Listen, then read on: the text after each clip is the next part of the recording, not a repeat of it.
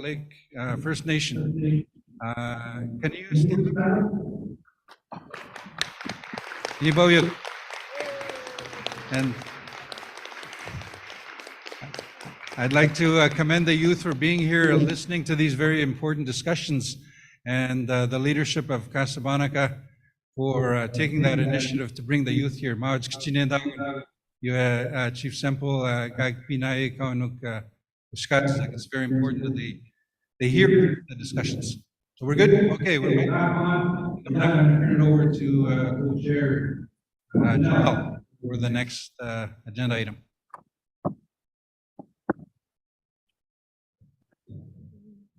I'd like to call up the Oshka District Council to provide their update.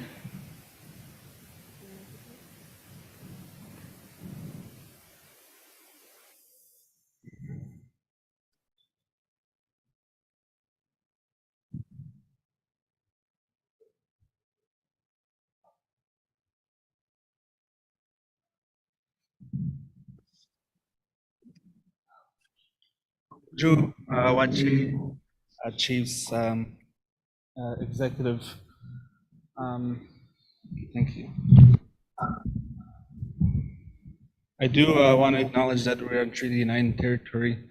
Again, I just want to say miigwech to Chief Buzno for allowing us to be in this amazing territory. So again, I want to acknowledge the drum, the staff there, and the elder for the prayers. Again, my name is Lyndon Wabus. I am from Yabmatang First Nation. I've been on the Oshkatizik Council for the last 4 years. I'll give the opportunity to let them introduce themselves really quick. So.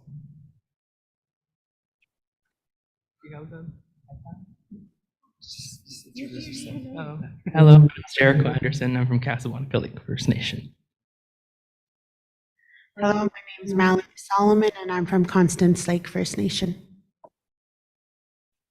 Hi, I'm Janine Frog. I'm from Wapika First Nation. Hi, my name is Ashley Buck, and I'm from Michigan. All right, miigwech. Again, I just want to acknowledge the young people that are here. You guys are the leaders of today. Again, I do want to acknowledge the youth co-chair for the hard work that you're doing. You have amazing co-workers that you're going to be learning from. I had the opportunity to work with Adam in my first Chiefs Assembly in 2018. So,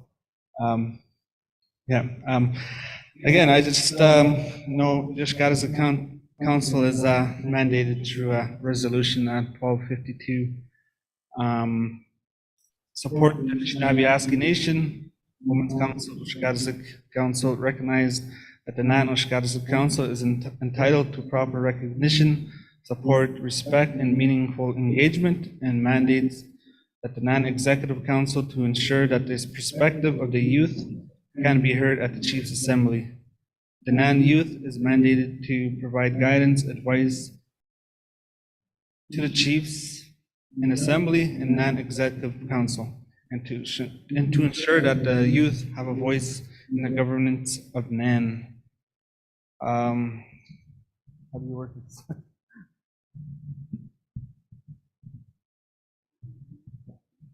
The Oshkatizik Council shall be recognized and reaffirmed voice for the Anishinaabe Nation youth living on First Nation communities and urban areas by promoting unity, strength, and success among NAN youth, expressing diligence and resilience through written and spoken discourse, be an advocating body on behalf of NAN youth at the community, regional, national, and international level, sharing ideas and success of youth and other First Nation youth, accepting of all spirituality and religious beliefs as for important foundation for a healthy and balanced lifestyle.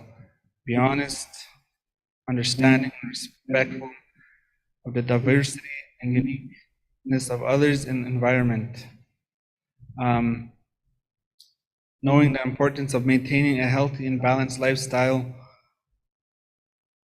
being a positive role model for present and future generations, preserving and protecting the abundance of First Nations traditions and values in the NAN territory, working in solidarity with NAN communities to achieve their respective objectives, striving to support NAN youth in reaching their full potential by increasing self-awareness and their well-being. So that's what we're mandated to do as a Ushkarazik.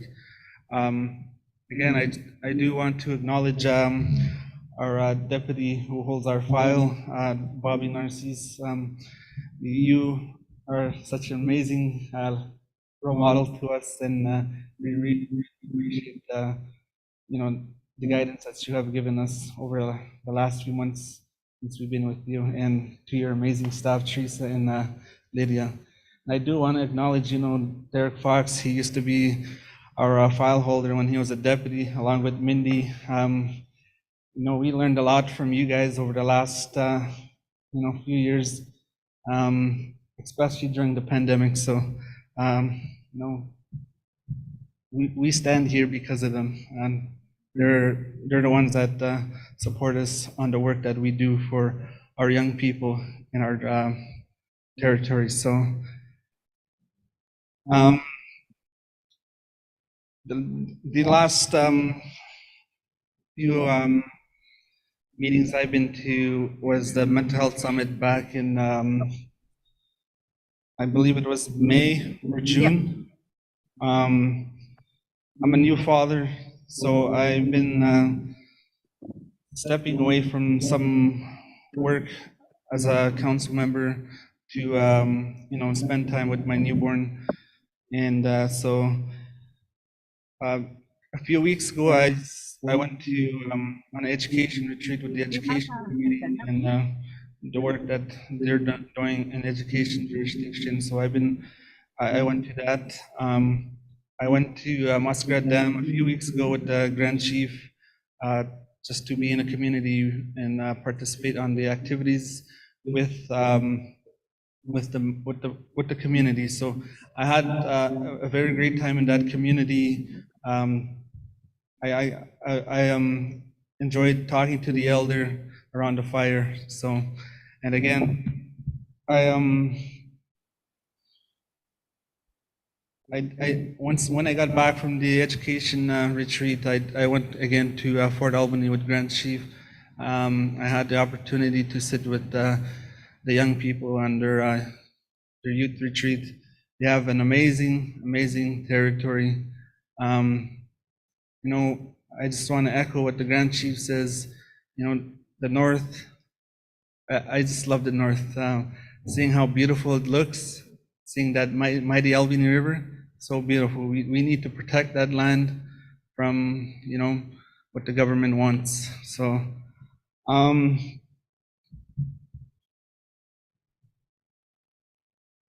the Youth Council attended the NARC Symposium back in March or May.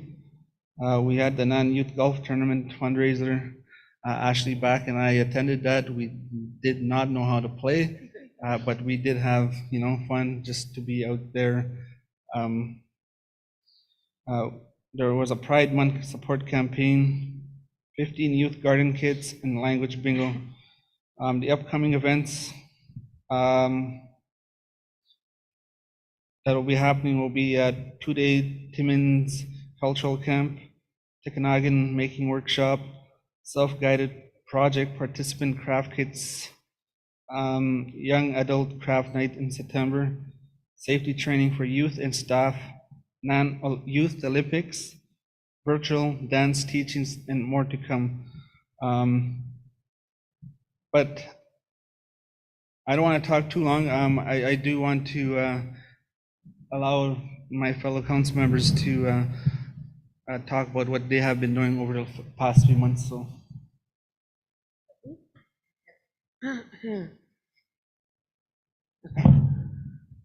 Okay, I see it. There we go. Okay, so I recently graduated from Algoma University, and I have an honors degree in psychology. In September, I will be starting my master's in clinical psychology at Lakehead University. Over the last couple of months, I took part in a couple of projects, including Indigenous Youth Advocacy Week, in which I had conversations with people who work in Parliament, such as Senator Stanley Couture and Minister of Justice. I have also given opening remarks at the Mental Health Summit, as well as the NARC Summit in Saskatoon. I have helped initiate the post-secondary kits that will go to NAN youth who are entering their first year of post-secondary. I am also working on a podcast episode in which I will interview an auntie and an uncle who are currently navigating post-secondary.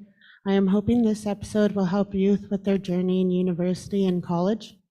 I have also recently taken part in a mental health policy hackathon with Canadian Roots Exchange.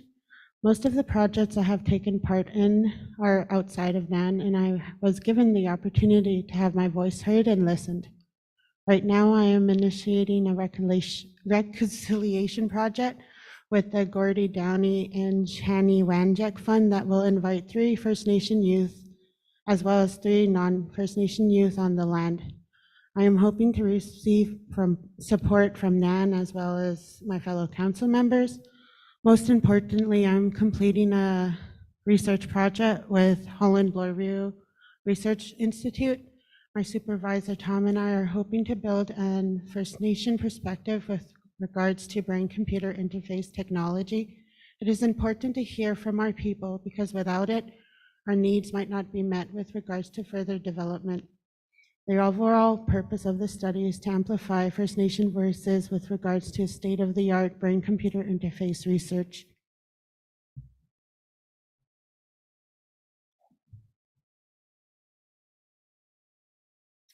Uju, Jericho, Niwawa Stebanu Inene, Dijnakas, Casabonican and Donjin, Mahingan Ndondam.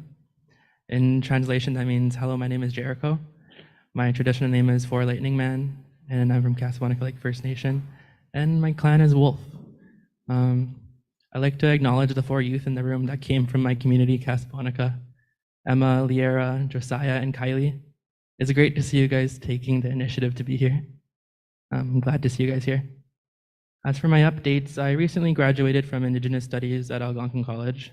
I'm moving back to Ottawa in a few weeks for early childhood education. I've been pretty busy the past few months. I was in Saskatoon 2 months ago for the annual National Assembly of Remote Communities. And it was nice to be able to work with the youth in Treaty 6. I was also in Toronto with the OFNYPC for the COO Annual Chiefs Assembly. I recently got to attend the Mental Health Summit in Thunder Bay a few weeks ago, so I see a lot of familiar faces. We're working hard to bring the voice of the youth to the table. Miigwech.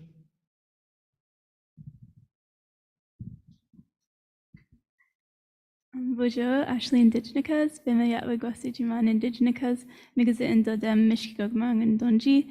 Hi everyone, my name is Ashley. I'm a member of Mishkigogmang. I've been living in Ottawa for the past few years, but I actually just moved to Thunder Bay at the beginning of the month. I hold the Justice portfolio as well as the Housing and Infrastructure portfolio. Through the Justice portfolio, I'm a non-voting youth representative to the Anishinaabe-Uspi Legal Services Board. The board has been working lots on ensuring access to legal services for NAN legal community members, including by engaging on fly-in courts. As well, the board is starting to look at what First Nations and other jurisdictions are doing with regards to the justice system. For example, what the BC First Nations Justice Council is working on, as well as the Siksika and Tsuut'ina First Nation Court. Housing and Infrastructure is always doing amazing work, and I'm so honored to be a part of their projects over the past 4 years. Most recently, the Oshkosh Council has been working to update the NAN Youth Statement on Housing. Our previous one was released in 2018, so we're hoping to have some good contributions to the new one. As well, several council members, including myself, attended the Housing Department's discussions on specific housing needs in communities. So, for example, for single adults living in NAN communities, I think there was also a discussion on adults living with disabilities in NAN communities and what their housing needs were. Other work that I've been up to on behalf of the Oshkosh Council includes providing some closing reflections at the NAN Mental Health Summit last month. I also presented to the National Assembly of Remote Communities in Saskatoon on the impacts of discriminatory underfunding on child welfare and youth in northern and remote communities in particular by sharing my own personal story. I'm so proud of all the Oshkosh Council members and the hard work they're doing. I'm also really grateful for the dedication of our portfolio holder and the NAN staff, especially the youth department, to ensuring that impactful youth events are occurring for NAN youth across the territory. Thank you guys for listening to my update. Thank you, Ashley. Bonjour, everyone. My name is Janine Frog.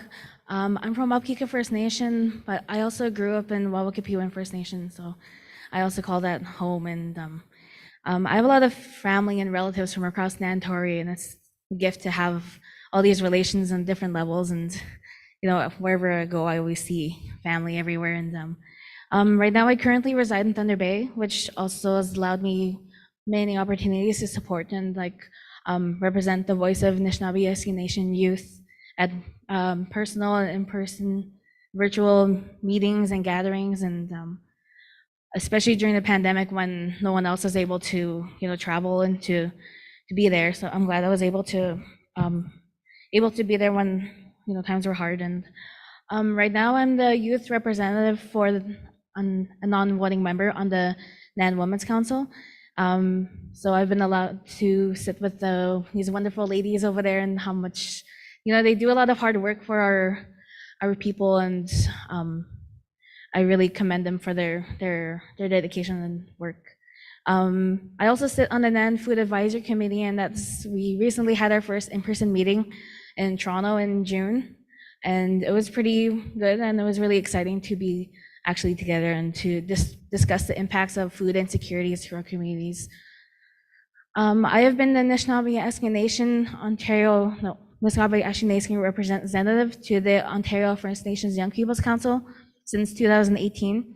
Currently, I hold the health, mental health, and life promotion portfolios. I'm also the alternate for the environment and cultural languages portfolios.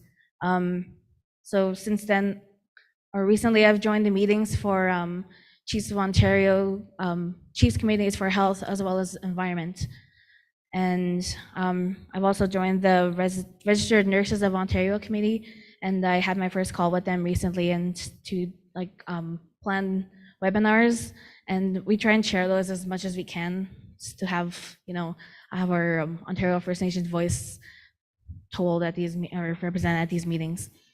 So I recently attended the Chiefs of Ontario Chiefs Assembly in June, and with that meeting, we also had the OFM IPC met to host our election for our OFM IPC co-chairs, which also determines who are the Ontario reps for the AFN National Youth Council. The successful representatives were Winter Dawn Lipscomb from Treaty 3 and Kathleen Dockstader from AIAI. So I ran for the election, and it came between a tie between me and Kathleen. It was really exciting to have the opportunity to run for it, and it was really good. And but I am excited to be the alternate for the AFN National Youth Council until my term is completed next year. So that's a bit of where I've been recently, and right now in my personal life, I live in Thunder Bay, but I also am full-time auntie to my niece Amelia over there, and so she's been really excited to come with me and to be I could teach her everything of what goes on. And I also want to acknowledge our chiefs and their leadership and all the hardworking staff that work with us to help us be the voice of our communities, of our people.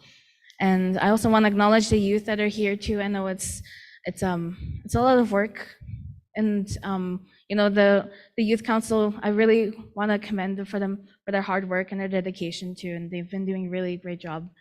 And I also want to turn it to the rest of our updates.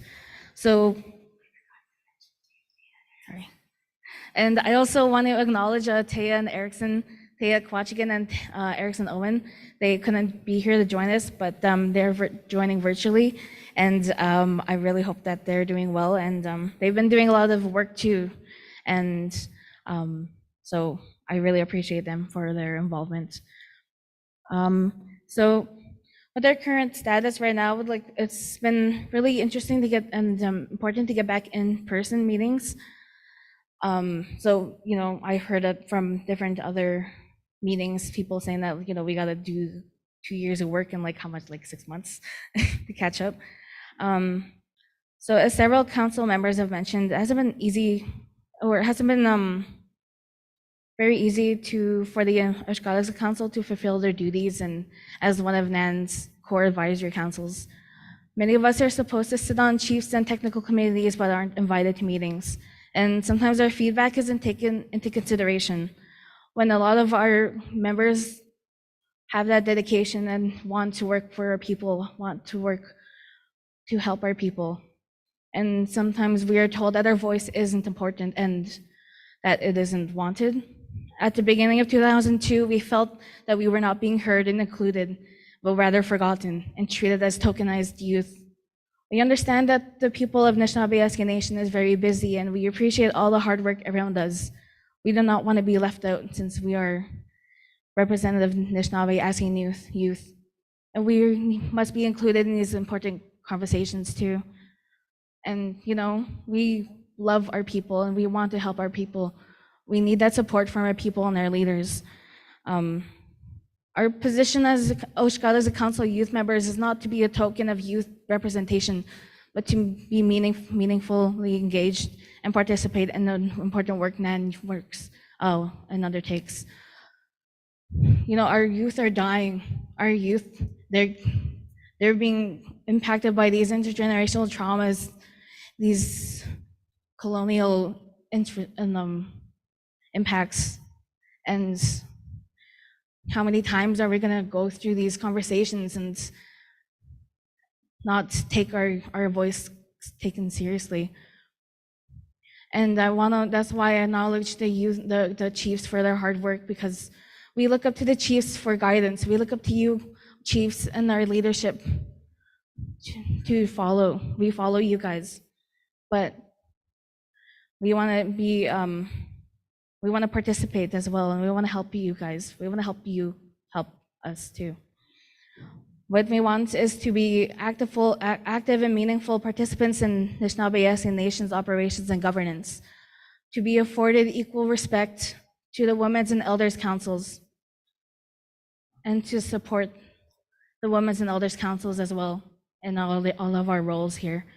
We want to be supported to continue our mandates and responsibilities to youth from across NAN territory, and also to be supported to complete our important projects that elevate the voices of youth within Anishinaabe Nation territory and create positive impacts so these youth do not feel discriminated, so they don't feel like they need to die to be taken seriously. And we need to be involved with higher level issues, including Chiefs of Ontario, Assembly of First Nations, and United Nations level discussions. All these youth are waiting for these opportunities to represent and show themselves. And we are grateful for these chiefs to take the time to listen to us. And we're hopeful that we have your support and our wants and needs. Because not only is it just our words, these are words that we've heard from many youth. All our visits, all our meetings, our gatherings, we hear these youth and how can we help them? So we are looking forward to the work ahead of us and doing good for all the NAN youth. So we are also willing to take questions from the chiefs of an assembly if there are any. I just wanted to say thank you, Miigwech, and we appreciate being able to be gathered on these lands, and Miigwech, everybody.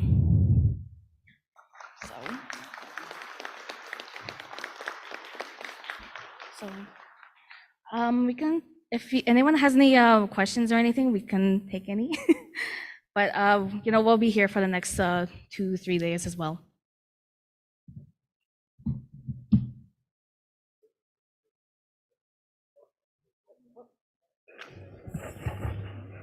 Hello.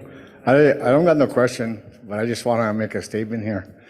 It's very impressive presentation. You guys did very well spoken. You guys are a dedicated group of young future leaders that are united, and you share the same initiatives that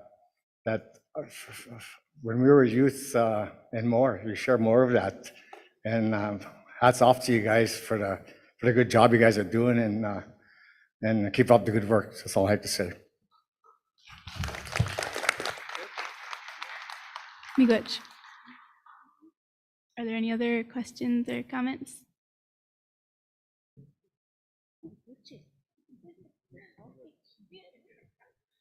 All right, so thank you for the update. So we're going to break for lunch right now, but before we go, Elder Helen Cromarty will say grace.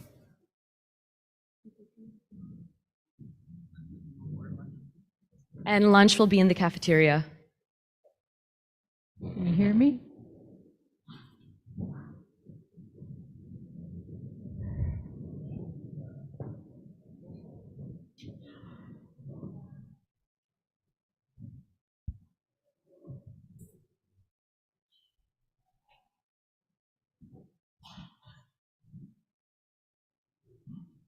So we're ready now, ready to eat.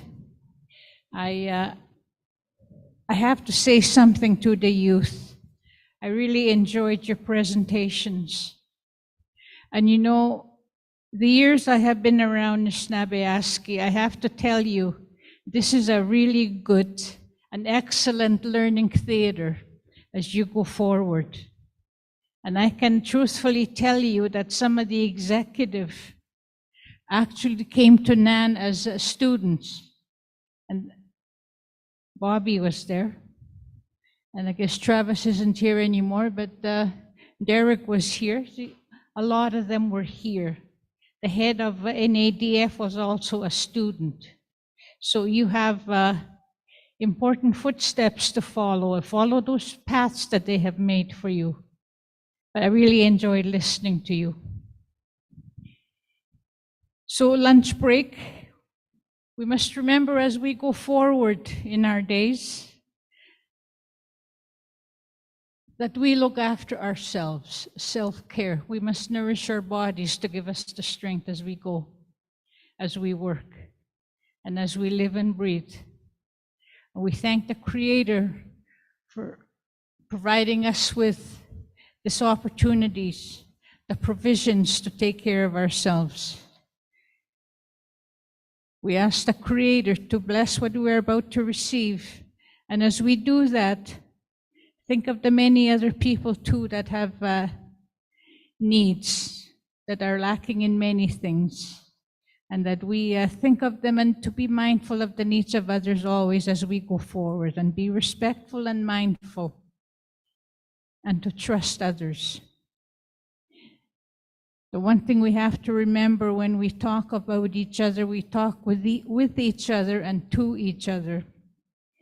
To respect somebody, to have respect, it must be earned.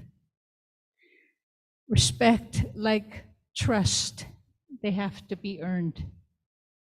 And that we must trust each other, that we support each other as we go forward. So God bless our food we're about to receive, and that we enjoy, that we maintain our health. In Christ's name, amen.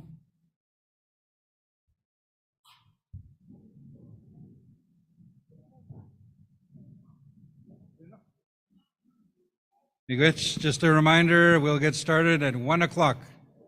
1 o'clock.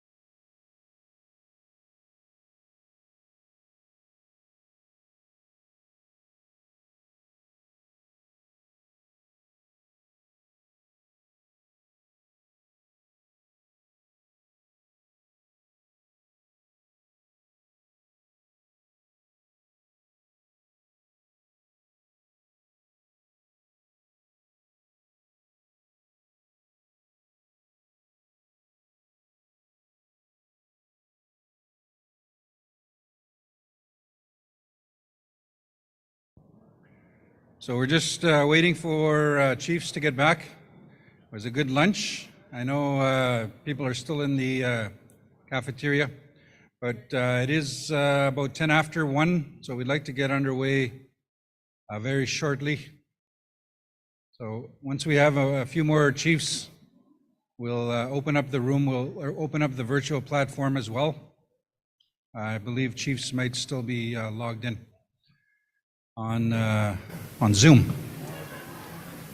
So hopefully we can get a few more and we'll get underway very shortly. Miigwech.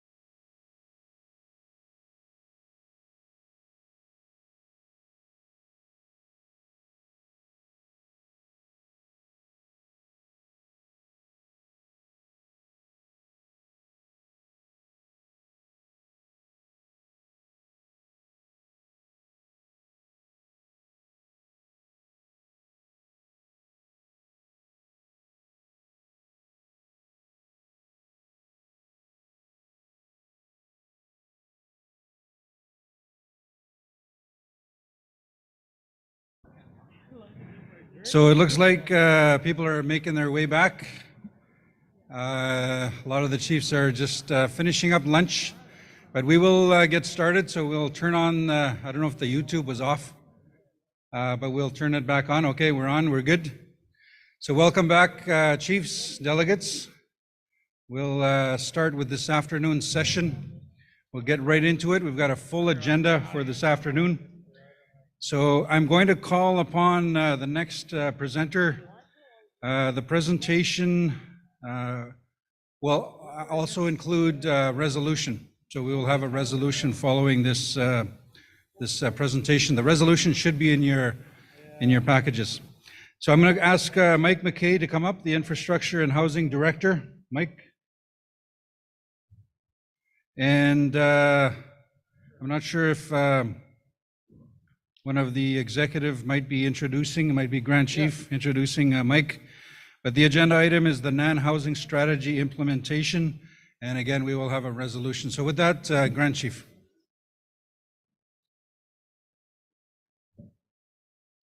Hey, thank you. I hope everyone had a good lunch. Very delicious lunch. Thank you to the cooks and chefs. As you all know, I got the housing file. I was reading my notes earlier in my remarks, and they're double-sided, so I got lost. I ended up throwing out the last part of my speech, which was housing. So I'm going to read that a little bit. To those in the room and those listening online. As we all know, having adequate housing also impacts our physical and mental well-being. In your Chief's kits, you will see our NAN housing strategy, roadmap and infrastructure needs technical report. It has taken years of work, consultation, discussions, and research to create these documents. For decades, we've known that NAN communities have lagged behind provincial and national averages for housing and infrastructure needs. We also know that the true cost of building a home in the north is not captured by current funding mechanisms. We need a funding model that accounts for increasing shipping costs, material needs, and the full life cycle cost of homes in our communities. The proposed housing strategy and accompanying technical report provide validity to what we already know to be true. The strategy proposes meaningful change to approach housing issues in NAN communities and budget commitments from governments for making, so the time for making the housing strategy a reality is now. I cannot understate the importance of this work and how it would affect thousands of lives in our communities. And that was my remarks. And as you know, housing has been, it's the foundation of a family. It's the foundation of growth and health in our communities. We talk about health. We talk about the mental health in our communities. We talk about the drug addictions and families, even child welfare and ownership. And everything starts with that home, that healthy home, having a house to call your own. And our families deserve that. Our people deserve that. And we take that very seriously. Mike McKay here and his team take that very seriously. And once again, back to what Chief Mooney asked, and many of our chiefs have said, is that leadership is action. Big action needs to happen. Enough words. So this strategy is one step closer, we believe, to that action and ensuring that we implement this strategy and have those homes for our people and our families, especially our young families. So in saying that, I'm going to call up our housing director, Michael McKay. Thank you.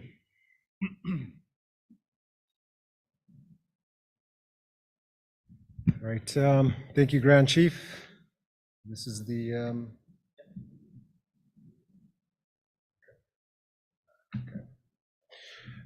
good afternoon, chiefs, proxies, the Elders Council, Women's Council, Youth Council, and everyone tuning in today.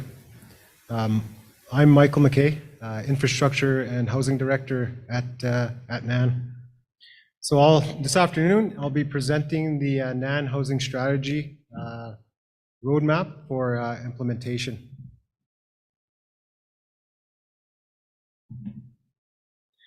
Okay, so the purpose of our presentation today is to seek a mandate to accept and implement the NAN housing strategy and the document we are calling the roadmap as a pathway forward to addressing the housing emergency in the NAN territory.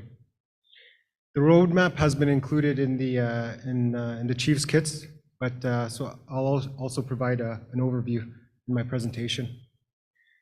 So we are moving beyond engagement towards implementing a vision created by NAN community members and NAN communities for the future of housing. This vision is reflected in the development of the NAN housing strategy, which will fulfill the human right to access of adequate housing and end the collective housing emergency in Anishinaabe Nation. We must move beyond government's vision of housing and make the changes what you want to see in the housing systems in the ways that support health and wellness in our communities. We have listened to the stories and voices of NAN community members in their experiences with housing and have developed the strategy based on their input and their feedback.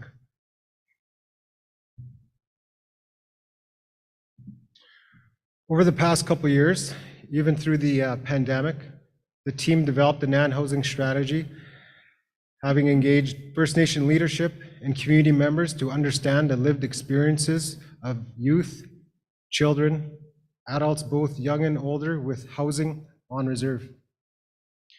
The process officially began in 2018 with Resolution 1818 passed by NAN Chiefs in Assembly, which called for a modern housing strategy that focused on community-based understandings of housing need and was rooted in local solutions developed by community members.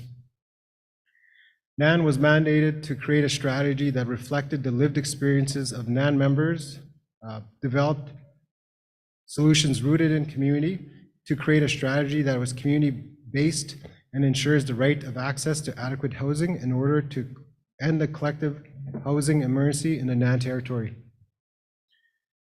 It was in 2018, we partnered with Together Design Lab from the Toronto Metropolitan University, which they have experience in developing strategies and supporting First Nations in designing housing solutions in Ontario and also across Canada. From 2019 to 2020, we began to listen and learn from NAN community members through various community engagements. During each community visit, we sat down with leadership, housing managers, elders, education directors, health directors, youth councils, and any community members that wanted to have their voices heard. We also visited communities and held engagements. We would begin to review and examine the feedback we received to various themes and recommendations. Updates on all our engagements are posted on the NAN website, including letters or newsletters, policy briefs on the work as it was completed to develop the strategy. In 2021, we started drafting the NAN housing strategy roadmap and initially had 5 themes, but through further review and discussions, the roadmap was expanded to 7 themes. We presented the draft roadmap with 7 themes at the May Chiefs Assembly earlier this year for your review and feedback. We received many comments of note that are reflected in the themes and goals of the strategy. Keeping in mind, there is no one-size-fits-all solution, but there are pathways for making specific changes to creating more inclusive housing, integrated infrastructure with housing and long-term planning, and ensure the health outcomes of the housing we build and live in are positive. After the May Assembly, we met with the Chiefs Committee on Infrastructure, where we presented the draft roadmap, and they were able to provide feedback, which is included in this version. We also we had a draft resolution in there, which was approved by them. I think it was included in the Chiefs kits as well. So your comments, along with the hundreds of NAN community members we listened to, represent and reflect the themes, objectives, and goals we built into the strategy together. The last part of this timeline brings us today in seeking a mandate to implement the NAN housing strategy roadmap. So I'll give a brief background on the strategy next with our goals and objectives, then get into the overview of the roadmap as well.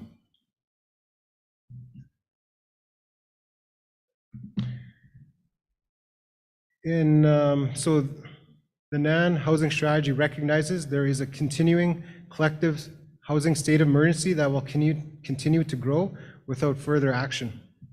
In 2014, the NAN Chiefs and Assembly declared a NAN-wide housing state of emergency. This declaration came as a result of decades of inappropriate intervention and led the chiefs to describe the conditions being faced in their communities as deplorable and leading to extensive health issues, short housing life, and extreme mold. 4 years later, in 2018, facing continued widespread housing insecurity, the NAN Chiefs and Assembly reasserted the emergency, adding, "The existing standard housing solutions have not met immediate need and not addressed future need and have not promoted or created wellness in the communities," and mandated the creation of the NAN housing strategy. Development of the strategy focused on community-based understandings of housing need and is rooted in local solutions developed by community members. In thinking about addressing the housing emergency declared by the chiefs, we placed a large importance on the idea of housing strategy being community-based and based around the experiences of the community members. Housing is more than a physical structure that provides us shelter. It is where we feel safe. It includes our families and loved ones and the land it's on, in all aspects of the community. Housing needs to be viewed holistically. Improving our health and well-being means building better housing and infrastructure. To understand any problem, we need to go to the roots to find out the cause why housing isn't as safe or appropriate for our communities as it should be. And during the last few years, we have heard from communities with specific ways in which they experience the housing emergency.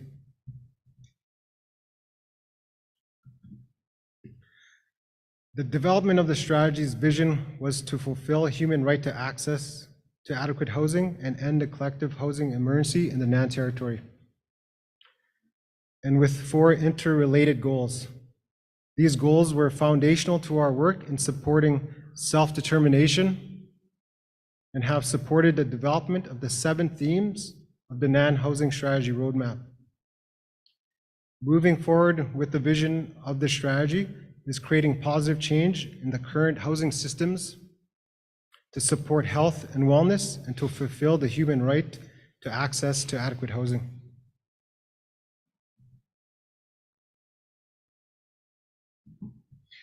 To achieve our goals with the NAN housing strategy, we had 4 objectives that guided our work.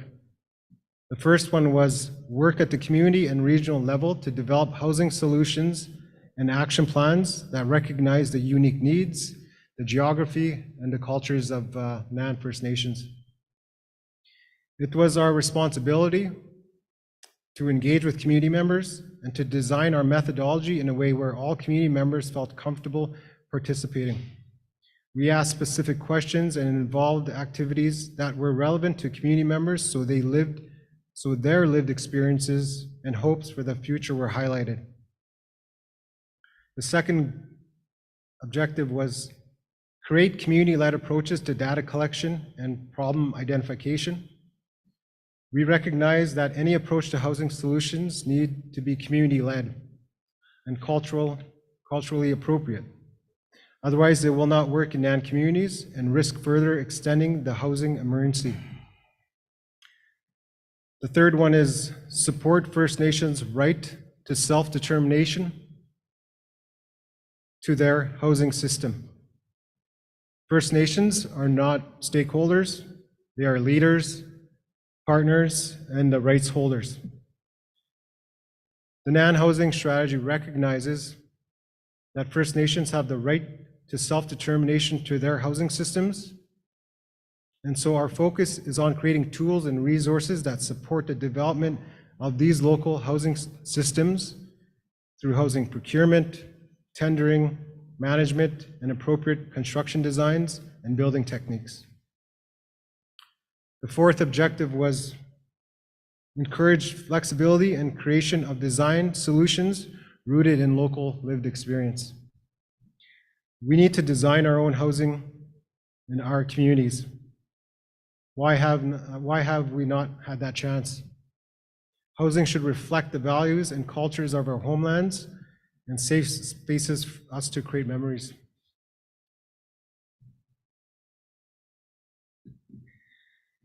We have visited 8 communities just before the pandemic hit, and we've been hosting events virtually since then. Over 400 community members have participated in our workshops and events to help NAN understand what their housing experiences were.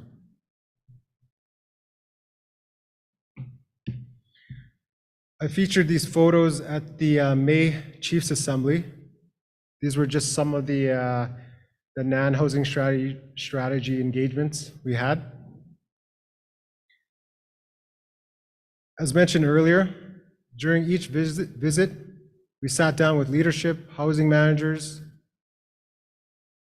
health staff, youth councils, and any other community members that wanted to have their voices heard. We had great conversations with people, and discussions will continue to be very important in implementing the NAN housing strategy.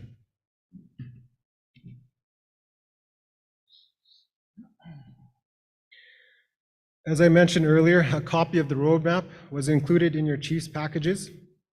It is listed as draft roadmap, but the content of the strategy will not be changed as we are finalizing it. We will make it an official and formal document pending a mandate from the Assembly here today.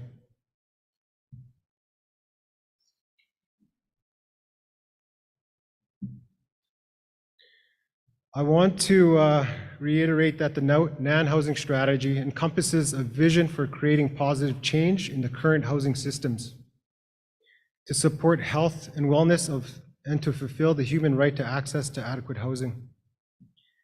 The roadmap as it's presented is a high-level overview of implementing the NAN housing strategy.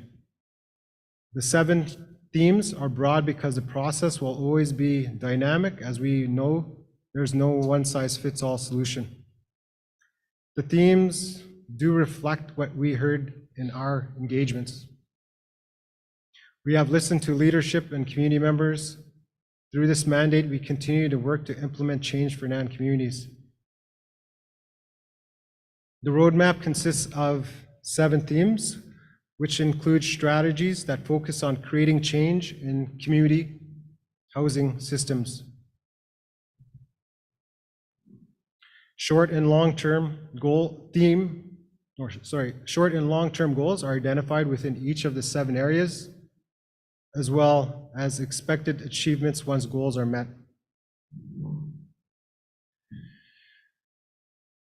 So as mentioned in my last slide, these themes have been developed through the NAN community members sharing their experiences of housing and infrastructure. These present a holistic understanding of what is needed to change the current housing systems to support community health and well-being and to support community self-determination. The NAN Housing Strategy Roadmap includes 7 themes. advocating for inclusive housing systems, addressing health impacts of housing, appropriate and sustainable design and materials, integrated infrastructure planning, alternative funding structures, governance and policy reform, and last, capacity development and training.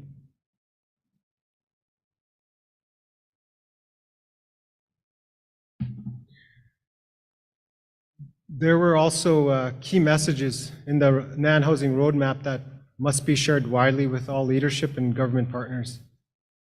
We have drawn broad lessons from our engagements, and these were key messages we need to emphasize as we begin implementation of the strategy. We heard that housing needs to vary by demographic groups. The housing emergency produces inequitable outcomes for certain populations. That leaves certain members experiencing greatest housing need. Youth, seniors, women, 2SL, GB, GBTQ, youth transitioning out of care, people with disabilities, young families, single parents, and single adults. As a result, one-size-fits-all solutions will not address the specific needs of the territory. Access to quality housing and infrastructure, including community infrastructure such as health and education services, is tied to both physical and mental well-being.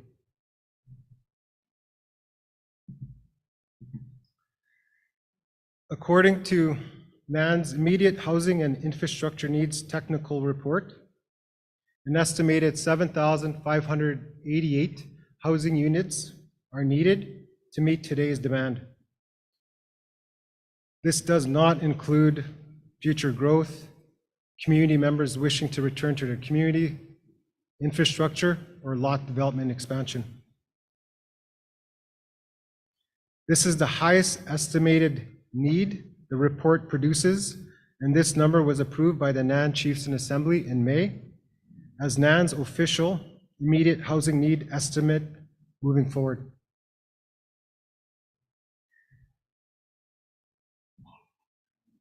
The housing emergency will double by 2030 due to aging housing stock, as 33% of the units were built in the 1990s, and 24% of the units will likely need replacement by 2030.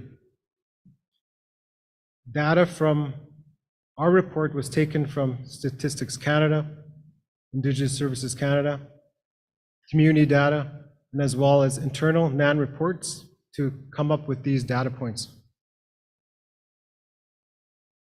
There is also a severe shortage of residential serviceable lots to build on. AFN's housing survey from 2019 indicated NAN had an average of 4 lots per community. Without lot development, housing development is not possible, and the result is the forced displacement of community members. We have seen forced displacement of community members has led to more people and families are moving into urban centers where accessing housing can also be difficult and lead to precarious situations for members.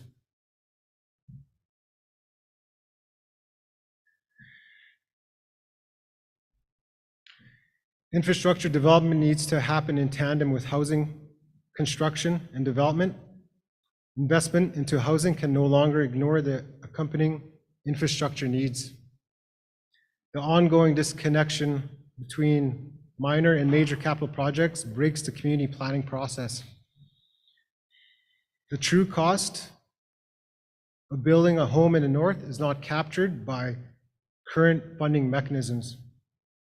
A more appropriate funding model would recognize the growing freight costs, material needs, and full life cycle costs of homes in the north. These key messages highlight important lessons we learned from NAN community members and leadership.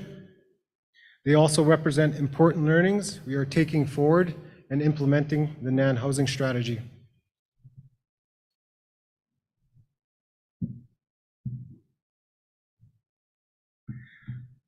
So I'll just end my presentation with this quote from the Ushkatizug Council. You know, we've been working with them quite a bit on the strategy.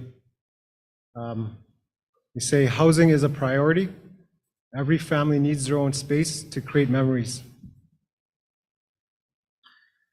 We appreciate all the guidance from the NAN advisory councils we have had in this process, as well as community members and leadership. The NAN housing strategy was developed by NAN community members as solutions need to come from the communities, and the themes within the strategy represent their voices and the areas we need to take action together. This is my last slide. I think we're going to go into the draft resolution, but yeah, the NAN housing strategy is a pathway forward for making change in the current housing system in ways that will support the health and well-being for communities moving forward. So I think that's it for now, but I'll leave it there. Thank you.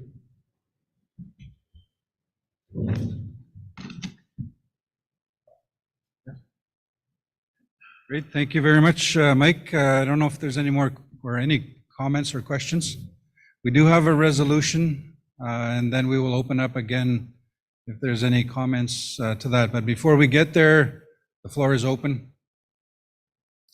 Chief Ajani Beneskam. Bonjour.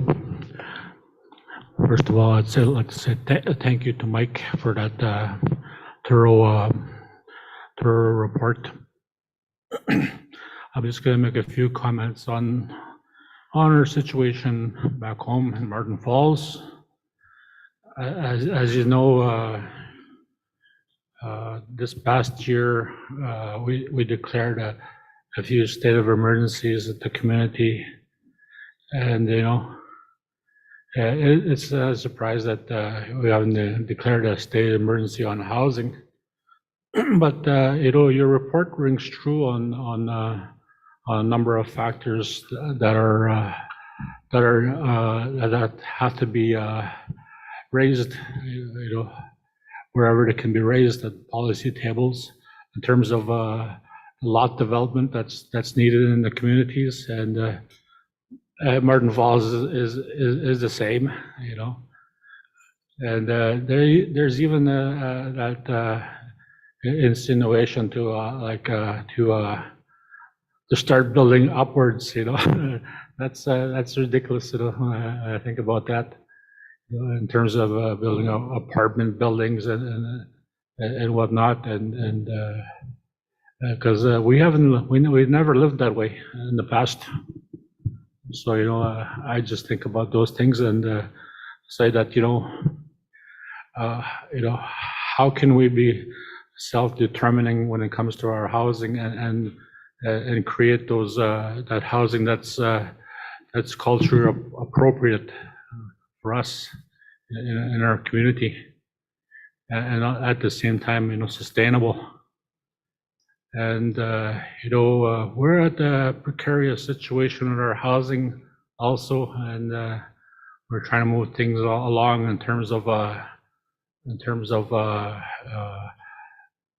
infrastructure needs assessments being done at the same time, and trying to wrap that up. That's a huge issue.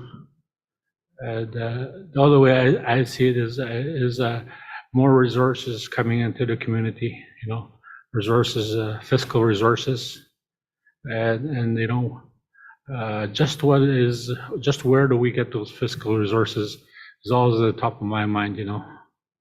If we're determining First Nations, you know, we should be at liberty to look at those options, where those fiscal resources would come from. And today is a different world. Today we have industry at our door knocking, and partnerships being proposed to come into our lands to pull out the resources. Yet, we have to say that, if you take those resources from our lands, we need resources also in the communities. So, it's very important that we take a look at all the options available to us as First Nations in terms of where do we get the fiscal resources to grow our communities and our infrastructure. There was a time that we all relied on the treaty and the treaty promises, but it only goes so far in terms of how they understand the treaty. So I just want to say that some of those issues that we have in the community are exactly what Mike spelled out or read out in his report, because they come from the community. And one of the issues that we've been facing in our community is the actual need to be a financial powerhouse in order to be approved for the CMHC housing. That's the only way you're going to be approved for CMHC housing. And if you're not on top of your game in terms of fiscal governance, you're pushed off to the wayside, and the problem escalates. Our people are displaced into the urban centers where they face discrimination at housing. I have members today that are living in hotels, people that require medical aid, that are diabetes patients living in hotels, and we're funding that. So, I'm just at a loss to say, where are our resources today? Those resources should be coming to the community. Miigwech. Miigwech, Chief Hajnibneskam. Floor is open, and you have had the presentation on the housing strategy roadmap. So if I don't see any more questions, I'll go to the Chief Cam. Then I'll go to the resolution. Okay, good afternoon. Wache, Kwachim na omaka bijak, numunindan making kan. Okay, we wakai kung kamutek minging not ekitiana ko maujike henotis saga wakai kun mukabeshunak dan snimnanak mandachikuna. Yagutas here's webukundot dan snap webukundot. Maskot meaning no one am this kagum to Ojima. I always say here ticket homelessness is a real reality in my community. We will go maybe sick, gangak makanon, then shini magago, eshashek nagogo, handabuga kajit ayaksiak, kabeshon. And that shouldn't be happening. When you take 17 and the washimak, I can do skatsimak, jigitu to a goblin. I got smear, Mauchako, Mr. Indoj Mamman Dam, Higaisek, Duskatsimnanak, Higaisiot, then Snimnanak. I got this way, he can motivate lot development. Yes, ging not Wakaganan Gimin Goman Udanaka book, now done some the Wakaganan. And the problem we faced with Afanagojika Gijkindamakers, we don't have any lots. We don't Afanagojika Nushwakagyak. Mishap Minigaisek Antabuku is a Yaksiak, is Mamunakamagak, Amimakash Wakai Gaguakagyak. So, and the other thing to happen with this Kinderman is that we need to do a proper future land lot development for my community.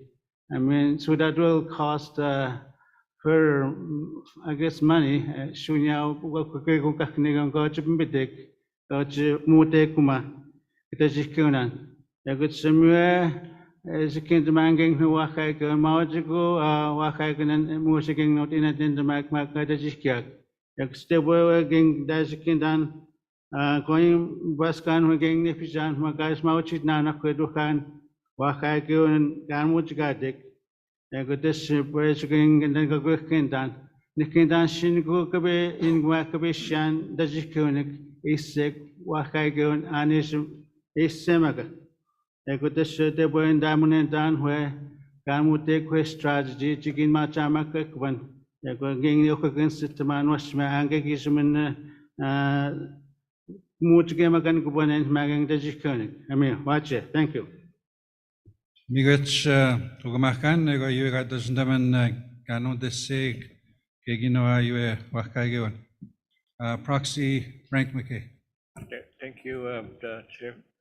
I just wanted to comment in relation to the funding requirements that we have. I just want to understand, we have 2.4 billion for 2022 or 20 to 2030 on your presentation there. And there's 44 billion that's identified. Is that just for NAN area or for the national area? And also what the chief's question is in terms of Chief Kaminoadaman, you know, when you build houses, you need to have infrastructure and lots development and power and sewage and water also accounted for in that calculation. I just want to know that is that the 44 billion that's identified or 2.4 billion? I just need clarification on that. I'll give it to Mike. Yeah, so the number, the 44 billion was a report prepared by AFN. That would be a national figure. That's the need. Yeah. So does that include, you know, the supporting infrastructure that's required, that a lot development, roads to the lots and the power to those lots, and also the sewer and water? Yeah. I am not 100%, but that's something we could look into. I know with the 7,588 figure that we presented and that was approved, one thing that the leadership had asked, and as well at our Chiefs Committee on infrastructure meeting, they asked us to produce a price tag along with that number. So for us, we will look into putting some figures together for that 7,500. Plus, we want to include the related infrastructure, like the roads, power, water, wastewater. So that's something we'll be working on.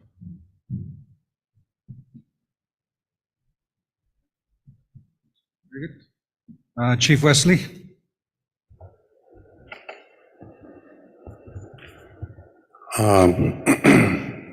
Good afternoon.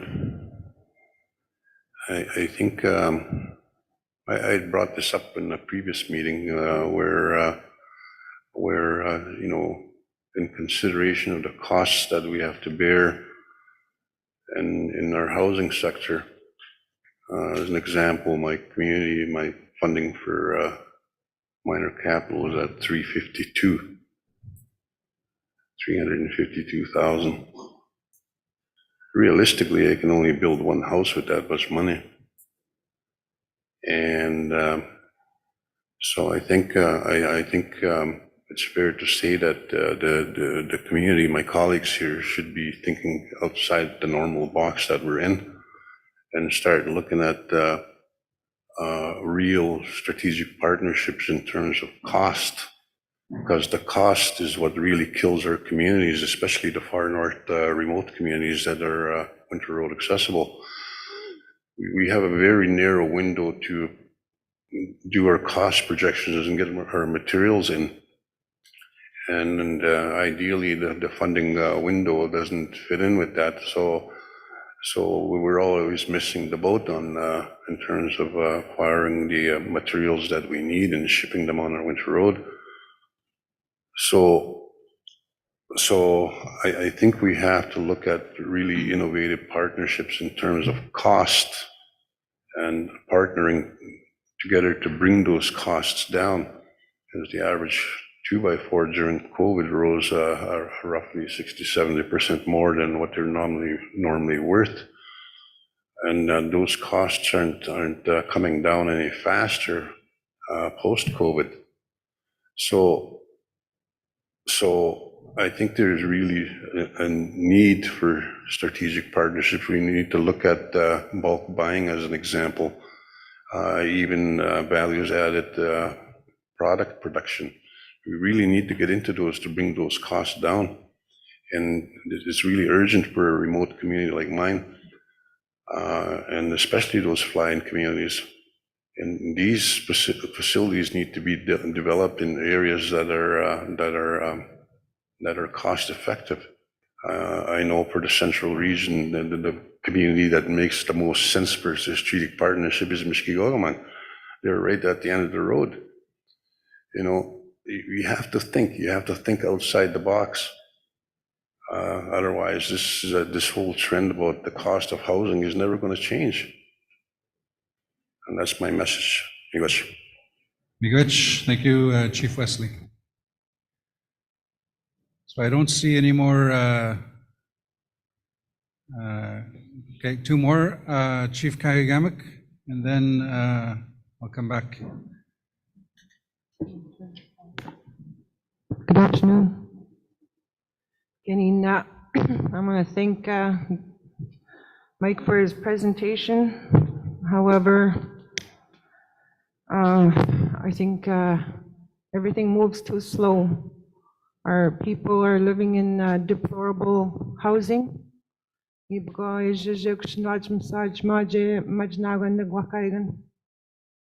another thing is the cost of lumber has significantly increased at the beginning now, and we try and build 10 a year, and that's not even, that's only, I think we calculated 0.07% is based on 260 applications this year, and that's not even everybody that wanted to apply. So this one size fits, doesn't fit all, we would welcome one size fits all. I mean, we need housing like yesterday, and reporting and getting statistics is one thing. However, I think action speaks louder. And I hope we do find a healthy environment, healthy housing for our people. However, our people are suffering now. All right, Mila. Chief Kayagamik, Chief Munoz. Well, thank you. Thank you for the presentation, Mike. I know you and your team have worked hard. I think one of the things that we can also share from what other chiefs said about the housing situation in our communities is the growth of our community. Our community is so diverse. Most of our community population is young, so that's where oftentimes we get really challenged. And like I said this morning about some of the other social issues that we're dealing with, I think this plays a part because a lot of our community members, for example, I know this is relating to our communities, our community, a lot of people leave, and more often it's pretty hard for them to live in a city on a fixed income. So we have to develop something that's more concrete, more action-oriented, and more urgent. And an urgent there has to be some urgency to these strategies or plans that we're developing. If we're going to adopt this, that's my expectation, our community expectation. We don't want to make another big bureaucracy in NAN. We want those results, those benefits to actually be at the community level, to put in the necessary emergency housings, for example, that needs to be in the community. For example, right now, my community is probably over 100 houses backlogged. I share the same situation or issues that Chief from Cat Lake said about the lot development issues. Even though the other chiefs, we have the growth of our communities. We cannot keep up with the what is in our First Nations. So and this plays a part in the social fabric of our community. When we're talking about hopelessness, when we're talking about a suicide declaration that we've had since 2013, when we're talking about, let's say, over 10,000 days of being on BWA, this plays a part. This really does play a part. And right now, and what I want to say, Machaj, is right now, when we're talking about the treaty, we're talking about our rights, we're talking about the assertion or when we signed the treaty as nations, the treaty to housing, I believe it's a right.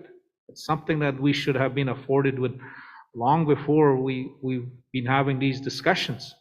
So there's been a failure of even of our supposedly treaty partners of our of when we signed our treaty, and that's something that should also be looked at. The government, both levels of government, have to step up here. They have to be willing partners, not just to access the resources, not just to exchange something for us to get the necessary housing or infrastructure in our communities. We signed a treaty based on nation to nation, and oftentimes the governments just wanna bury those things with what they would sometimes call it handouts. But we have a stake in this. Our land is important, and it seems like all the time that is what the potential trade-off could be. But as a treaty partner, as a treaty signatory to these, to Treaty Number 9, the treaties that we signed with the Crown, there was already things that were in place. And right now, the government, both levels of government, the Crown has failed in its duty, in its responsibility to ensure that we are able to have a quality of life in our communities, because we're dealing with lives when we're talking about housing, the shortages of housing, the shortages of supports in our community, mental health, like everything arises when you don't have a place to go home to. We've seen that in our communities. Go up and down and go every day. I see that every day when I'm in my community, and that's something that we need to change. That I think collectively we can support each other to try to look at ways how we can increasing some of those supports in our communities. So Miguel Nete Ejbag Sandaban Gishin Gegon we are on the floor. I don't want to support something that's going to create only a more bureaucracy in the system. We don't need that.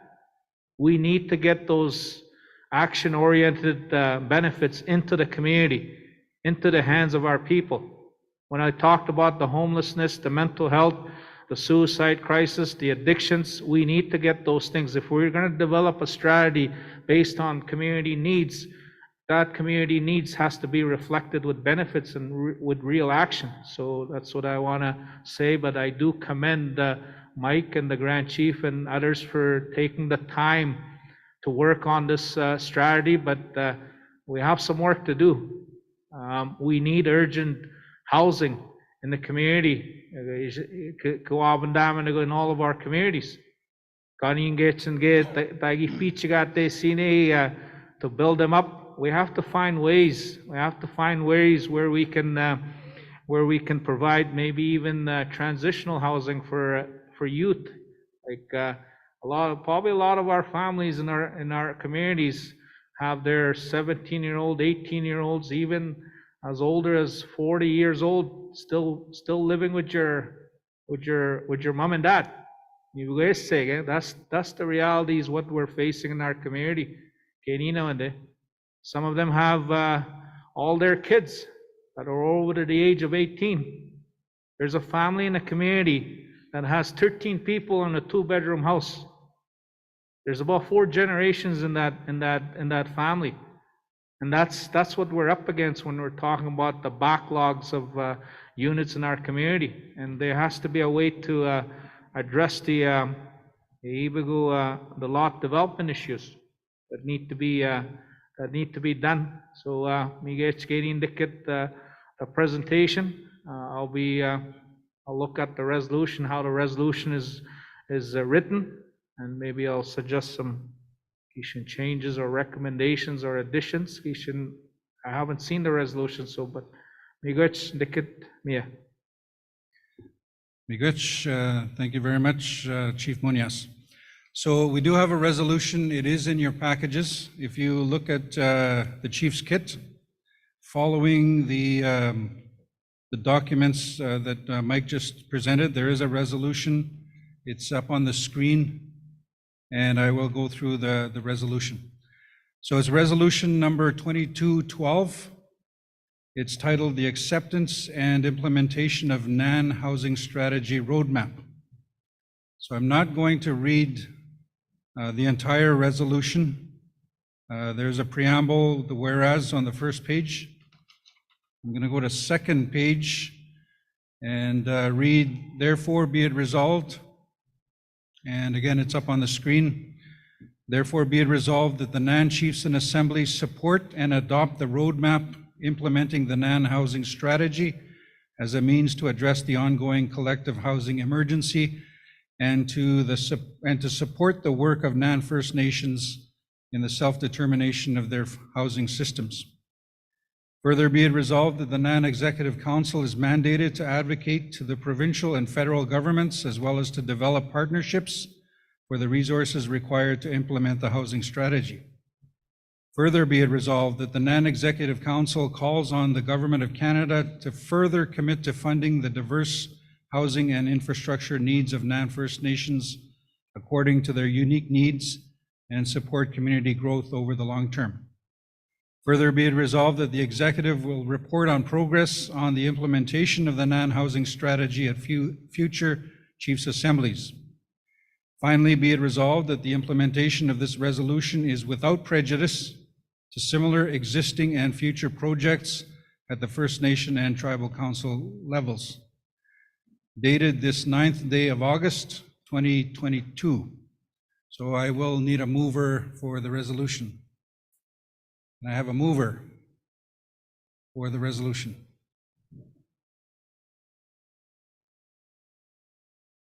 Looking for a mover and a seconder. Chief Batiste, thank you.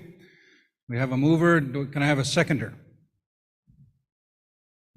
Looking in the room, but also virtually. I forgot to monitor virtually, so if you can have a look, if anybody on joining virtually will be seconding. Can I have a seconder?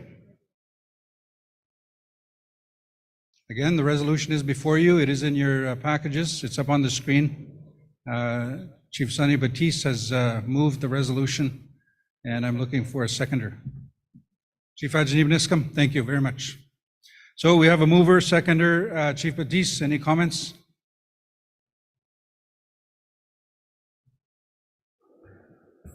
Oh, yeah. There's that issue with the housing is, that's throughout our land territory everywhere. And, we have to get things in order, like what Munoz has said too, it's a crisis. And I always said there was always a crisis with housing, with everything, with remote communities, because it is, the cost of everything, the cost of material to get up there, the cost of living. You know, some with no hydro, well, I don't know about hydro, but you know, they don't got the resources like what we do. And I think with this resolution, it's a start for where we want to head. And we've got to, you know, go ahead with it and proceed and succeed. You know, with the treaty obligations from the federal government and that, well, it's not working. We have to try to find some sort of resources and things that we can do to establish something more creative. Thank you. Very good. Chief Adjutant Niscom, any comments?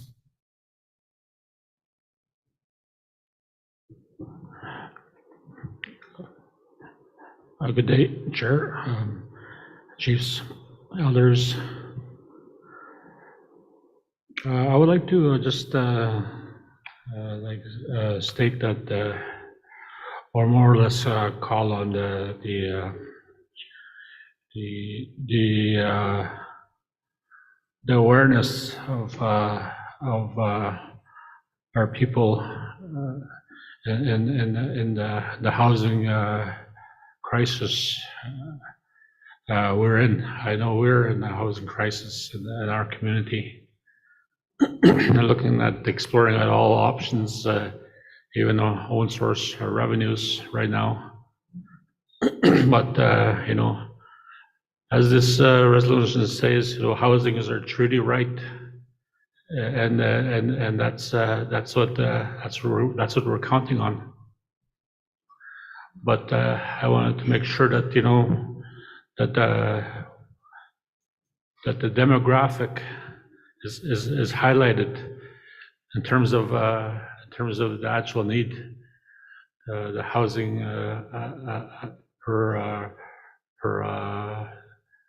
the ratio per population is noted on there when we come up with discussions with the federal provincial governments, because that's very important. You know, it can't be understated that there is overcrowding happening, and those are some of the determinants of good health. Housing is one of them. It's actual need to live. Thank you very much from the mover and the seconder. So the floor is open. We have the resolution before you. If there's any comments or questions on the resolution, we got to do 3 calls. Second call, any comments? Chief Munoz. I just wanted to ask a question. Is there a timeline for this, or I don't see it on the resolution? On the urgent situations that some of our communities are facing, how this resolution, this strategy is going to help communities like ours, I guess.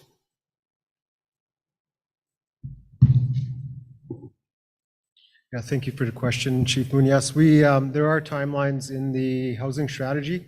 We have the short-term and long-term goals in there. I have to double check the exact time, but I think it's 1 to 2 years for the short-term. Long-term, I don't know the exact number there, but as for advocacy, that was the purpose of why we developed the immediate housing needs technical report to accompany the housing strategy. It's to allow NAN to advocate for the immediate housing need of 7,588 houses, but also we included the related infrastructure like water, wastewater, waste management, roads. That's all included in the technical report. So short-term urgent is 1 to 3 years. Is that what you're saying? I haven't read the full report, but I think what we're talking about here is this is just coming from our community. The fact that we have very limited time to utilize, let's say, the winter road season. It's getting shorter and shorter each year. We know flying materials into a remote community is going to be a little higher than, let's say, delivering them on a road access community. So I think the urgency is now. That's what we're talking about. I don't know if there's any language in the resolution or language in the strategy how that could be done, because I think obviously, like I said, and I'll just use my community as an example, we have over 100 homes that are backlogged. We have no lot development. We have maybe less than 15 or maybe even less lots that are available that houses can go. We require different units in the community, not just a certain size unit, but because of our young demographics, and this is where I concur with Chief Ajneevan Eshkam, our communities, in our case, our community is so young. They're young and diverse. They have young families. So I think that's the consideration that has to be taken into account when we're dealing with how we can urgently get these things. If we're going to deal with, let's say, like we talked about this morning, about the homeless issues, about these different issues that we're having, housing is attached to that. It's related to housing. We've had people leaving the community because they didn't have a house in the community. They didn't have a place to stay. So that's the urgency that I'm talking about, and I hope the resolution or the strategy can consider those things. How can we leverage the strategy that we're gonna consider today to actually try to address some of the immediate issues that we're dealing with right now in the communities? We need to do something that's going to allow that, and I think, like I said, we need to do something that's action oriented. I just don't think 1 to 3 years on an urgent issue is urgent enough. I think we need to do something that has to be like immediately. To prepare something. I don't know if that could happen for the winter road season for some of the communities that are going through some situations right now. Are we able to do other ways to try to bring in where people can live? The Ushkadizak Council said it very clearly to us in this report. The only way you can build memories is to have a home, to have a place, to have a comfort of your family and loved ones to live with. And that's what this strategy should be looking at as well. It has to be immediate. There's no getting around that. We've kicked the tire so many times on this issue, and we're about to pass a strategy, and I believe that we should be aggressively doing more to support our communities.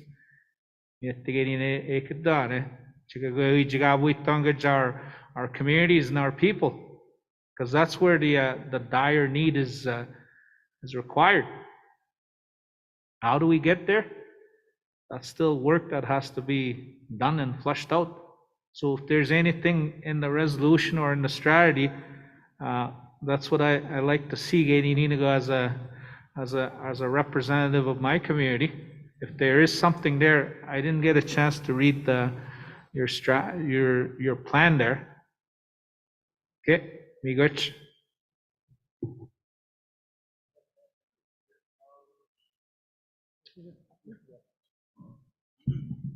Yeah, I'll just comment on some of the timelines that are in the proposed strategy. The short-term goals are 1 year from now, by August 2024, and the long-term goals are by August 2027. So that's, I guess, 5 years for long-term. Thank you, Chief Kakagamic, and other chiefs that commented on the need for housing is yesterday, and we're losing people, we're losing young people, families leaving, And you're right, I don't believe, I do believe in the work that Mike has done and that he's going to continue to do, but more needs to be done maybe outside of this resolution. We are 1 year into a 3-year term as the executive, and housing is one of the top issues that we are focusing on. So I'd like to sit down with our housing team and come up with a strategy and a plan that goes after that immediate housing. And we talked about the need for the housing yesterday and today. And what can the executive, what can the Grand Chief do, what can the housing team do to, whether it's increase that advocacy, think outside the box, but the priority needs to be housing, and we need to come up with a plan. Of course, that's going to take a team to do it, but it needs to happen now. So my next step is to actually sit down with yourself and, of course, the other chiefs that brought this up, and Mike, and think about the immediate needs. I know that this is more of a long-term plan, but something needs to happen as far as whether we need to go knocking on doors in Ottawa or Toronto or seek other partners. There's the lot issues, there's infrastructure, there's a lot of things to consider, but that needs to happen like the chief said yesterday. So we will follow up immediately there, Chief. Thank you.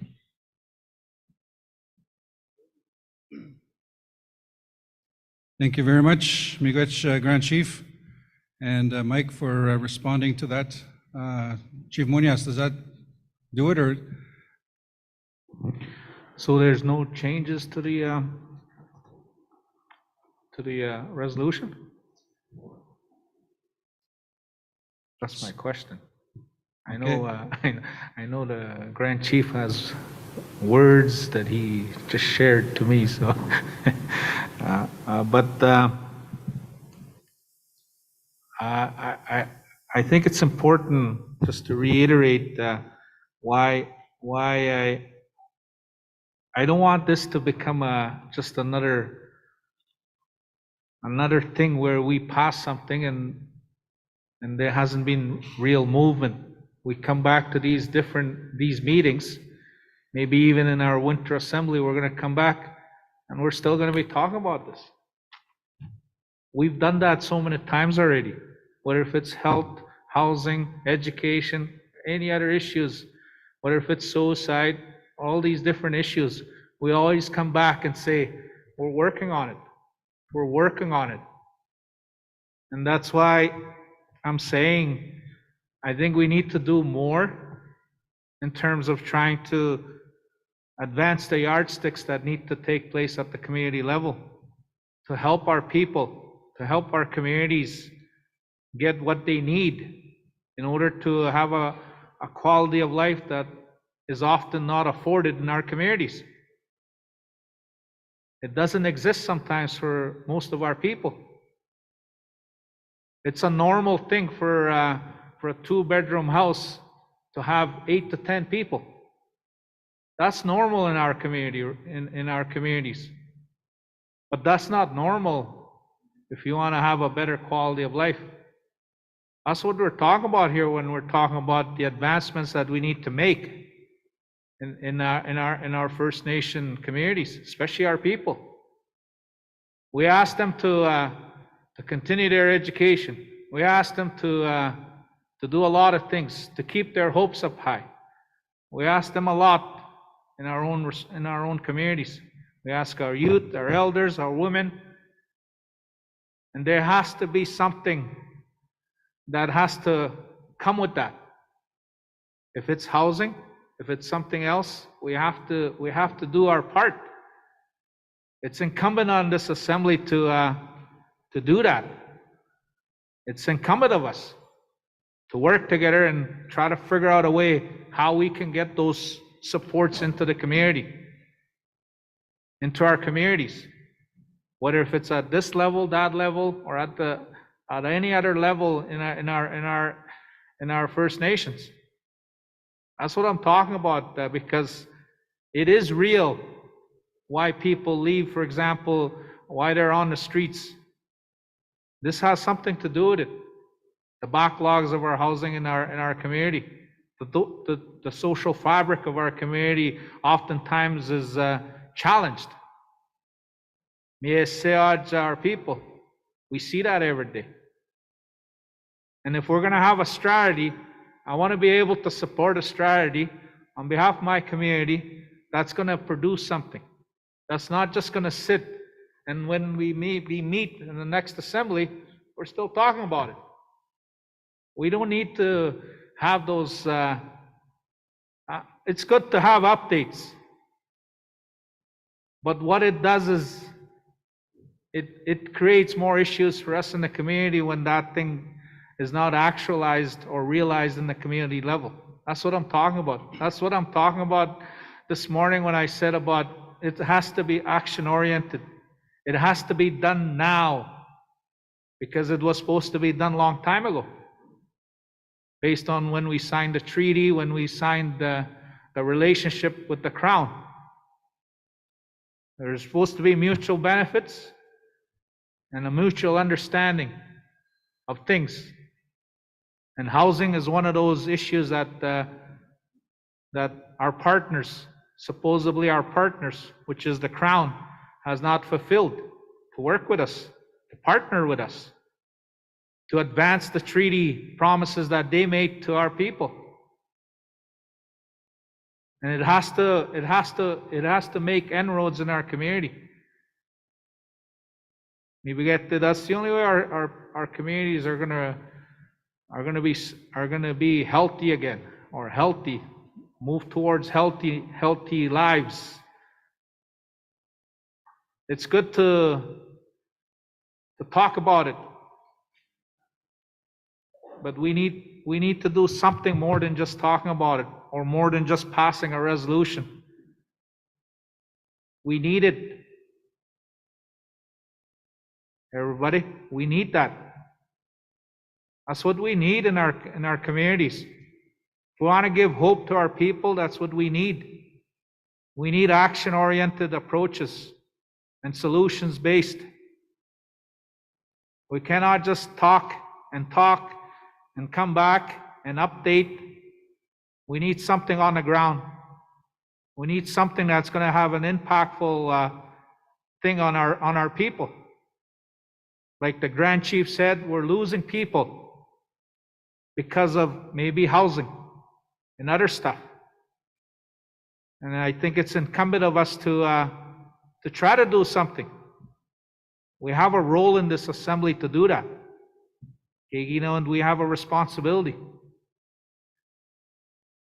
And I hope that resolution, what you're talking about, does it say that? Does it do that? Is that what we can expect? Okay, Miguel. Chief Munoz. I have a suggestion. We gai kitien egajim shananu dagus nanuk. Shemag chuwakawan gadek. Shemag kegunch duch gadek. Mientonan. So I have a suggestion to add one word. Now I have to be careful because as chair of this assembly, I cannot add to the discussion. We're just moderating the discussion. Any amendments have to be done by the chief or the resolutions committee, so I can't add words. But I think what I'm hearing, Chief, is add one word, which is immediately in the therefore be it resolved. So it would read, therefore be it resolved that NAN chiefs and assemblies support and adopt the roadmap implementing the NAN housing strategy as a means to immediately address the ongoing collective housing emergency. Again, it's not my word. I heard you say it a few times. Is that what you're looking for? Yeah, thank you for, should have just said that after speaking for 10 minutes. Okay, thank you. Mover, okay with it? Chief Batis? Yeah, I'm fine with that. Okay, seconder? Okay, good. Chief Wesley. Amigos, first of all, I guess I should commend Mike for the exceptional work that you've done on the housing issue. But, like Wayne over there, we're always talking about these things, report after report. And at the last session, we talked about the mental health and addictions crisis in great detail. And there's a report floating around, which we'll see probably at the next assembly, which is, I believe, was in September or October. So we're going to keep doing that in cycles over and over again. But what I wanted to propose for this issue, because the housing and the myriad of other issues that we have all indicate that we have a social crisis on our hands, and it's been there for a while. And we've been sitting around this table, pounding the table, talking about these things over and over. I think we should actually be doing something, much to what Chief Munias is saying. And there is a date coming up in Toronto in October 25, 26, I believe, Ontario joint gathering with ISK, where we should be getting all of our programs together and highlighting the social crisis that we're in, including housing, which is a contributing factor to much of the crisis we're in now. And all of our programs, whether it's health, education, housing, should get together, collaborate, and put out a declaration of social emergency. And we better get there to Toronto in October and present this to ISK. We need to pound the streets on this issue. It's serious. I have a young lady that's lying in hospital right now. She's probably going to die. That's just my community. I don't know about your communities. My other colleagues here at the table are probably have somebody at the hospital or dying right now. And I'm sitting here talking, not doing nothing. Think about it. That's what I'm suggesting, is a declaration of a social emergency, and we bring it to Toronto in October. Gotcha. Thank you, Chief Wesley. So I'll look to the Resolutions Committee. We do have a deadline of tomorrow, 3 o'clock, I think, for any new resolutions, but there's some clear direction there from Chief Wesley on a resolution moving forward. So thank you for that. On this resolution, again, any final comments, final opportunity for comments, questions? Proxy Mathiangis.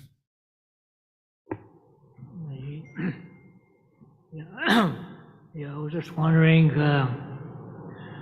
I know it comes to a point where the chiefs have to consider taking drastic measures. I was just wondering, have you ever considered or doing a legal opinion in terms of taking it to court? That's what I was going to ask, if that could be one of the strategies, because we're not getting anywhere. I was just going to ask about that, or I don't know if that was ever considered. Thanks. There's a suggestion from Grand Chief that I look at Mike Sherry. I have a thought, but again, I'm just the chair. I'll give it to Grand Chief. Well, thank you, Matthew. I haven't heard of a legal case or any kind of legal movement when it came to housing. So that's why I was looking at Mike to see if anything's ever been done from NAN's perspective or side as far as legal movements through court. I don't believe so. Drastic measures, yes, that's probably the next option. Political, legal after that. That's an option to the chiefs in assembly here, definitely. But he says no, there hasn't been. No.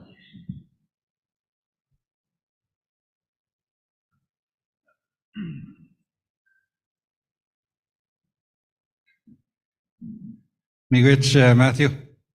So I think that's, that comment is something that the executive will take back to Mammoth Ninchgadik. So thank you for that. Did I see another hand up? I don't think so. Third call. If not, do I hear a question? Question's been called. Thank you. Any opposition to the resolution? Second call, any opposition? And if we can monitor the virtual, third call, any opposition? I see none. Any abstentions? Any abstentions? Third call, any abstentions? I see none. All in favor, raise your hand. Great, thank you very much. Resolution is carried as amended. So miigwech for that. I'm going to turn it over to co-chair Connie Gray McKay for the next agenda item. Miigwech.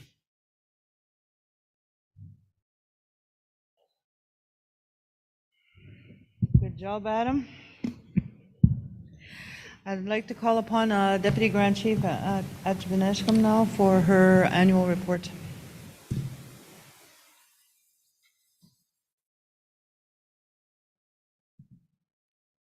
Miigwech, Chair Connie. Thank you very much, chiefs and proxies, for the discussion that we just had.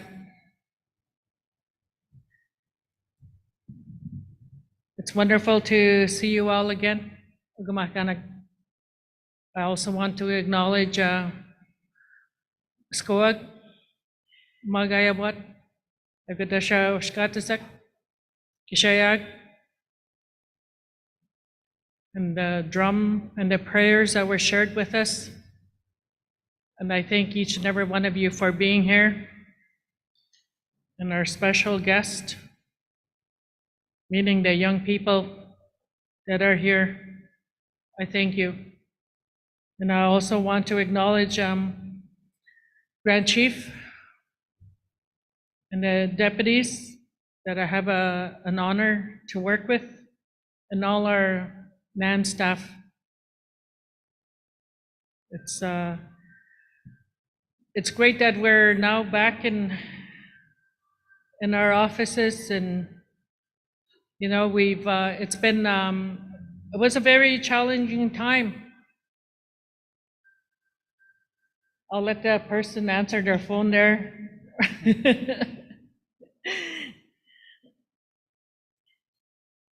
During the pandemic, but I like to think that we also learned some lessons, and that you know, that we also had that opportunity to change some of our mindset, and also to acknowledge some of the challenges that were part of our society.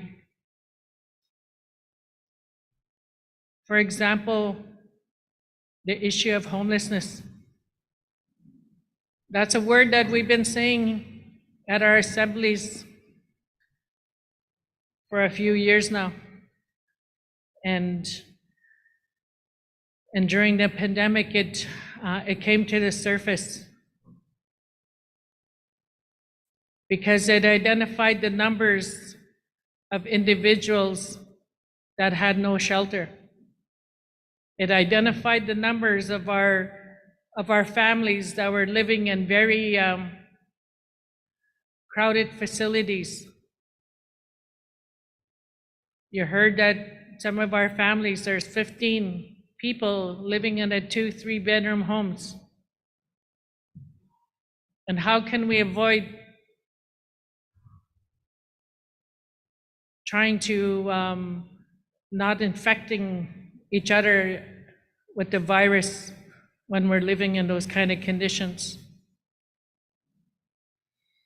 So I have the honor of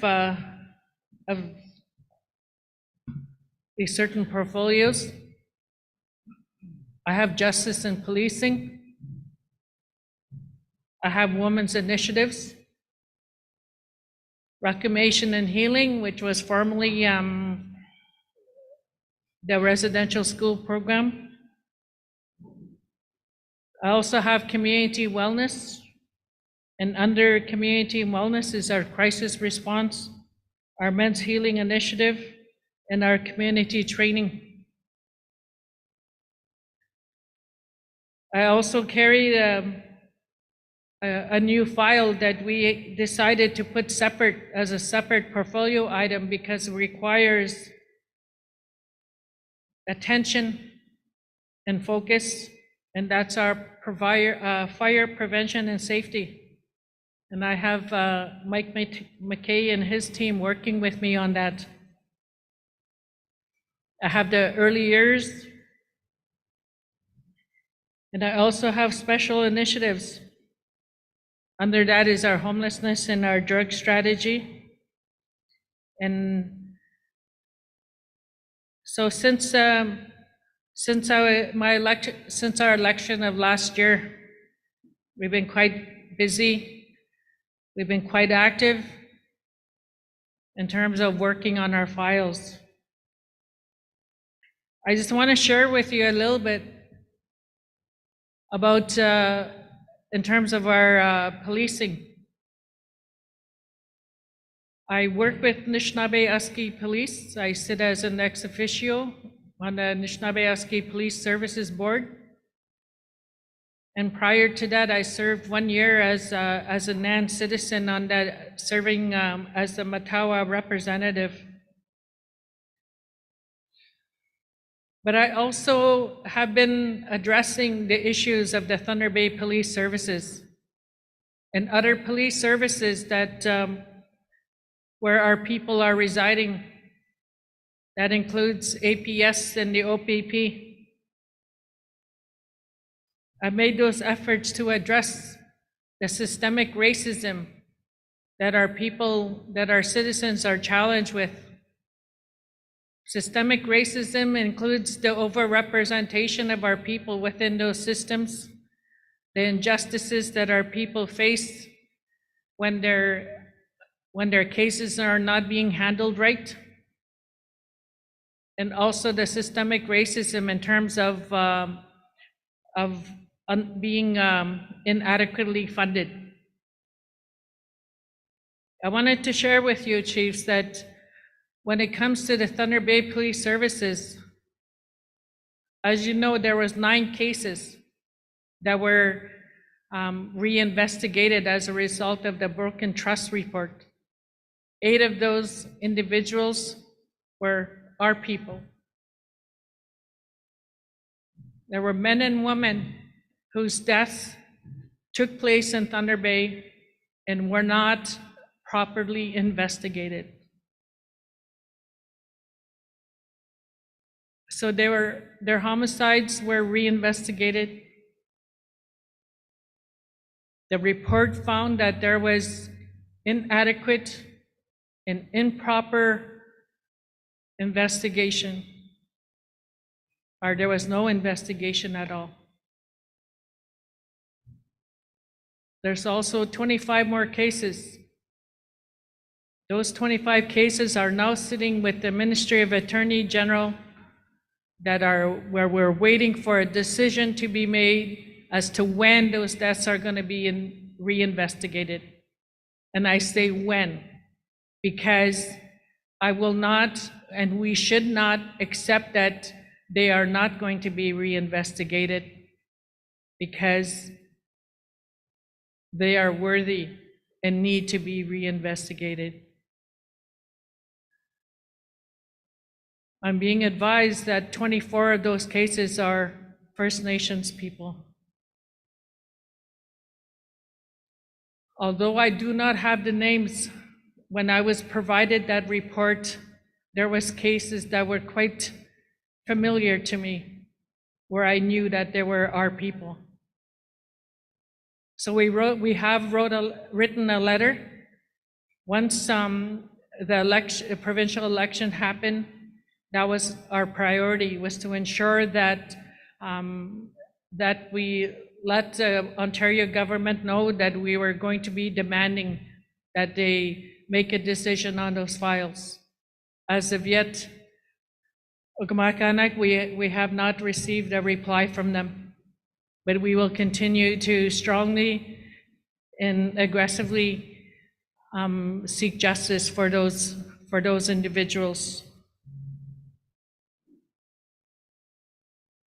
In terms of the Thunder Bay Police, we have been quite vocal in terms of the chief of police, who is now being suspended.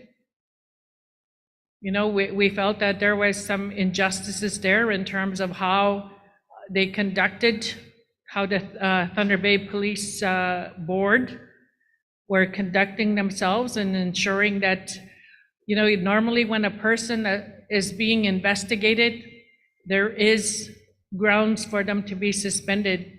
And so we advocated for that. And because, you know, we felt that was a proper thing to do. We do have, there is an acting chief of police right now. And, but he's only going to be in there very temporarily. Both Grand Chief and I met with him, and he's very sincere in terms of, you know, anything that is happening on his watch as acting chief, that he will proceed with some action. And there was a recent case in Thunder Bay where there was an act of misconduct by a police officer, and once those issues were addressed with him, he did take some immediate action by suspending and investigating that situation. So that's the kind of thing that should continue. And, you know, and we have to make sure that does continue, because the issues of the injustices and systemic racism that has, you know, existed cannot continue. And they cannot continue with the OPP or APS or any other police services or NAPS when it comes to our people. And you know, I'm very grateful that we have a good relationship with Anishinaabe Police in terms of ensuring they know what our communities are needing, and they make those efforts to ensure that they fulfill those needs and that commitment. In terms of our crisis response, at this time we have 3 crisis coordinators, and they have been very active. We have one director as well, who will act as a front line when the need is necessary. And these crisis coordinators, along with the regional and community crisis coordinators, have been very active. We end up getting called to respond to situations in the city of Thunder Bay, Silcote, and Timmins, where many of our people are living. And everything from homicides as well as pandemic response. And at times when there's, I don't hesitate to help when I can. You know, I've been out there buying groceries as well when need be, or when a family will sometimes ask me to attend and come and help out. And I don't hesitate to do that if my time my time allows me, and I share that with our community coordinators, that I will be there to help them when that need is necessary. And the other thing that I wanted to share with you in terms of our crisis responses, they have a very strong relationship with with the tribal council, the regional crisis coordinators. For the past 4 years now, they've been implementing that process in terms of building that strong working relationship. The NAN Crisis Wellness Team will host these conference calls so that people have an opportunity to share and also to support each other. And it has been very effective, especially during the pandemic, to share that information. And so on those calls, we had our pandemic coordinators, our crisis coordinators, and our health directors. And I just wanted to share, it will be, in 2 weeks' time, it will be 1 year since we lost one of our team members, who was a very significant to crisis response, and that was Debbie Self. And she's someone that we miss dearly, and tomorrow we're going to be asking that you be part of a ceremony in her memory.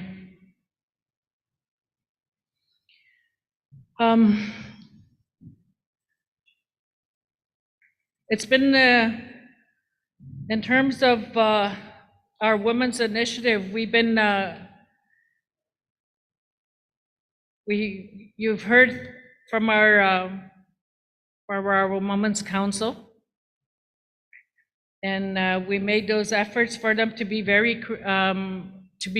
included in any of the initiatives within Anishinaabe Nation, and also to be part of voicing and being a voice for the female citizens of Anishinaabe Nation, whether it comes to missing and murdered women and men, because we want to ensure that when we're developing a strategy implementing our strategy on missing and murdered women, we also include our boys and our men, because we have many cases like that as well. And one of the greatest strategies that we have under our Women's Initiative is to empower and to build skills amongst our female citizens. That's really important. We want to ensure that our females, our women that sit on boards, that they also pursue elected appointments, and those, because it's very important that we ensure that our women are part of that. A few months ago, the NAN executive and I met with our Elders Council, and the elders shared, some statements and some history about Anishinaabe Nation. And they made reference to a lot of very powerful leaders that were part of building up Anishinaabe Nation. But one of the things that I noticed is when they were making references to the names was that there was no female names there. And I mentioned that to them. I like to think that we are changing that now.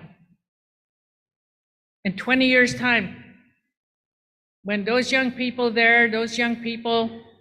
when they start talking about, the power and the strength of Anishinaabe Nation, I want them to make reference to our female citizens. To say, so-and-so was part of this, and this is what I remember her saying. That's what I would like to see. Because we cannot build a strong nation if we exclude women, our youth, or our elders, and those men who may not be part of these leadership assemblies that we need to work together. In terms of our reclamation and healing, we're coming from a strength-based focus, a trauma-informed focus. In the last few weeks, and including the time from last year when the graves were recovered in Kamloops, I think we've heard many stories from people, our people, that said, you know what, I lost my brother or I lost my grandson. I know they're buried around somewhere around St. Anne's or at Pelican or other places where there was Indian residential school site. And for many years we didn't, we know those stories are there. We know that our people are buried in those places. And that's we need to ensure that we support our communities, and that's what our Reclamation and Healing Initiative is about, is supporting the communities and the survivors.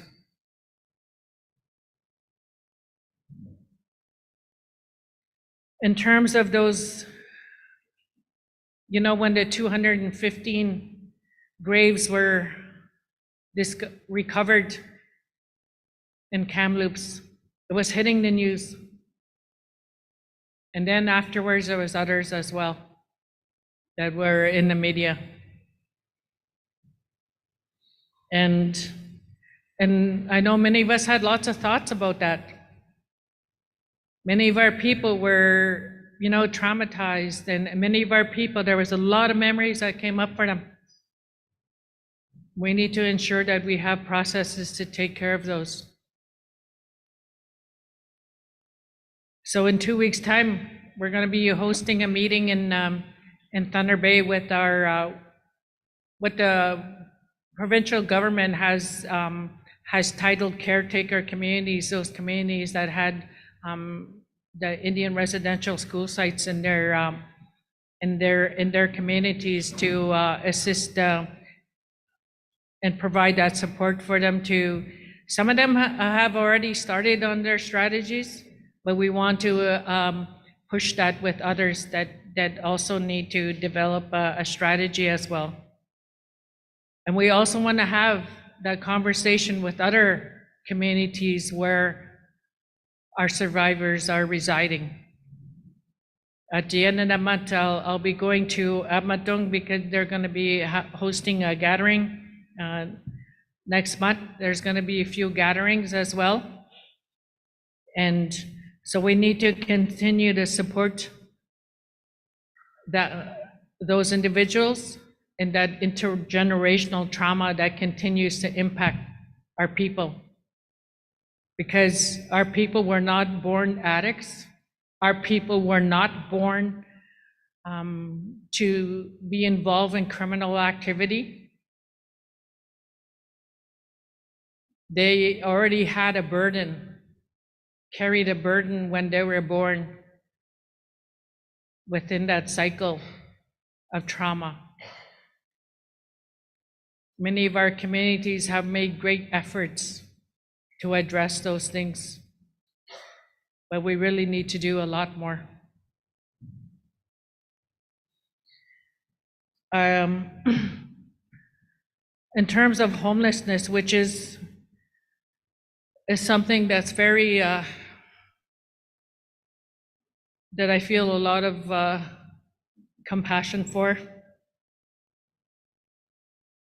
I come from a place of not just talking about it, but as many of you shared here, we can't just talk about it. We have to do something about it. So a few of the things that we have done is to meet with the Ontario, the social services departments within Kenora, Timmins, and Thunder Bay, you know, to be part of their tables as well, to have them re-examine their criteria in terms of, you know, who can apply for Ontario Works, what kind of empowerment processes are they having as part of their, you know, their initiatives, and also housing. What are they doing to provide housing for individuals that need it, and to ensure that those criterias are not excluding our people. So that's some of the work that we're doing. And also we have told them that if you need our support,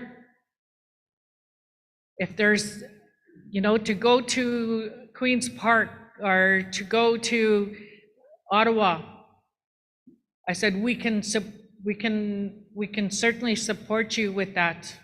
And we want to work with you on that, because many of our people are living in those urban centers. So that's one of the initiatives that we're doing with to address the homelessness.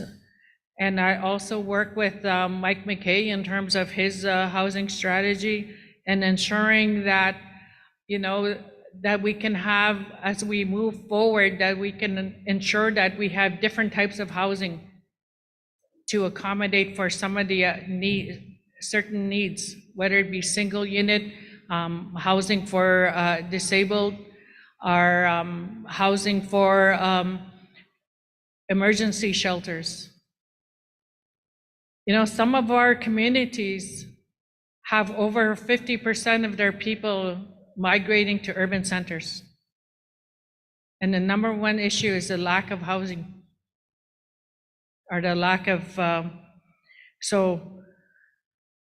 and also the lack of infrastructure impacts the resources that should be going into our communities, whether it's teachers, health staff, and we've seen that quite obvious when it comes to emergency responses and providing mental health services that you have asked us to provide.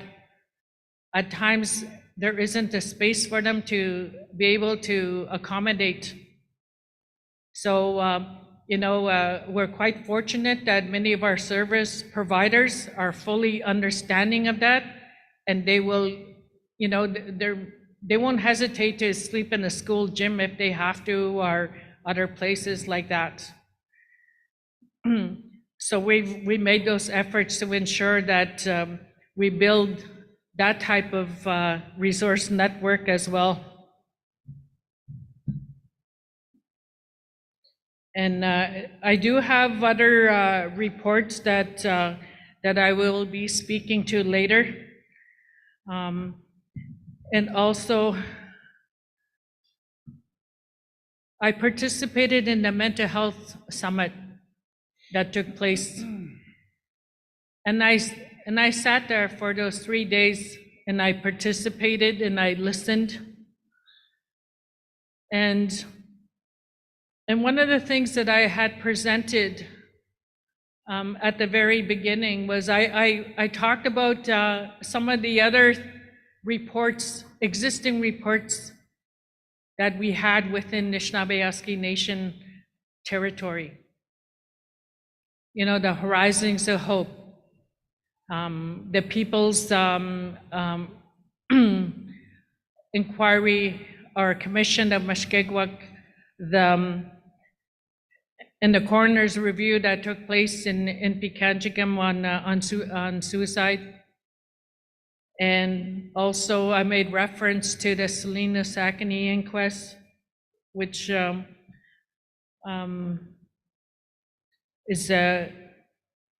was the inquest of a young woman from Nishkanika.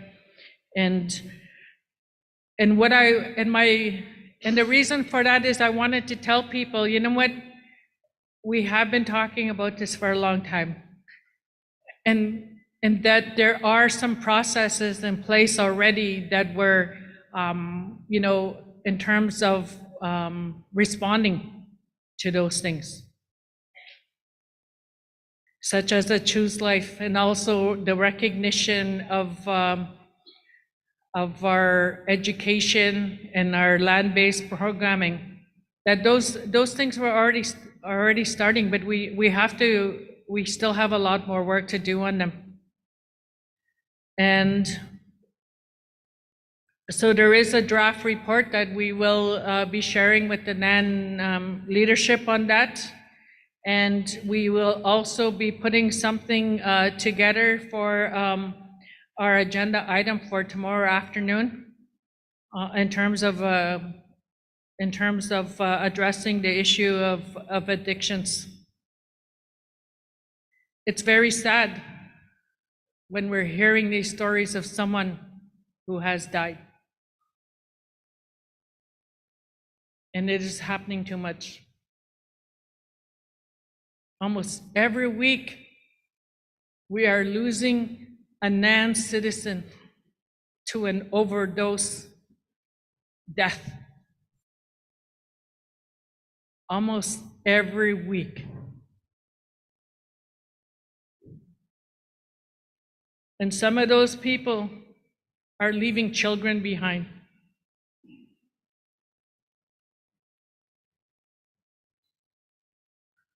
So it's not only a small circle that it affects. There's a lot of people that are impacted.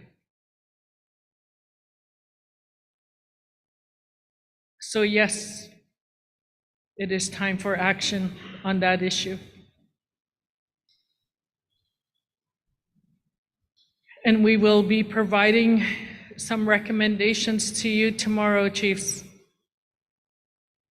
And I know some of you have already started with some strategies in your community. Whether you're maximizing on a Choose Life or your family well-being, or redesigning your addiction or community wellness strategies, I thank you for doing those. But we need to do more. And I'm very committed to that, and also committing to work with the DAN executive here. I think each and every one of us feels and knows that we have to make this a priority, because those children there, your grandchildren, your children, deserve to have a better quality of life and deserve to have hope. And that when we leave here on Thursday, I want us to say or feel that we have hope to be able to address this. And I'm very committed to that. And lastly, I want to acknowledge two staff members that work with me closely. I have my senior portfolio advisor, Martha Loon, who is from Mushkego-Gamang. I want to publicly thank her for all her hard work and the work, her agreeing to help me to ensure that I can implement what you're asking me to do.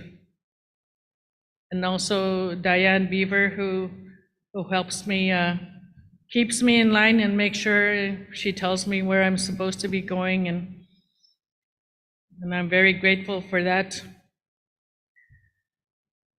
So thank you very much, Chiefs. I thank you for providing me with this time for me to summarize my report. My report was 7 pages, but I but I just wanted to summarize a few comments from each of them, and I'm very thankful that I had this time. Chiming-wech, thank you. Yes. All right, thank you, Deputy Grand Chief Anna Betty. At this time, I'd like to open the floor for any questions you may have on her report. I know she has a number of very high-profile files that she's carrying, and really appreciate the wonderful work that she's doing on our behalf. So the floor is open if you have any questions on her report. I'd like to table a resolution that we bring coffee in here. It's too far to walk up there. So second call. Hello. It's not that I know everything. It's just I've been told so many things to try to share on these forums here. So, but one of the things I know I talked to Deputy Grand Chief Anna about some of the issues we face in our community. The broken trust report is one that we wanted to talk about. We did talk to her about it, and I know she's working hard to try to get some of those issues that came out.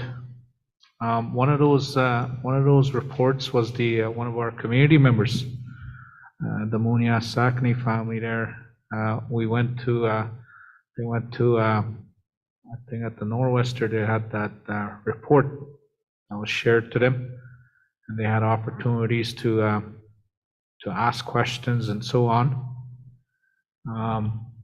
What was disheartening was the way the process was set. It really, I think it was a rushed process.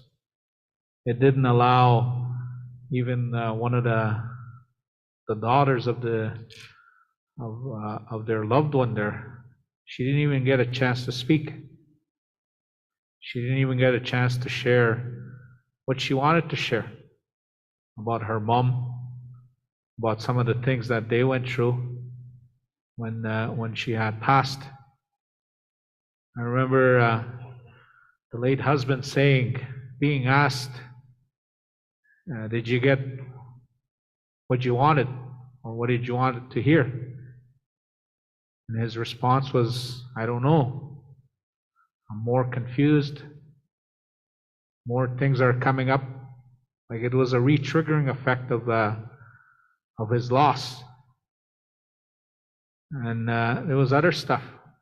I was very grateful to be invited by the family to sit with them in that circle. And the ladies that conducted the smudging and the ceremonial things, they were good. But the coroner, the report and the way he conducted, he interrupted people. And that's some of the things that I think we need to remind ourselves how we do things in our own ways. You never interrupt an elder when an elder speaks. And this husband there, he's at that age where he should have been given more time. And there has to be a better way to do that, so we don't re-victimize or re-trigger what they went through. The family, after they left, they felt that it was something that was another burden, because they didn't get an opportunity to share some of the things that they wanted to share. So we done on that. I think it's I know Deputy Grand Chief is working on that, but that's something. I know there's other families. There was a family that was waiting, and when we finished that circle, there was actually a family waiting, And I don't know how that was arranged, how that was done, but there has to be more time and space when we're dealing with families, especially families that have lost loved ones, especially families that have lost loved ones tragically. And as you heard from the Deputy Grand Chief's report, there was a lot of missing things, unanswered questions that they were asking. So I just wanted to share that, because there'll be other families that are going to be in that situation. They have to be given the time and space. From Nishkandagat to Thunder Bay. I was fortunate enough getting to be part of that, but some of the family members were brought in from Nishkandagat. They got their rooms paid and so on, but I think the time that they needed in order to go through that cycle, that healing cycle, that healing, they're trying to move on. But it's saddening to see that, to hear that from your people when they tell you that they didn't even get a chance to talk. I didn't even get a chance to express about my mother or what I felt. And that was the purpose of that circle. The purpose of it was to give the opportunity, to give the families the time and space to ask questions and so on, and also to share. So that's something there. Our people, let's not put them in that situation, and hopefully we can allow more space and time for that. He said to me, the Deputy Grand Chief, about the homelessness. In our community, addictions plays a big part of that. Addictions. About 3 weeks ago, or a month ago, we lost a young mother of 6, 29 years old. She OD'd. And that's what Deputy Grand Chief and Betty is talking about. That's what we're facing in our communities. We need to find a way how we can help our people. I remember there's other instances where we have people that are overdosing, addictions, and the supports are not as readily available. Maybe to detox and all that, because then, like I say, when somebody is on addictions, the withdrawals can really be very very hard, and there's not much out here in Thunder Bay, for example, to accommodate and support our members when they go through that or when they want to seek help. The services or the supports are very limited. So I just wanted to share some of the things what the Deputy Grand Chief's report. I appreciate her report. I know her work is very important. She works hard, and her staff. So yeah. Thank you, Chief, for your comments. I'm going to give the floor to, you want to respond after? Okay, so we'll go with you, and then she'll respond to your comments after all the comments have been done. Thanks. I just want to commend you guys on the work that you guys have been doing on this specific subject over the last decades, as far as I could remember. It is a very tough subject and a tough situation that all our communities face. And I'll be honest, it's hit my family hard, and I've been dealing with this issue specifically with one of my children for the longest time. I'm just wondering, I got an invitation last week from the Wakangan Youth Healing Lodge grand opening that is happening here in Timmins in August I think it's, yeah, 24th. Have you guys is there correspondence going back and forth with NAN on that particular issue? It's, I guess it's a solvent abuse center, that treatment center for youth from the ages of 12 to 17 that they focus on. I was invited to say some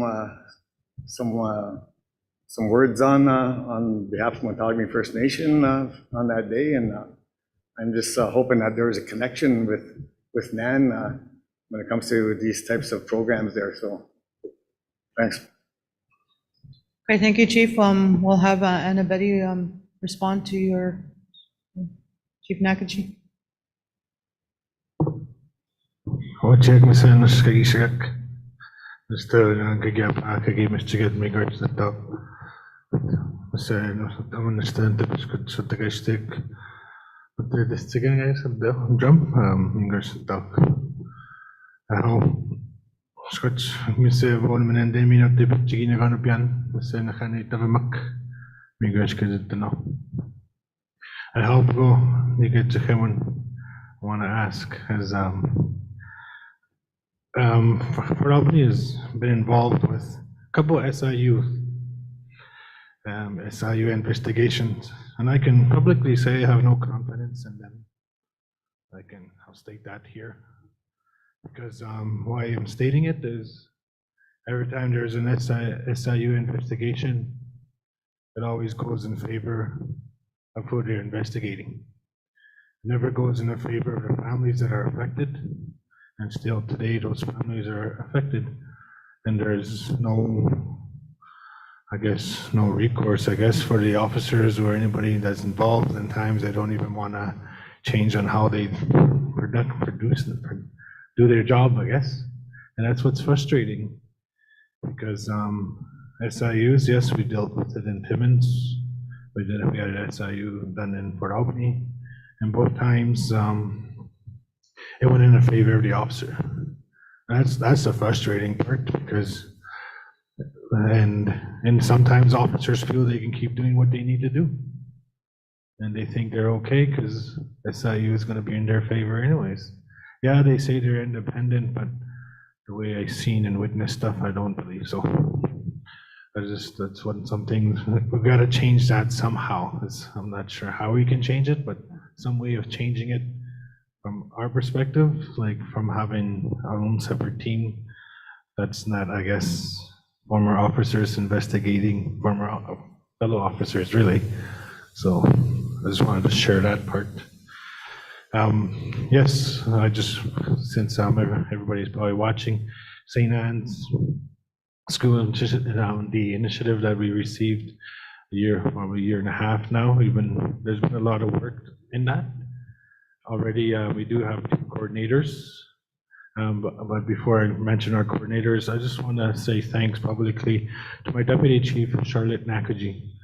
Yes, as soon as we got the funding, she took the lead on it, which was great. She carried the portfolio, making sure things are happening and reaching out to people, and that is continuing to happen. So now I want to introduce, they're not with me, but you'll see the emails. It's Edmund Sachini is one of the coordinators, and the other one is Leona Spence. So we have 2 coordinators. Why it's great it worked out. Because balance, male and female. So that's what's and again, we're working with the narratives on that, and they're a great team to work with. Learned a lot from them. So they're going to be I'm probably going to pronounce it wrong and get in trouble, but it's Keewaywin Initiative is the name of it now. They named it. They have a working group of different First Nation community members on that team. So, and this was an initiative led by my Deputy Chief, but most of the time making sure that it's planned properly, and I get the updates. But and back in Fort Albany on September 29th and 30th, that's when they'll do their opening ceremonies now, make it official. And there is invitations that will be going out to the First Nations that had members attend the St. Anne's. So it's going to go out and more, some already went out. I think you must have received yours, Deputy Grand Chief. And more will go out and making sure that we don't miss anyone. So I just wanted to put that out publicly here. And the other thing is, yeah, I wasn't there for the health summit, which I was. But something I'll share, yeah, losing family unexpectedly to overdoses. Because it's hard. I've experienced it. I lost cousins that I was close to, friends. And driving around the city, it's hard for me to see my friends like that too. But we gotta do our part to acknowledge them when we see them. It doesn't matter where they are, because at times they want to be acknowledged. Say the hello, wave at them or something, because that's all they want, and it actually picks them up, and they really appreciate those things when you have those little conversations. Doesn't matter where you see them, because I witnessed it walking around, going around. Even you get looked at strange because you're Aboriginal, right? And it makes it worse. We're already facing stuff that we're not supposed to face in this world, and we should be loving one another. Showing love, I guess, is what I'm trying to say. Pass that love to anyone you see struggling. It doesn't matter if they're Aboriginal or non-Indigenous. It doesn't matter, because they're struggling. I went across Canada this year, I guess I can say. I went to Vancouver and I was in New Brunswick just within a month. And it doesn't matter where I went, I've seen that all over. I've seen people on the street struggling. So we're not the only ones. And what I learned from my experience, I guess I would say, is that we gotta figure out, I guess I'll say is how do we reach out to them? How do we get them to come out? Because we all know why people drink, do drugs. It's a coping mechanism, because they block each other out. They don't want to share.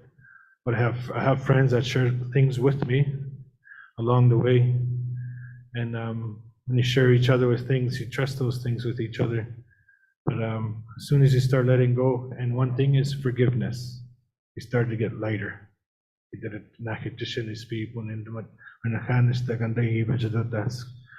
Because you feel lighter for yourself. When you forgive someone, it's not for them, it's for yourself also.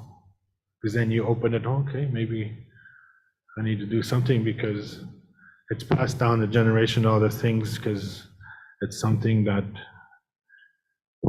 being in, I guess, not sharing and being just to yourself and not opening up. That's where I think that's something we need to figure out with our members. Get them out, express how they felt, how they're feeling. And at times, yes, it's in my community, it's trust. People are hard to trust people. But I know back home that there's initiatives coming, plans, trying to reach out to everyone that we can. So I know that we can't do it alone, but doing it together is what we need to do. Thank you very much. Thank you, Chief, for your comments and your sharing your kind spirit and the good work that you're doing.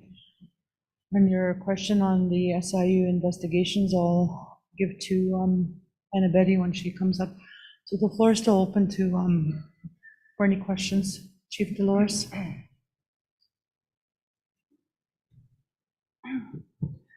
I just want to address the policing.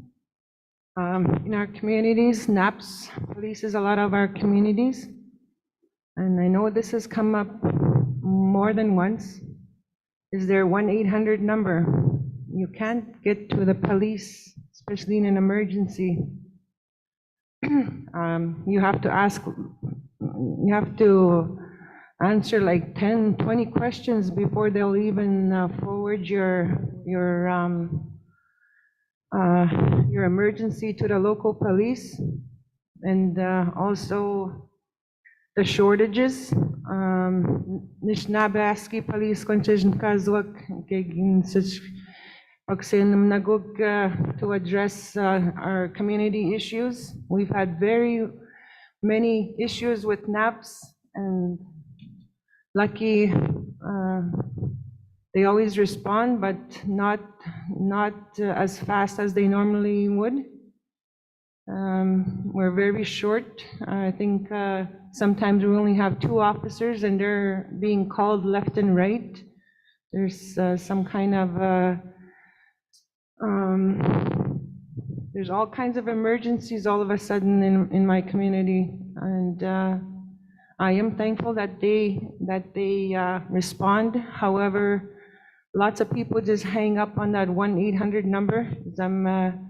Some is language barrier, and I'm just hoping that that can be addressed. I don't know why NAPS can have a reception where they answer in their own their own reception in each detachment. So yeah, I'm just looking for answers to help improve our NAPS. Yeah. Thank you, Chief. Those will be one of the questions that Annabelle will respond to. So we can take a couple more comments on her report. If there's no other comments, we do have 5 questions for Deputy Grand Chief. The first 2 are related to Chief Munias's question on the time allowance and the process to be culturally appropriate. The second one was the connection of the Solvent Abuse Center that's opening, if it's connected to NAN. The third one was the SIU investigations, what is going to be done about that. And 5 is the policing, the 800 number, and also the shortage of officers that are noted. So if you can respond.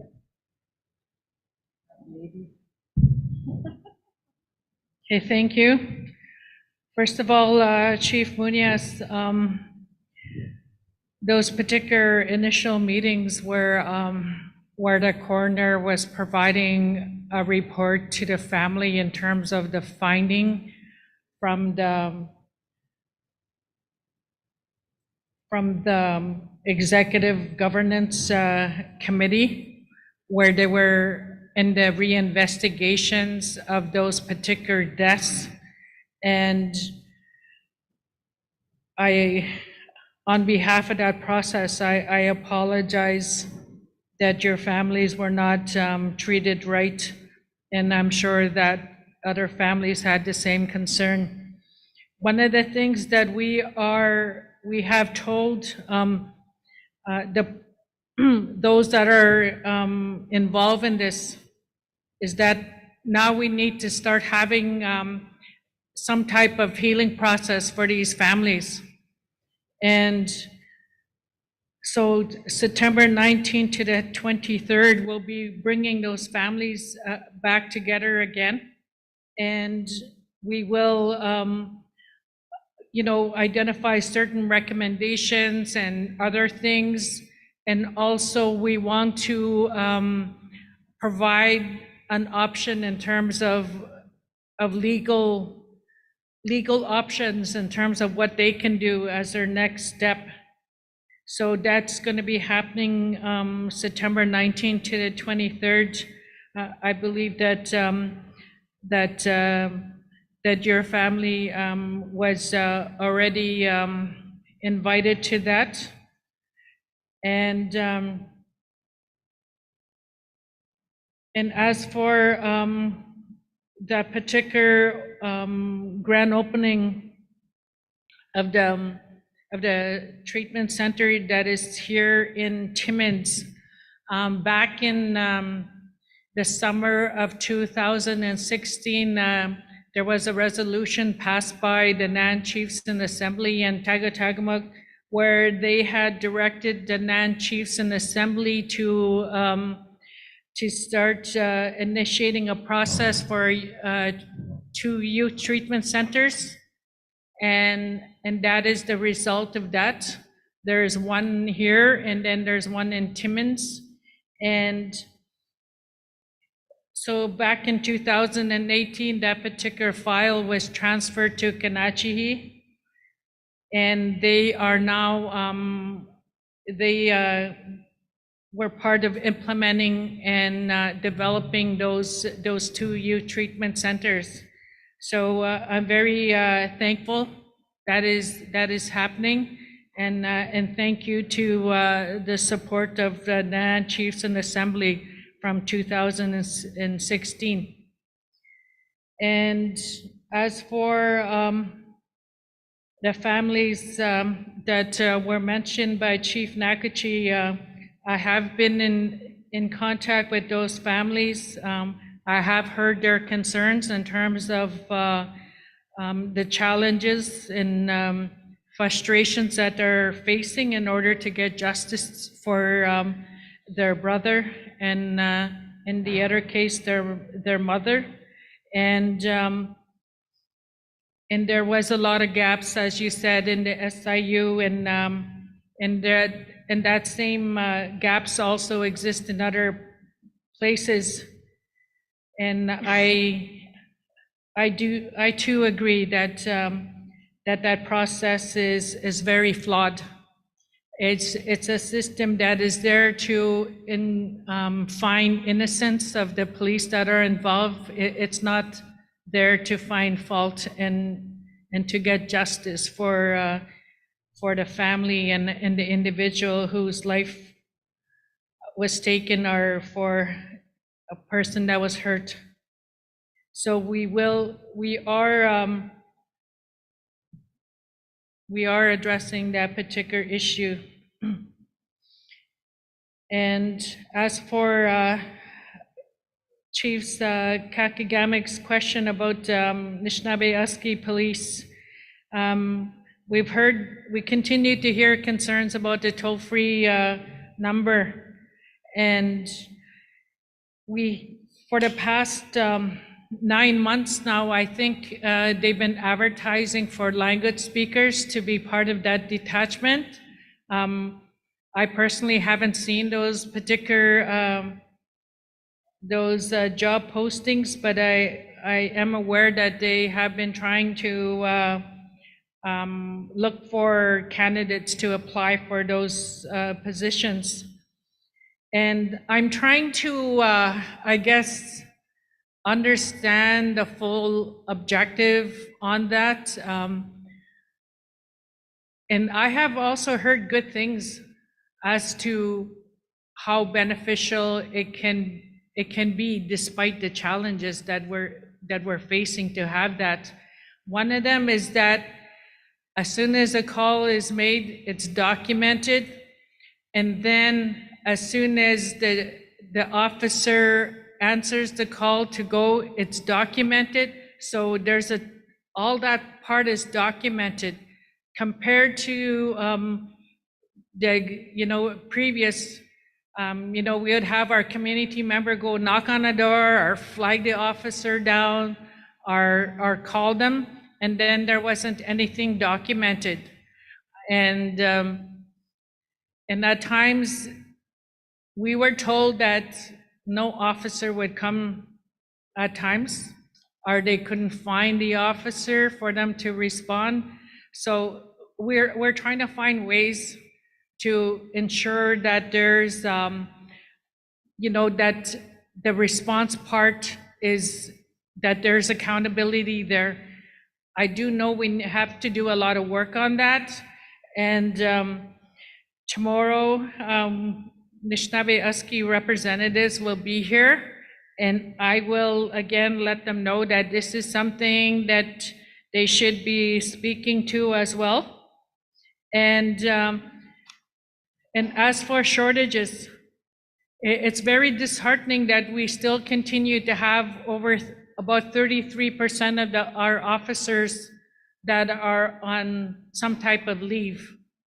A lot of it is mental health leave. And Chief Morrison and his administration as well as Anishinaabe Husky Police Services Board have been working really hard to address that particular issue. Back in May, there was a mental health symposium by the police services, the First Nation police services all across Ontario, because they too face challenges in terms of the sick leave. So there is recommendations from that particular report, and I'm sure that Chief Morrison would gladly have that discussion with you. And we're also working on a strategy in terms of recruitment. That continues to be an ongoing challenge as well. And Chief Morrison, what was proposed to him is that he go out into the communities and start talking to the young people, or going to places where he can make presentations to try to get more of our people to apply for these positions, whether they're officers or civilian staff, because we need to have our people working there. So he is aware of that, and he will continue to work on that as part of the direction that the NAN leadership and the NAN Anishinaabe Husky Police Services Board has given to him. So I believe those are all my questions and responses. That's my responses.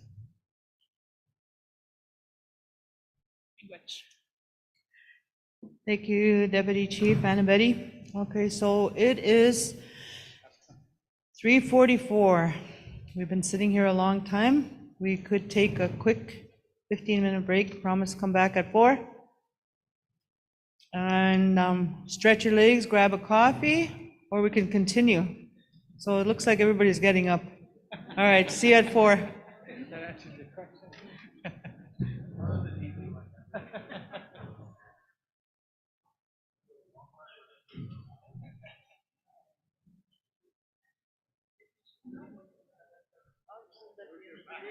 Yeah. Here?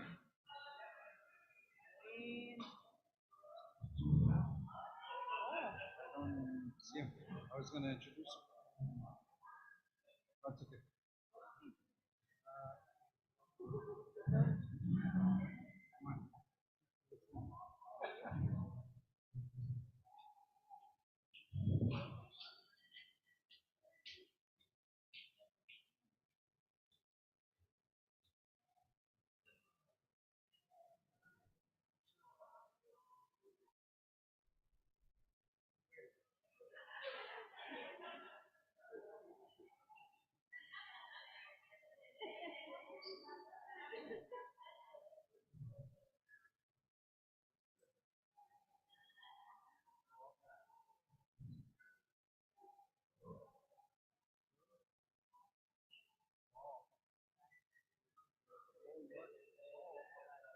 Oh, you're doing everything.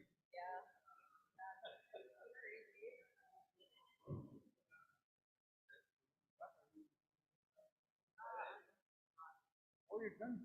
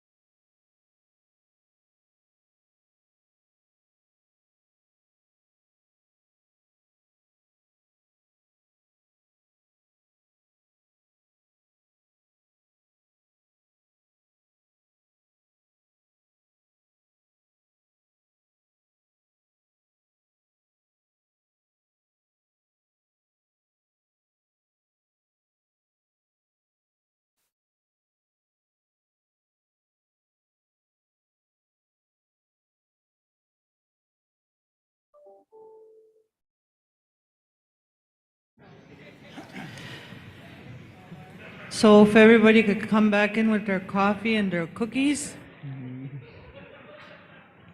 Good cookies. You better go grab some, Alvin.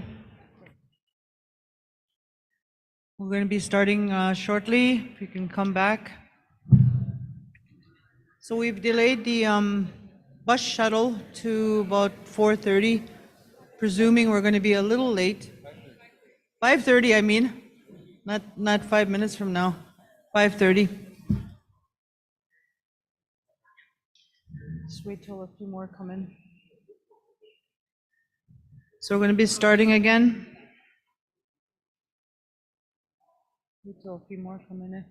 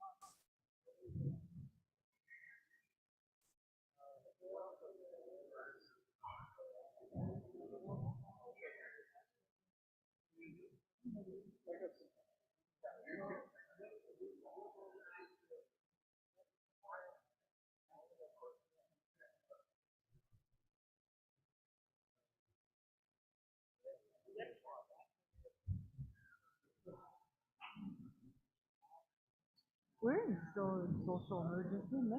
Never rescinded our emergency.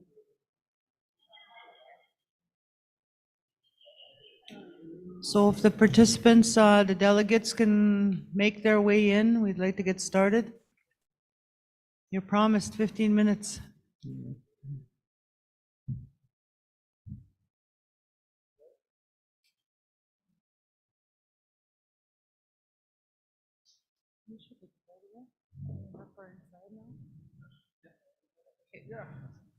So we're going to start again.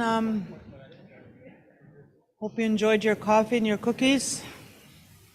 I'd like to call upon Deputy Grand Chief Narcisse to do his report. Deputy.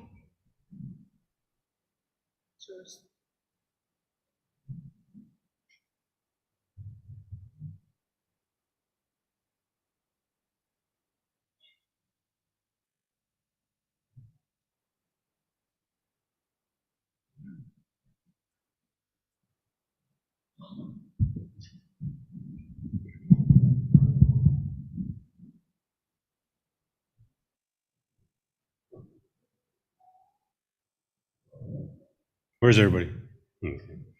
That's good. I'm going to wait till everyone gets back in this.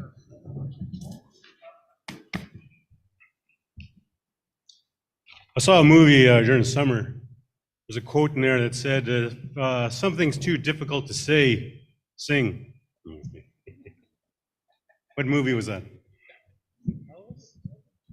Yeah, it was the Elvis movie. I hope you guys all saw the Elvis movie this summer. I can't move, I can't sing. Okay, welcome everyone. Chiefs, delegates, staff, everyone watching online as well, welcome as well. My name is Bobby Narcisse. I'm Deputy Grand Chief of Anishinaabe Nation as well, and I'm here to do a brief presentation on some of the highlights of my first year as your Deputy Grand Chief, and it's been quite the travels so far. They say it's not the destination, but it's the journey. And it's been quite the journey with you all these past few months. And in my work as within the Anishinaabe Nation earlier on, I was like a director of social services, so I was also in the trenches as well, and so it gave me a lot of insight in terms of the work that we had doing with the portfolios that I've been assigned. And the fact of the matter is, I always ran on the fact that you know, when you're looking at Anishinaabe Nation within Treaty 5 and Treaty 9, you know, we need our own specific NAN process. We need our own discussions, we need our own tables. We've heard today, you know, the fact that, you know, our issues and our topics, our challenges are unique because, you know, many of our communities don't have the same, have more unique challenges than the communities, other communities within Ontario, if not Canada. So that was the basis of a lot of the work that we've been doing, is creating a NAN-specific table with all levels of government. And, you know, very unique to our languages, our culture, in moving ahead. So that's what we always want to instill in a lot of the work that we're doing. And I'm here just to basically give you an update in terms of what's happening within the portfolios that we've been assigned in moving ahead. But like I said, we approached our specific priority areas to ensure that we have a NAN-specific process. And we have representatives at the table who are decision makers. You know, we can't waste our chiefs and our counselors and our directors' time on low-level functionaries or low-level bureaucrats that always seem to just come back and say, well, you know, I'll take your request and I'll get back to you. You know, the precipitation of discrimination still exists. You know, they're still discriminating against our children with our schools, with our health, with our education process. So within our priority areas, we want to ensure that, you know, for example, like Minister Hadju or Minister Miller or their affiliates as well are at the table whenever we're there to, you know, bring our priorities, bring our outstanding priorities in these particular areas. And it's those priorities I want to also talk to you all about in terms of the work that's been happening as well. And I'll also like to acknowledge all the chiefs that are here, proxies, and all the counselors as well, especially those that are listening online.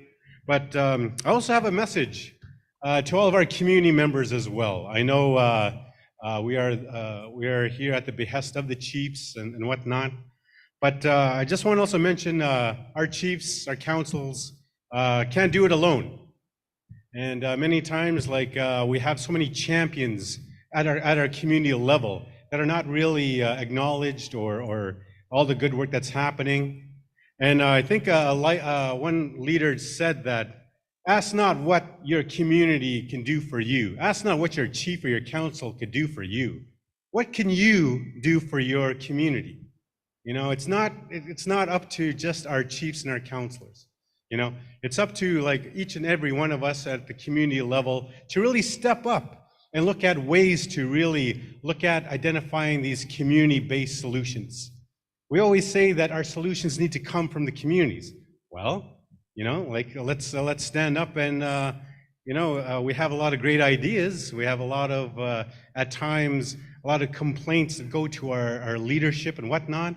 But I think it's time to really harness that energy and really look to our own community-based solutions in all these particular areas. And as the leadership here is here to advocate for needs-based solutions, need-based community solutions, I think we have to do all of our parts, all across Treaty 5 and Treaty 9, to really get involved and look at the community level on how we could assist our fellow community members, both on and off reserve. We will do our part in terms of securing those resources. There's different ways in terms of achieving those goals, and we want to ensure that this is very practical in terms of while we're all here. We want to have a strategy session moving forward on what are some things that are working. You know, what do we have? What do we need? And what do we want in terms of looking at these community-based solutions that are out there that, you know, that we need to harness and celebrate those successes and celebrate those champions in your communities that are going above and beyond to really service all the different activities and programming that are there. So I just want to also echo a lot of the work that's happening with our youth. You know, like it's great to have a youth delegation here. You know, they say that even within NAN territory, the youth population is the highest growing population within our territory, in our First Nation communities as well. So a lot of the work that we're doing here is going to be affecting them. And that's why it's very important to have the Shkadzik voice here as well, our youth programs. It's great to have them sitting at the table here, even if it means looking at our own Anishinaabe Nation charter to make sure that our youth, that oncoming voice is heard and has an opportunity to have a seat at this table to really contribute and give direction on some of the mandates that affect them as well. So it's great to have our youth, and it's great to have our elders and our Women's Council join the table with our First Nations leadership here as well. And, you know, Youth Council, you know, they create opportunities for Anishinaabe Nation youth to engage in areas that affect them as well. And that's the thing that we want to encourage as we move ahead as well. I know the fact that COVID really hindered a lot of the opportunities for us to really get into the communities and whatnot. But we've looked at other ways, online forums. I know there's Zoom and Teams meetings that were put forth. But you know, we're trying to think outside the box to really include our youth to really be a really substantive involvement in a lot of the work that needs to happen across Anishinaabe Nation territory. And also with our Youth Initiatives program within Anishinaabe Nation that is also under our portfolio, is designed to focus on education, cultural and knowledge support, while at the same time bridging the gaps to in-person activities. So supporting those youth initiatives as well at the community level. Like every time I come up here, we're always saying that we need to tear down a lot of those silos that are happening in the communities. You know, we have the Choose Life program, we have the Family Wellbeing program.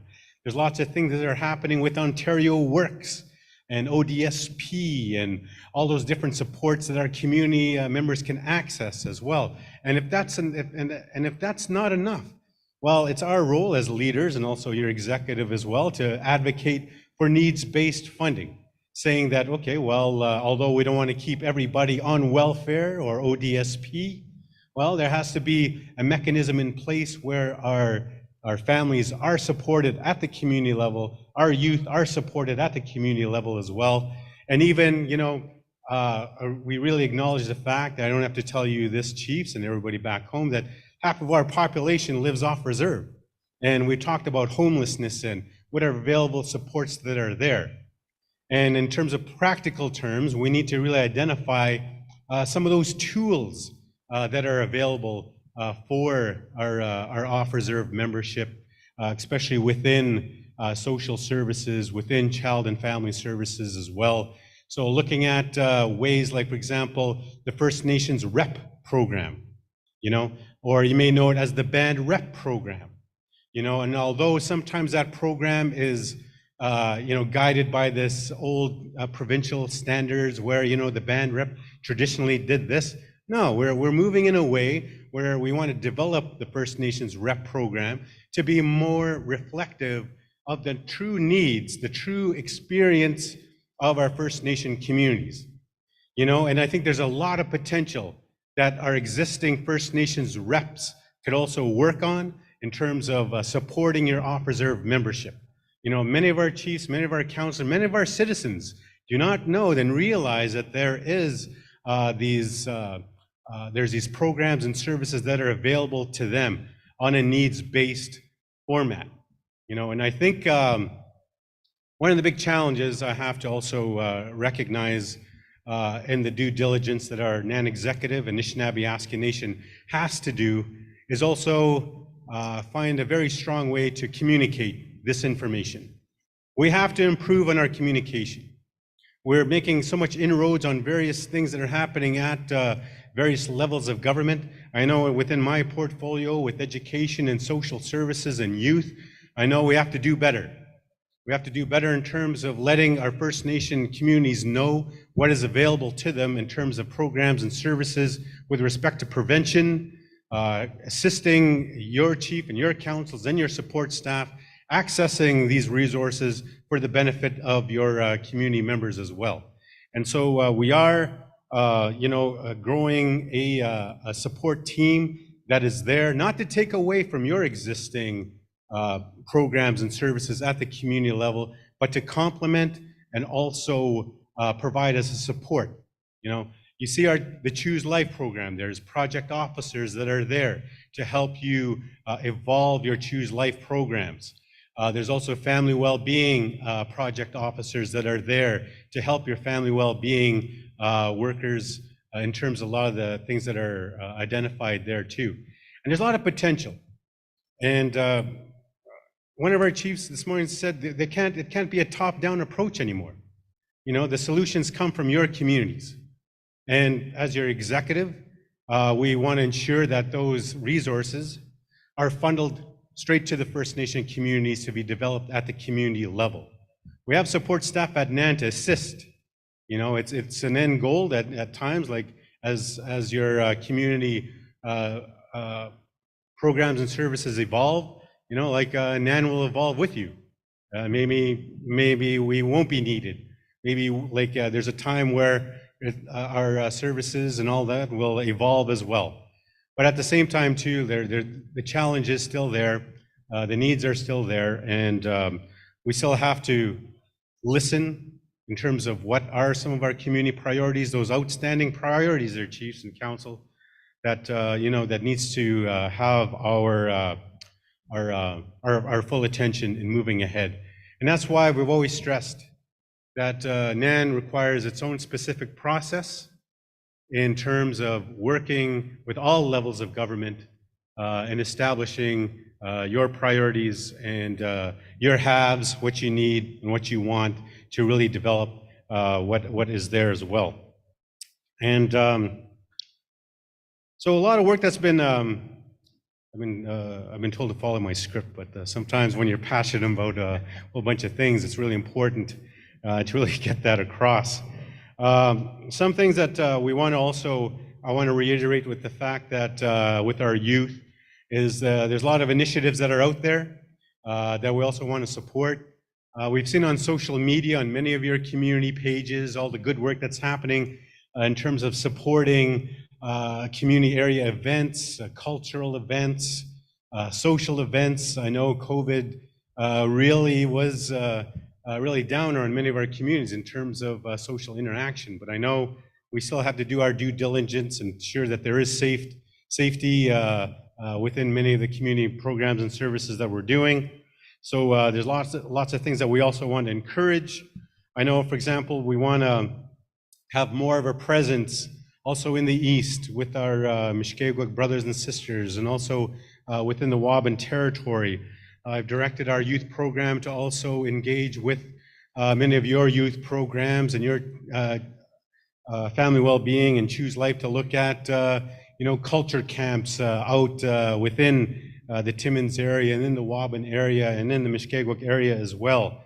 Now that travel is starting to open up, we want to ensure that NAN also has a presence in all parts of Treaty 5 and Treaty 9 in moving ahead as well. So a lot of those areas are being developed. I know we're very excited about organizing various youth gatherings, looking at developing youth leadership at the community level, but also using existing resources that are already there to help support a lot of the youth initiatives that are there, such as Choose Life, organizing at the community level, those particular areas where, youth can be supported.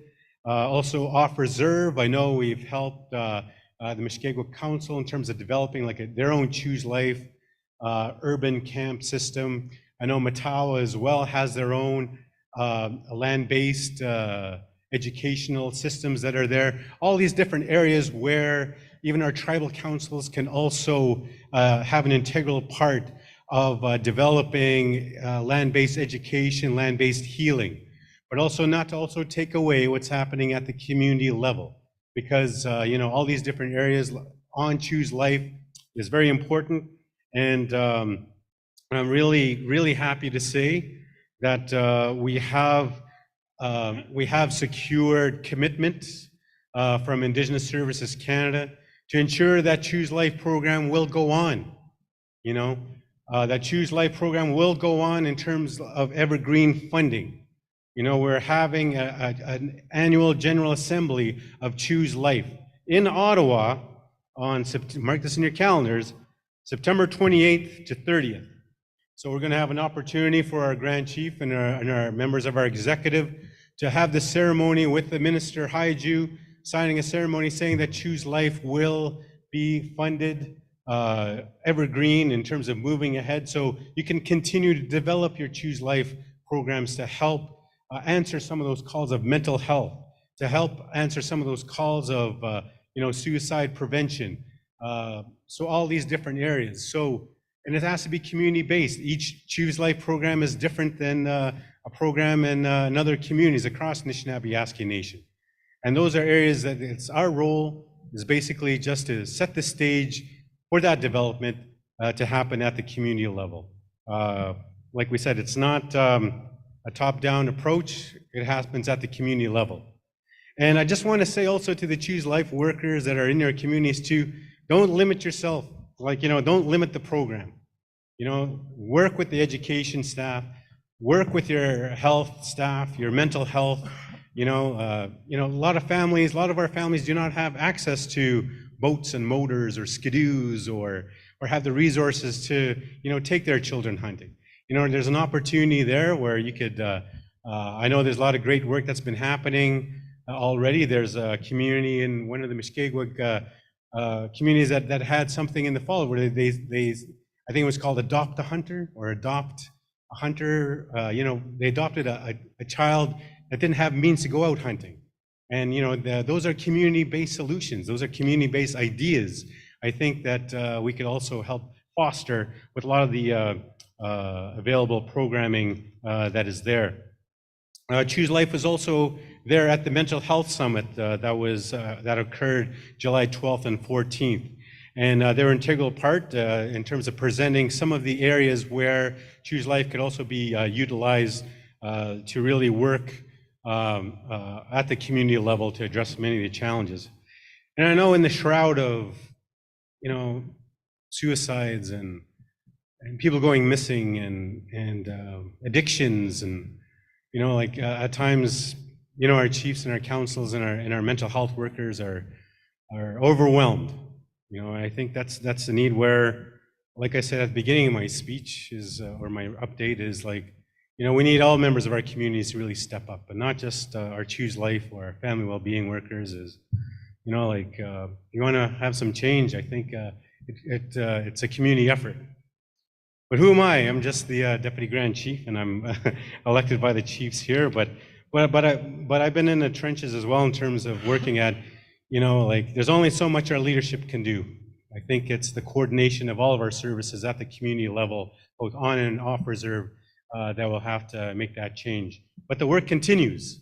You know, we still there is still that level of discrimination against our First Nation communities with respect of giving adequate funding to do the job that needs to be done. And I think it's our role as chiefs and our executive to really look at ways and also create a pathway forward to ensure that a NAN-specific process that respects Treaty 5 and Treaty 9 rights holders, to ensure that all these different areas are funded at a needs-based process. One of the early stages of why we had a NAN-specific process was the fact even at the Chiefs of Ontario, the federal government always had this practice of putting fixed amount of money in the middle here, so all of us could fight over it, not just NAN, it was like, all of our brothers and sisters across Ontario, and our brothers and sisters in the South would say, well, we should get more money because we have more of a population, or we should get more money because we are, we have more issues with addictions and whatnot. But what about our remote communities, Like, we can't drive to the nearest hospital, we have to wait for, air ambulance, or, we've had many incidences where our citizens have died waiting for air ambulance, or areas where, simple illnesses could have been prevented, and even with mental health as well. So these are a lot of the areas that we need to really position ourselves to really ensure that, we are coordinating a lot of the services that are there in terms of the available programs and services that are available. But I know that there is still more that needs to happen within our communities. Discrimination still persists. I know that's a lot of the areas that we're working with Ontario Works and Ontario Disability Support Program, working with ONWA, not the Ontario Native Women's Association, they're a great organization too, but actually the Ontario Native Welfare Administrators Association. I made that mistake before one time when I first started at NAN. We were doing social services and Ontario Works reform. And we had these two gentlemen say that, yeah, we work at ONWA. Oh, wow, the Native Women's Association has, but anyways, they said, we're not with the Women's Association, we're with the Ontario Native Welfare Administrators Association. So all these acronyms, right? So all these different things that we need to really position ourselves to ensure that we have all these people together to coordinate the services for the benefit of our community members off and on reserve. Deputy Grand Chief Anthony Paniska mentioned the fact that homelessness is a big issue, and the DSABs and the social service boards of these urban centers need to really take part as well. I think that's where many of our areas and work and priorities overlap. And that's why I know that our staff, especially at NAN and working with tribal councils too, we have established and continue to work on different areas that we've called ESH. E-S-H, ESH. Education, social, and health. Everybody at the table together. Maybe we could call it SHE, but we thought, calling it ESH, we thought it's not good. So we have to work together to improve our situation. Hence why we have such a group that is collaborating together in all sectors to ensure that we have to improve outcomes within our communities as well in terms of that area. Okay. Talked about the youth, yeah, mental health. Okay, so you may have noticed that also, I briefly want to touch on this fact about NARC. I know many of our youth council members mentioned, yeah, we were part of the NARC assembly in Saskatoon, and NARC is basically the National Assembly of Remote Communities, NARC. Like I said before, I wanted to call the National Assembly of Remote Communities Implementing Social Services Equity, NARCIS, but that wouldn't have been good at all. So it's basically an opportunity where during the work that's happening with AFN and all the strife that was happening, we want to ensure that the remote community's voice is still having priorities. So we've established this assembly with other members, because when we did a presentation on our remoteness work, remoteness quotient work, all of a sudden we had a bunch of allies from across Canada, from northern Manitoba and MKO, from northern Saskatchewan and FSIN, in Northwest Territories, and also northern Alberta as well. And they're saying the same thing. Hey, we're going through the same thing as well in terms of we're always getting the short end of the stick. Like our voices are always drowned out by the South because, the population is more stronger in the South. So we met together back in Saskatoon and just, we had a journeys discussion. We had our delegation from Anishinaabe Nation there share in the fact of some of the areas and challenges that are affecting northern remote communities, not just fly-in communities. Many of our communities are drive-in as well in road access. but they also have to travel a considerable amount to also access services that should be equitable for our children as well. So although it does have a child and family service lens, this work could also translate into other areas that we could also have political buy-in at the national level if the AFN is still mired in internal politics. The work needs to go on, and the work needs to happen within our remote communities, our First Nation communities that are within the far north, that they say, and where the discrimination of needs-based funding still exists. So that is work that's happening, moving ahead. So we are funded to do this work in terms of NARC as well. We have an opportunity to go, although FSIN first gave the first inaugural meeting of NARC, MKO has also expressed interest in hosting the next one. NAN, of course, will be hosting that forum as well in terms of to ensure that we maintain our priorities as communities as well, that we have to ensure that our priorities are also paramount in moving ahead. And I know that there's been a throne speech today, especially with the province. What does that mean with respect to our First Nation communities? What does that mean in terms of some of the resourcing that needs to happen with respect to this new provincial government? And I know it affects, I know my priority areas, my portfolio areas within child and family services and education and youth and social services. We have to also ensure that we put the province as well as the federal government to task to ensure that they abide by their treaty obligations with respect to these NAN-specific processes that we've established. I know I'm going to touch upon this a little bit more during my education reset update that's happening at 4 o'clock on Thursday. Hopefully you guys are still here, but Grand Chief, why'd you put me last on? Education is important. No, I'm bugging. Yeah, so that's another thing that I want to report on is also education. It's very important as well. Just recently too, and I really applaud the Matawa Chiefs that I read as well in terms of they signed a declaration or a resolution really opposing Ministry of Education Ontario, their unilateral step in terms of eliminating Indigenous content from Ontario's science curriculum. It goes to show that, we will be presenting on this, but we need our own education systems. We need to develop our own education systems that are reflective of the true nature of our culture, our languages across Treaty 5, across Treaty 9, and our education team, our department, is doing a reset. We want to ensure that we have decision makers at the table.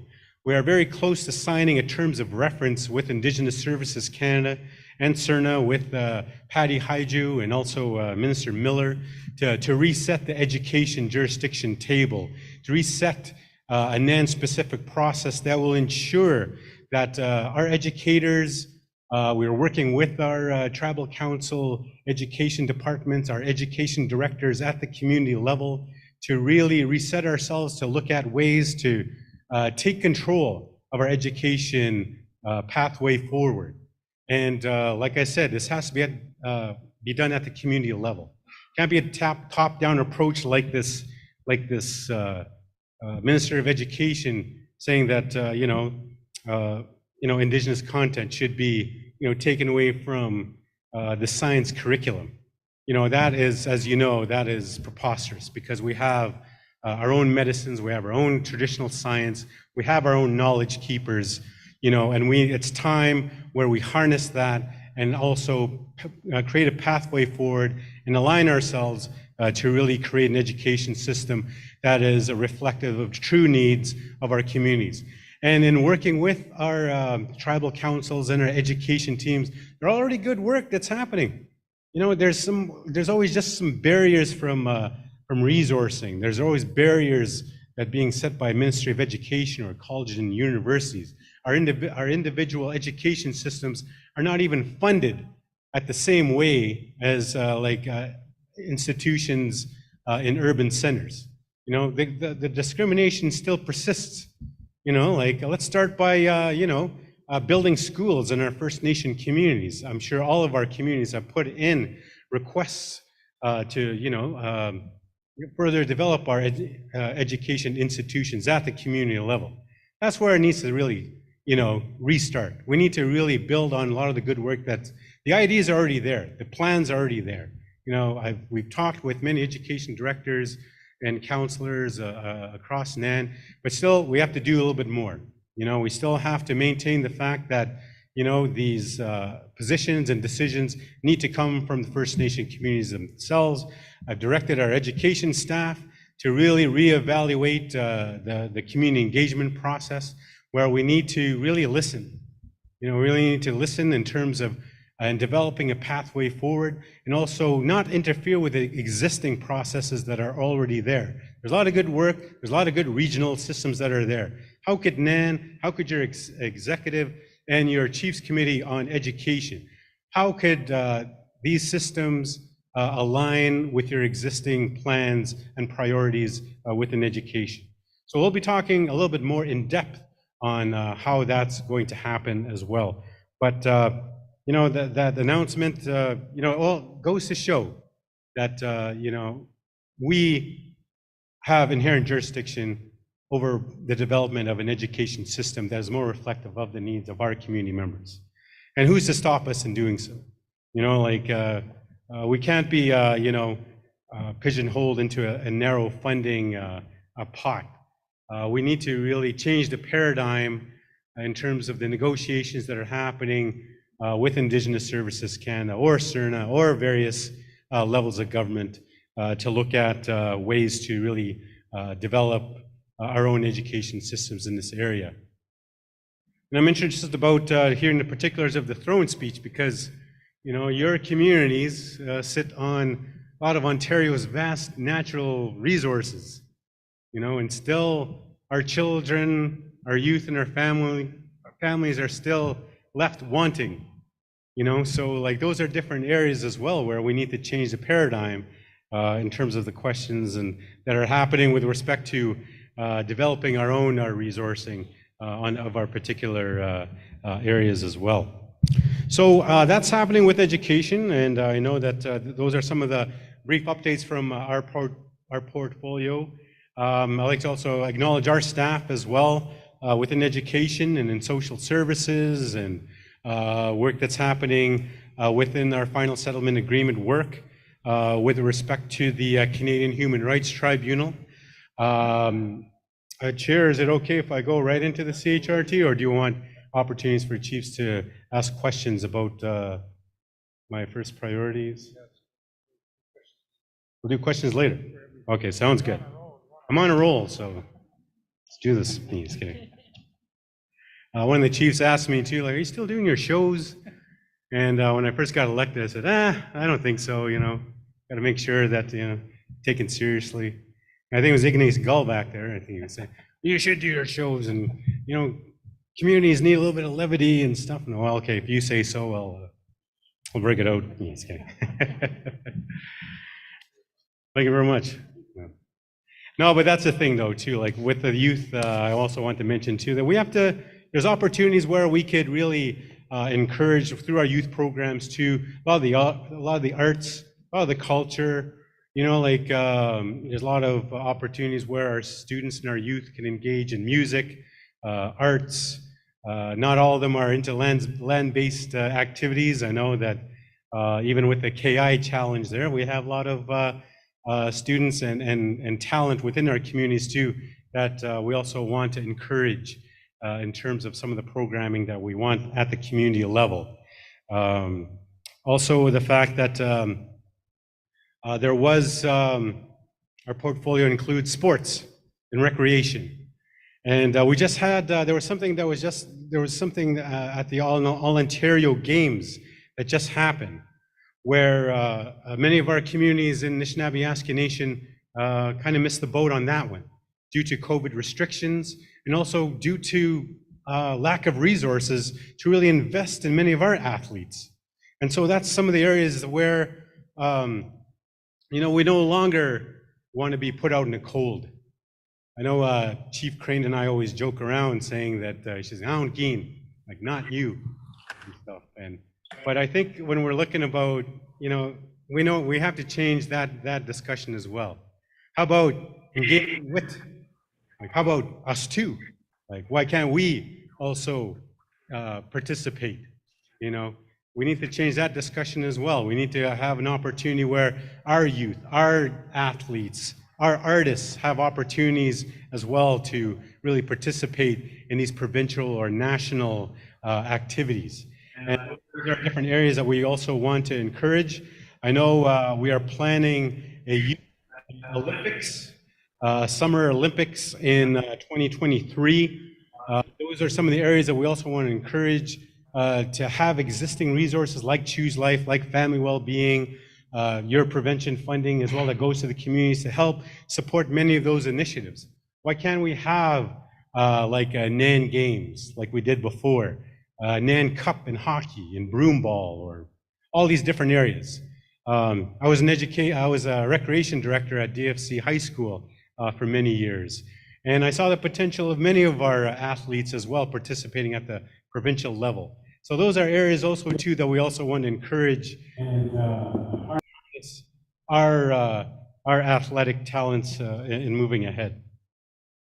But so those are some of the areas that we have. I know it's getting a little bit late, but I want to also give you some important information that's happening at the Canadian Human Rights Tribunal.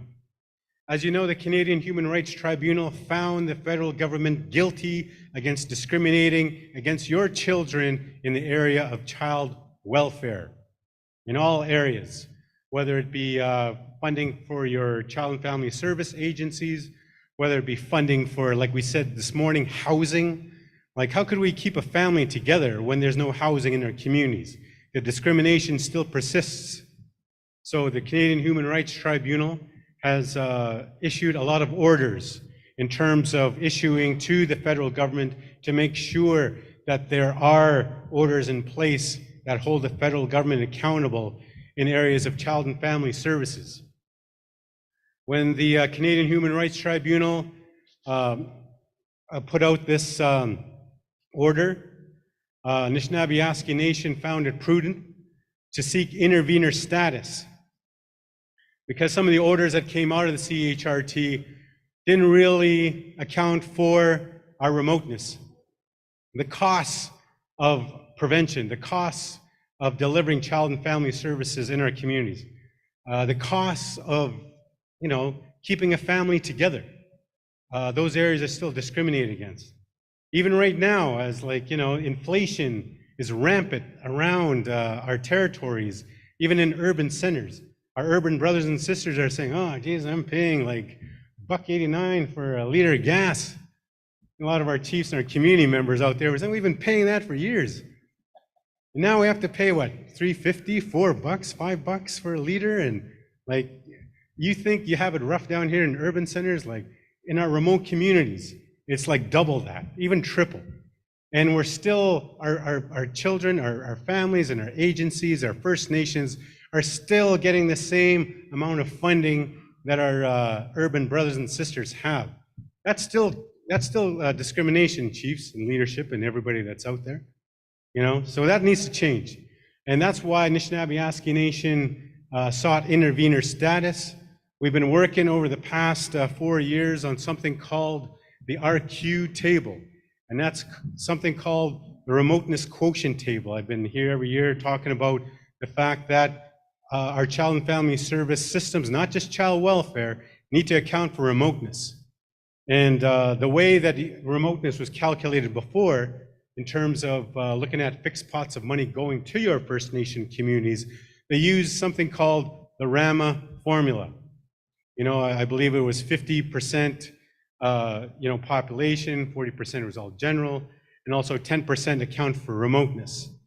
But when you look at it and all the work that we've been doing with RQ 10% is really a slap in the face to a lot of our remote communities up north, because it didn't really put a dent in a lot of the work that needs to happen with respect to our initiatives and investments in child and family services. So long story short, we've established the RQ table. And what is RQ again? Remind us what RQ is. Remoteness quotient table and formula work is basically a math economic exercise. We know that $1 in Timmins is different than $1 in Attawapiskat or in Bearskin or anywhere else. And so we're doing the work. We're doing a work and talking in a language that these economists at Treasury or within Canada would understand. It's basically helping them to understand the fact that these are the realities of the costs of delivering child and family services within Anishinaabe Nation. And under the Canadian Human Rights Tribunal, all the work that Anishinaabe Nation had, all the different successes and inroads that were secured by NAN's intervener status was Choose Life.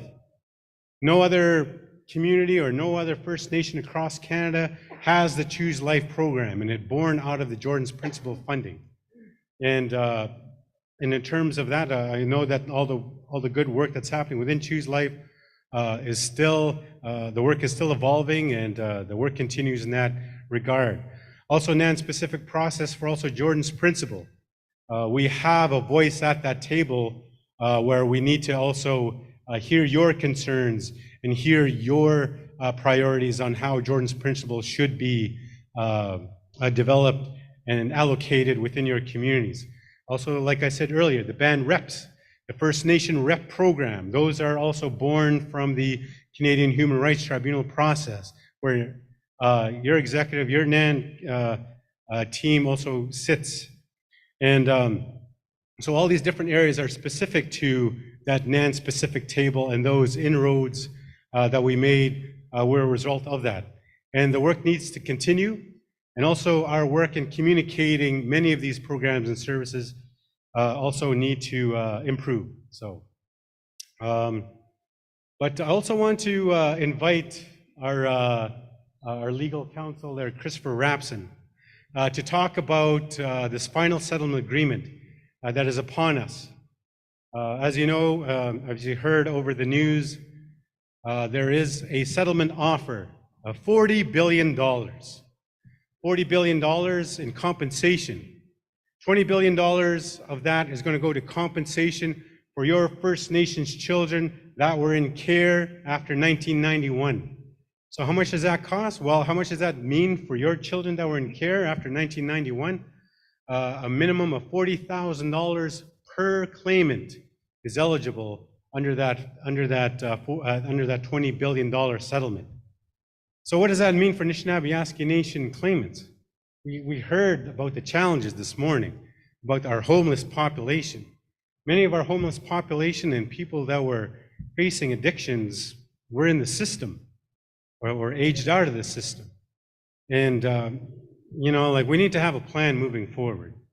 I think it's irresponsible for the federal government to be putting $40,000 into the hands of many of our citizens who may need additional help.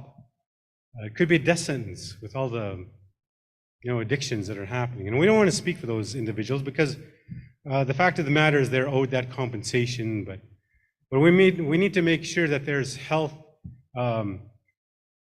there's systems in place to help them along when they're dealing with this, because like we heard in the residential school claimants, the day school claimants, the 60 school claimants, it opened a lot of wounds. And so, how do we prepare ourselves or learn from that experience? How do we ensure that there is systems in place? And I know our agencies will have to play an integral role as well. We need to ensure that they're resourced properly and they are also accountable to the First Nations that they serve. And I know that there is at times a lot of animosity between our agencies and our First Nations with respect to child and family services and child welfare. I know that we need to provide a forum where, we need to really ensure that there is a communication or protocol process in place to ensure that a resolution that was passed by First Nations long ago, saying that children from their First Nations are their jurisdiction wherever they may reside, and it's up to the First Nations on how that is going to move ahead. How does that look in Anishinaabe Nation communities with this new settlement offer? So we are working through the Chiefs Committee on Children, Youth, and Families to address this as well, and looking at NAN's position. We are also very invigorated to report that we are having a NAN-wide Special Chiefs Assembly on Child and Family Services. We'll be sending this out to you. Sorry.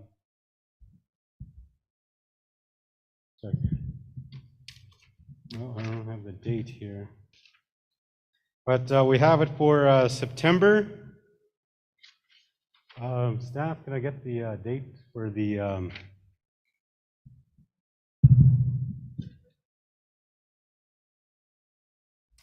September 20th to 22nd in Winnipeg?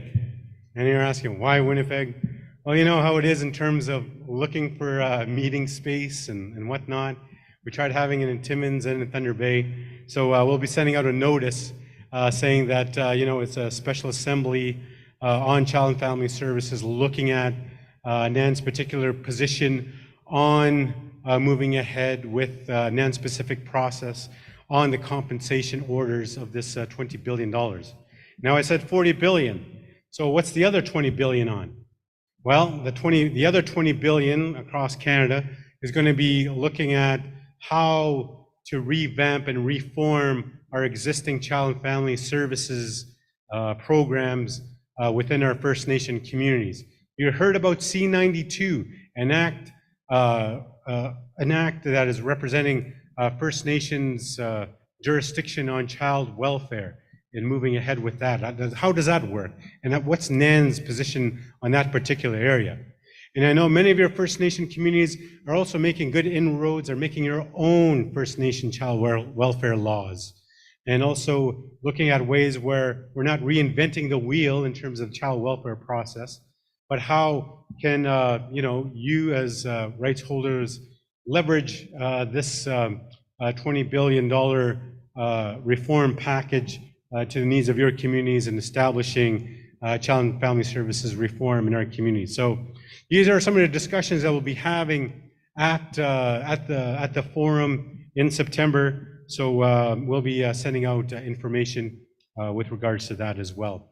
But I want to give a few minutes to our legal team as well, Christopher Rapson, to tell you about some of the intricate details of what's happening and what we're doing at the Canadian Human Rights Tribunal level that found the federal government guilty against discriminating against your children and what it means to Anishinaabe Nation. So, Chris.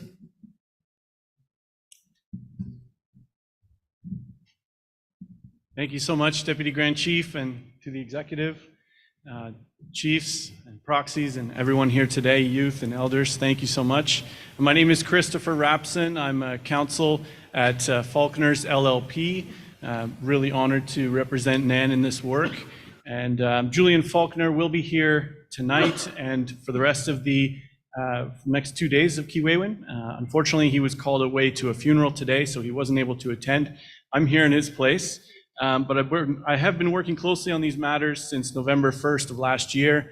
And as Deputy Grand Chief has said, I'd just like to provide a few details on the package, the $40 billion that has been offered by Canada in settlement of the Canadian Human Rights Tribunal proceedings, as well as some class actions related. So as Deputy Grand Chief said, it's $40 billion, $20 billion in compensation, and $20 billion in long-term reform. So the process that we've gone through, it's been intensive negotiations. At the end of December 31st last year, as you may have heard, we signed the agreement in principle. We signed 2 agreements in principle, actually, or Canada did. Now, Anishinaabe Nation is not specifically a party to the compensation side, because that is with respect to the class actions that I mentioned. So the class action parties signed their agreement in principle, and the CHRT parties signed theirs on December 31st for a total of $40 billion package. That began a process of negotiating final settlement agreements, to take what was agreed to in the agreements in principle and lay that out in more detail in final settlement agreements. So those negotiations have been ongoing all year.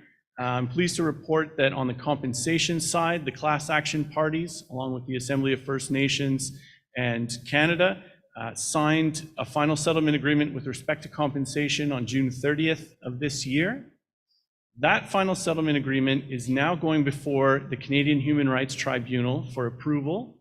That will happen in September. I don't know if it will be approved, but it's going before the tribunal for approval in September, and then also before the Federal Court of Canada for approval as well. So those two pieces are happening in September.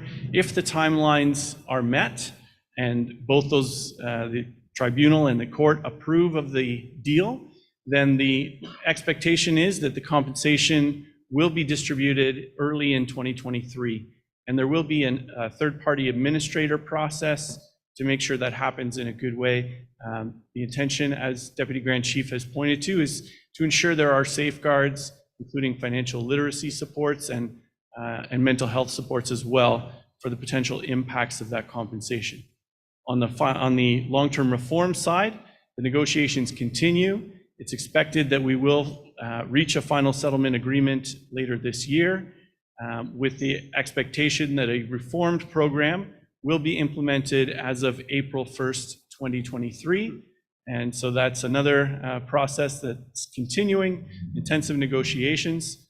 And I have to say that Deputy Grand Chief has done an amazing job representing the interests of Anishinaabe Nation at the table there, and making sure that the unique circumstances and challenges of remote communities are represented and addressed in the final settlement agreement. So that work continues, and we're happy to take questions if there are any. And again, thanks for the opportunity just to speak to you here. Very, thank you, Chris. I had to cut you off there. I know I pay by the word here. So, but we're here opening for questions and all that. So, yeah, Chief, let us know.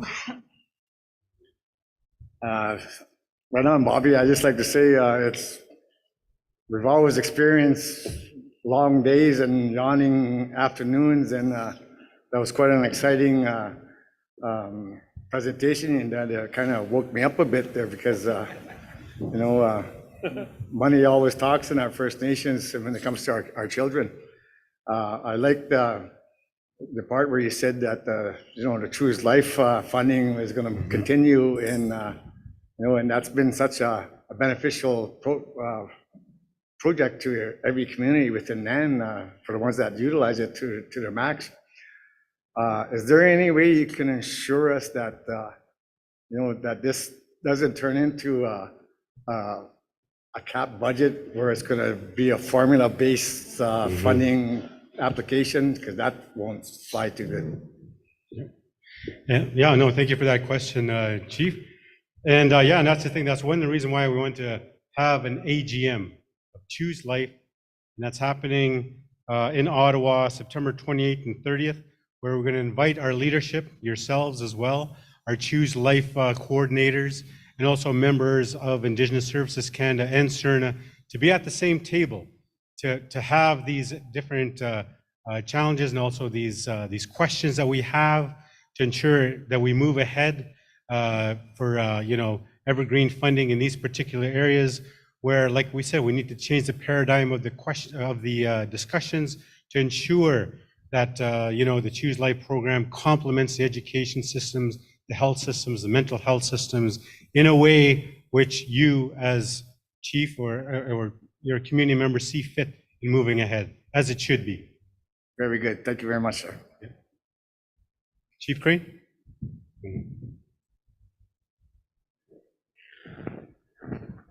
Good afternoon. Good afternoon.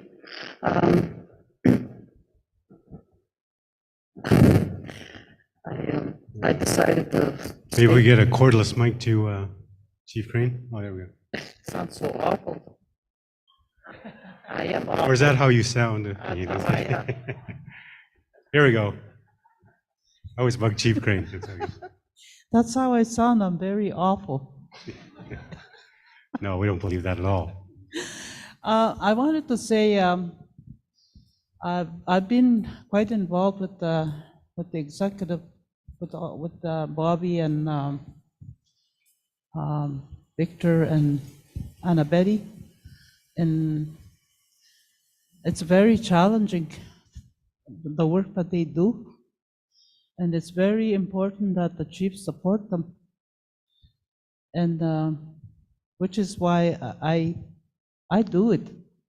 I'm not always popular for being gone in my community because I'm attending these forums with our leaders here, our elected leaders. And I really do appreciate the work they do. The only thing that I think about all the time is the children. We say we got all this funding for our children. Well, guess what? They don't always fit the criteria, and this is where I have a problem. It's not your fault. It's we're given guidelines that we have to follow, and I have many band members off reserve. They don't even qualify for the services just because they don't live on reserve. I don't agree with that. I think we should treat all our children the same, on or off reserve. Mm-hmm. And the other thing that I was at that conference with Bobby in Saskatoon, where we worked with other bands from Saskatchewan and northern Manitoba. And it was an eye-opener, I think, for many of them, because the programs that we were talking about, they were interested. They want that too for their communities. And I know they signed on. They want to be part of this NARC. And I can't wait for the next conference, wherever that may be. But I think the Manitoba chief said they were going to host the next one, the next gathering. And we have to work together as a team if we want to get ahead. Me by myself complaining and crying is not going to do anything. We need to stand together. I have a lot of issues with my little community, like all of us do.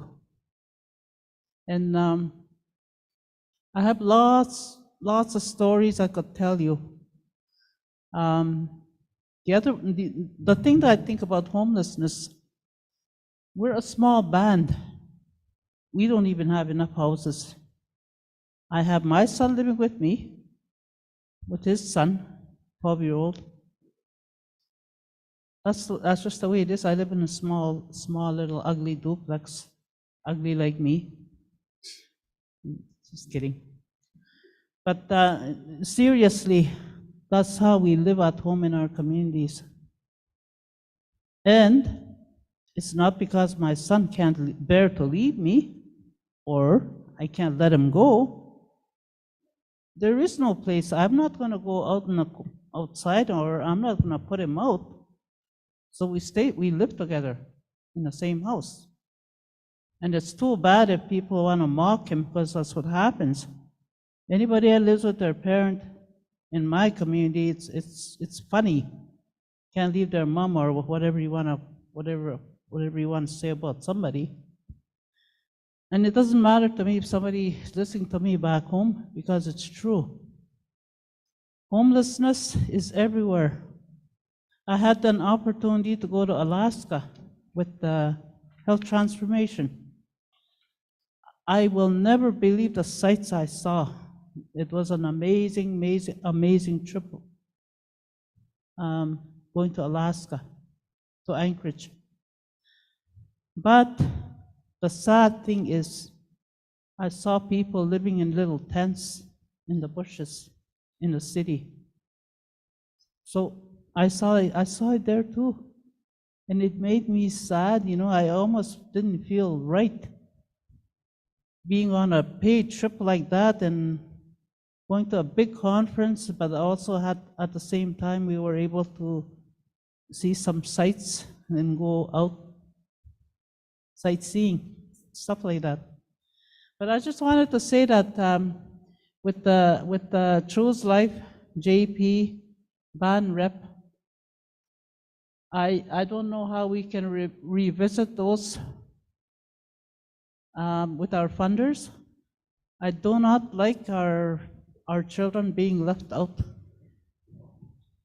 So the children are out of our communities not because it's their choice. Sometimes it's health, sometimes it's lack of housing. There we go again, back to lack of housing. I got 4 children and my granddaughter scared that can't even come home. There's no place for her to come home. She's in Silvercoat.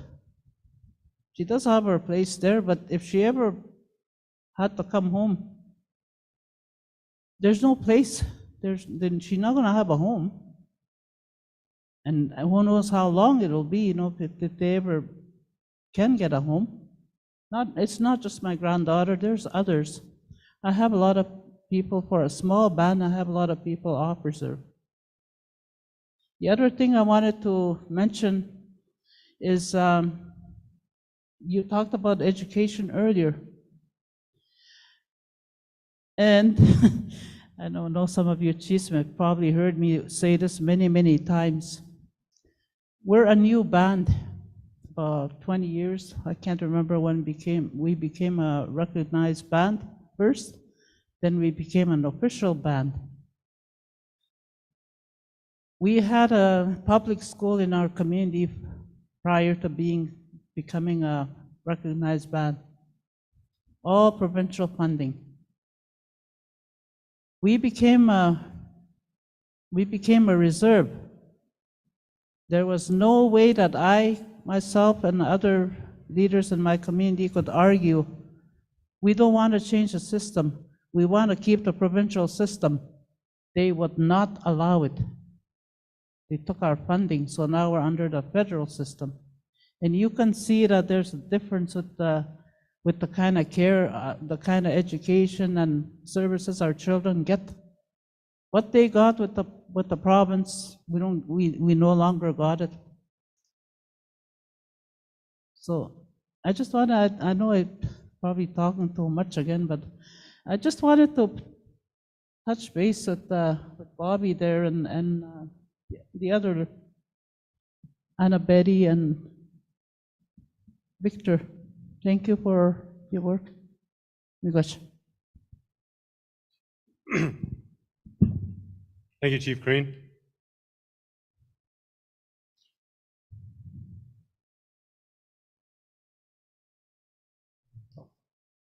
Chief Munoz. Well, it's been a long day, but education is always a very important topic for our people, for our communities. I just wanted to touch base a little bit on our statement that we made from Matawa. We know that in our Matawa First Nations Tribal Council area, a lot of our people are living in Thunder Bay. That's what we found out. And with this change, with the decision that was made by the province in terms of taking out Indigenous content from the science curriculum, I think it's clear that their intention is not good. It's something that will marginalize our people again. And what we're also talking about is not necessarily just our members in the community. It's our members that are living in the cities like Thunder Bay that are going to be subjected to this decision that was made by the province. We have stated from Matawa that we weren't consulted. We weren't involved in any of the decisions that the province has made in regards to this. So that sends a clear message. Yes, they say that they want to work and engage with our First Nations, Indigenous partners, or potential people that can work with them, but clearly this decision, what they've done, clearly goes against that. And that's something that has to be clearly noted and advocated. And we're asking NAN, we're asking Chiefs of Ontario, we're asking if AFN can get their act together to raise these issues, because we're not only dealing with our people in our communities, we're also dealing with, like Chief Crane said, that we got a lot of people living elsewhere, and they're going to be subjected to these decisions that are being made to subject us in situations that are going to take out the indigenous components or the teachings, the knowledge holders of our elders, like the utilization of those important gaps sometimes that are present. Our people can contribute to those things too, and this clearly demonstrates that their willingness to work with our First Nations and our indigenous partners, for example, clearly does not indicate that, because it goes backwards. So we're asking, from our statement that we made, we're asking for the Grand Chief and the Executive to seriously look at this, because if this is the start of what we're going to be seeing, we're going to be seeing more, and they're going to be attacking our children, our young people. We have to defend and prepare to advocate for those things. That this is not going to stand with us. This is something that has to be unitedly stand to try to protect our young ones. Like, we have young families in Thunder Bay, for example. We have anywhere from maybe 4,000 to 5,000 people maybe that are living in our own tribal council, that are living outside our communities. And that's a very large number.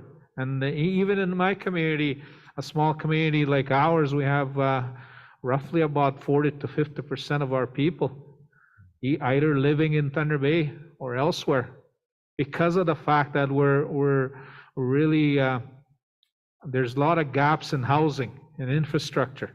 The fact that we still have a boil water advisory to this day, 2022, over 10,000 days. Certainly you would have reasons to not live in our community if you're subjected to that kind of treatment. You're going to go elsewhere. And that's what some of our community members have done. But this decision that the Ontario government has made will impact those little ones. Well, they will not have the opportunity if this continues, if they continue to do that. So hopefully we can get the support from NAN, we can get the support from Chiefs of Ontario, even at the national level, or any other Indigenous partners that we have that can advocate for these things, because this is not going to stop. This government will not stop. They will get everything down to the point where our people are going to be defending themselves or being marginalized in a system that's already racially driven or systematically racist. So that's, I just wanted to say that, and I'm thankful for Deputy Grand Chief Narcisse for bringing this up and saying that this is not right. I had other stuff there that I wanted to mention, but I just wanted to commend you there, Bobby. Okay, Migach. Thank you, Chief Munoz. Yes, it's very alarming. I was talking with Grand Chief just now that we will be initially dispatching a letter to the province regarding this particular statement, their stance,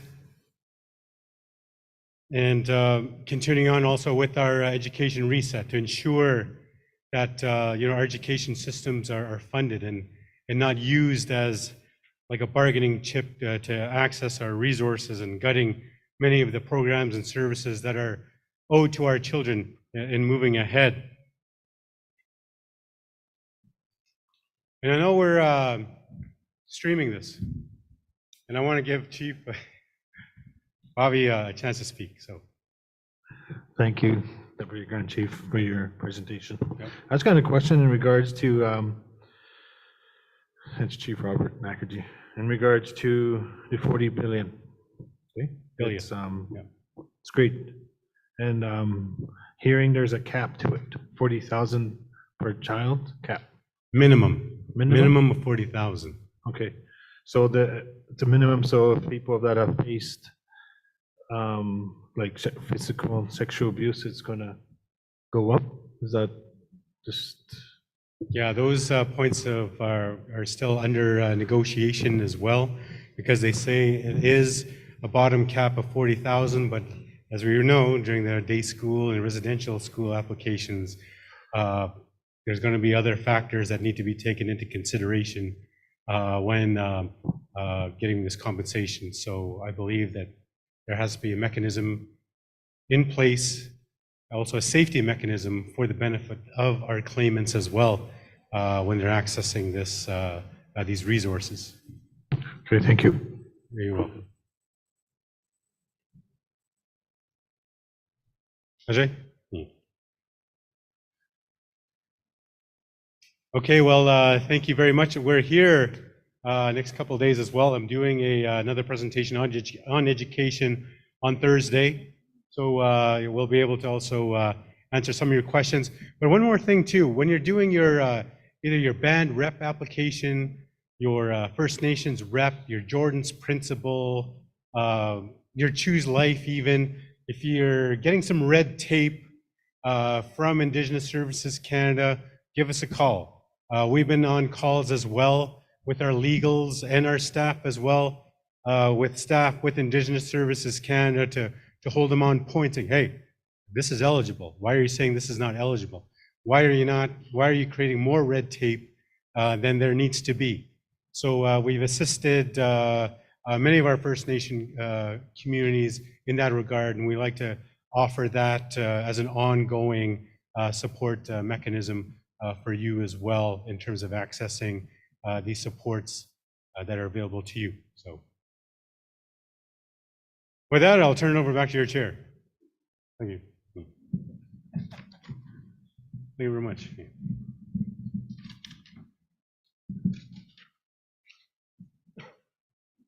That's what I was going to say. Thank you very much. So the dilemma we have is tomorrow we have the banquet, and then Thursday will be the charters. So we have one more item.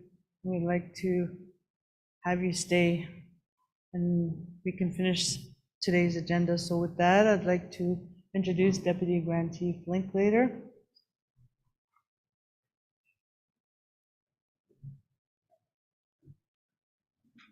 We'll go quickly, I promise.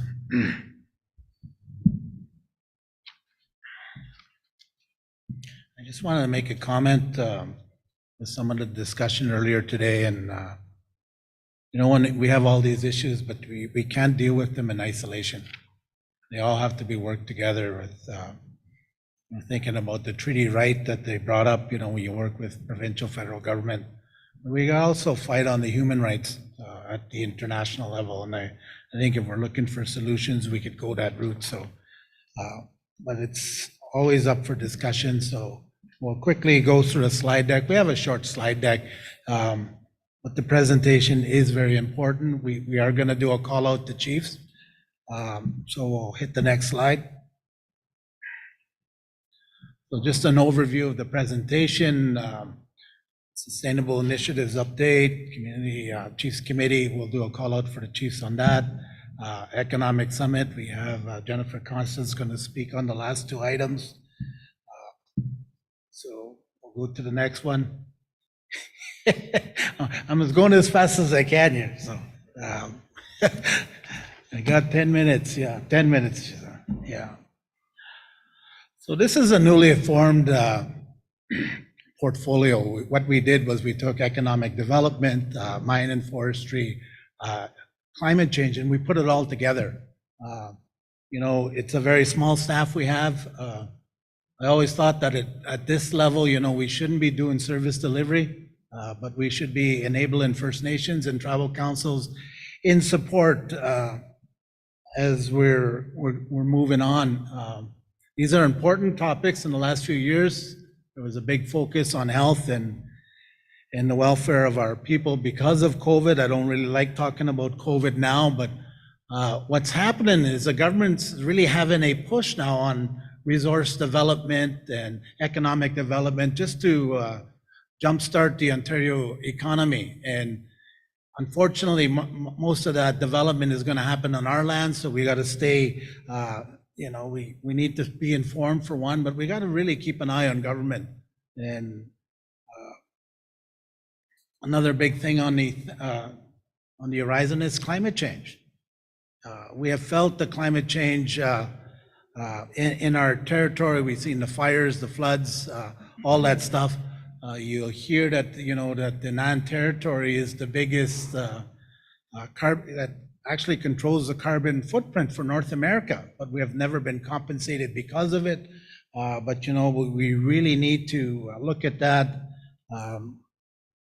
The other part of our thing is food sources and sovereignty, which has really been highlighted during COVID.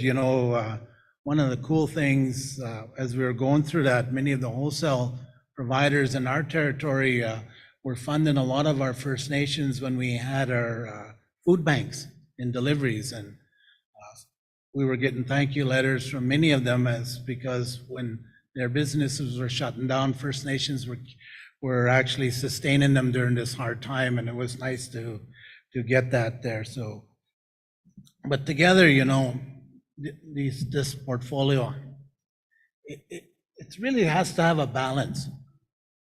Economic development, resource development, climate change. And sometimes these are very controversial things, but it's really up to the individual First Nations as how they deal with it. But what, I think at this department, we would like to provide a platform, a avenue that we could actually talk about it. Chief Russ Wesley brought up the, a co-op type thing. How do we move together? How do we find solutions when it comes to the housing crisis? And if First Nations could work together and, have some sort of co-op to buy lumber and, sharing the profits and try to bring down the cost, those are all good ideas. Because I think from an economic standpoint, there is many opportunities for us First Nations to contribute to prosperity, and it's a good stuff. So we'll go next slide. I feel like I'm running out of air already. Because it's a new department, we got to do some housekeeping. We combined some portfolios together. Some portfolios had a chiefs committee, some didn't. So you know what? We're looking for chiefs to actually sit on climate change, economic development. We really need to get start cleaning it all up, getting work together. So we did have a strategic planning session in July. We did have a youth representative and a woman representative. We had our chiefs there, but we didn't have enough. And we really, if you are interested in climate change or economic development or anything in this portfolio, we would encourage the chiefs to step up, come and talk to me and Jennifer. We're putting it out there. In NAN, we're very diverse. We have communities that have done hydro development. We have the communities in forestry, mining, all those different sectors. And I think that what would benefit the most is if we could work together and share our knowledge. In my First Nation, we learned many tough lessons along the way. We looked at IBAs, we looked at, equity ownership. There's nothing that we cannot do, but you know what? It would be nice if we could just gather and actually share our practices. What did we learn? How can we help each other? And I think that's going to be a good thing moving forward. We need your buy-in. So, we'll be around tomorrow too. I mean, we have our staff that's going to be around. We're going to provide some materials at the end of this short presentation, because you know what? Robert was laughing at me from a thing. You could see my head moving there, so I was a little tired, I guess. But we'll go to the next slide. So in our meeting, we drafted this vision statement, and I'll read it out, but it's really for the chiefs to look at too. does it fit, NAN, does it, or is there something we're missing? So our draft vision statement was sustainable initiatives supports and advocates for impactful outcomes led by the communities we serve. Our inclusive path to prosperity and well-being reflects the sovereignty of our nations, leverages the wisdom of our knowledge keepers, and balances sustainable development with responsible land stewardship for future generations. We never talk about economic development as a tool or an avenue for us to get out of our poverty, but you know what? I think it has to be done in a good way. It has to be balanced. We have to think about our land that we have. I don't know if you've ever been to an open pit mine, but if you've ever been to one, it will break your heart. Big holes in the ground. When I first saw one, it was tough to see. But you know what? We need to generate an economy. There's a classroom there that our staff is sitting there, that I had a little moment there this afternoon. We did this course. It's called Community Economic Social Development. And basically it was a university course that actually looked at how we could, as a community, find solutions to our problems, but we do it in a very sustainable way. So we are looking for, you could read the thing in your package, but if we're missing something, please tell us. Next slide. So our next steps is we need chiefs. We got to develop a mandate. We got to actually have a strategic plan moving forward. What are we going to do? How are we going to help each other? We need to do an environmental scan of the different regions of NAN, what's happening on the ground, what communities are doing, tribal councils are doing. How can we share best practices? One of the questions that was asked to me today was, what about taxes?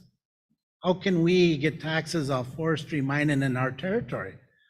Those practices are already done through some revenue resource agreements.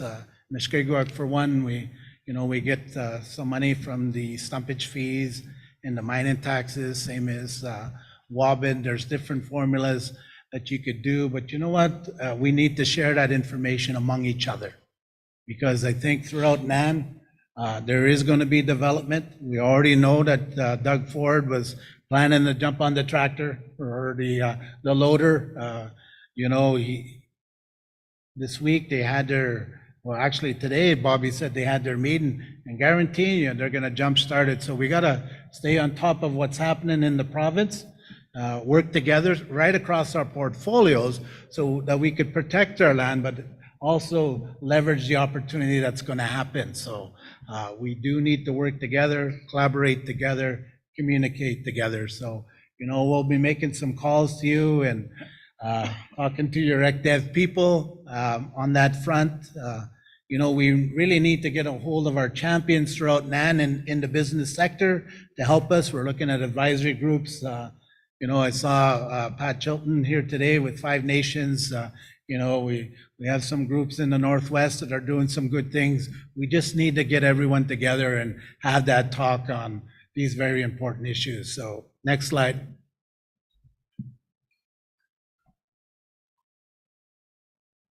I'm going so fast, I got to see where I'm at. Okay, Chiefs Committee, climate change. So we do have 4 vacancies on the NAN Chiefs Committee. The way the committees were set out was by tribal councils, but you know what? I'm at a point now where I will just, if you're interested, we'll throw you on there because we need your input. We need your expertise.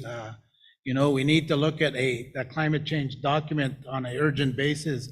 We did have a document that was done under former Grand Chief's portfolio that was done really well. It's in draft form. We really need to, we have copies here that we could hand out. Because it's in draft form, it's only going to be for the chiefs and the proxies that are here, but it's a document that you should look at, put your input on, because we really need to protect the land that we live on. There's some good things in there. There may be things that that you would like to see in there. So we're looking for your feedback on all this stuff. We do have Don Huff here. If Don could stand up, I'm looking around. He's way at the back. He's the guy with lots of hair at the table there. But you know, he's done some good work with NAN. He has presented the documents. So you know what? Don will be kicking around tomorrow, right? With coffee and donuts. So just approach him. It's a good document. We'll hand it out. And we could talk about you guys for next steps. One of the things for the youth that there was in 2019, and because of COVID, it was put on hold. NAN was actually going to do a declaration on climate change and go to the UN conference. Because NAN has such a big footprint in climate change, we should be at that table. And part of the document that, you know, there was a former document that was done by Mike Sherry. I don't know if he remembers, but NAN would never be compensated if we actually stop development and protect the environment to save the world. And to me, that was unacceptable. I actually thought, well, how come people don't talk about that stuff? If we stop development in certain areas and make that choice, and we are really saving the carbon footprint, why aren't we compensated financially because of it? You know, so they always put us down these certain roads to make these tough choices. But, you know, we're looking for chiefs. If this is your interest, by all means, come and approach us. You know, that balance between economic development and climate change, it is a natural fit. So I encourage you, just come. The youth, you know, they're very passionate about climate change, and, you know, it's their tomorrow that they need to fight for. And so, you know, we talk to youth, we talk to elders, the Women's Council, and to the chiefs. These are very important things.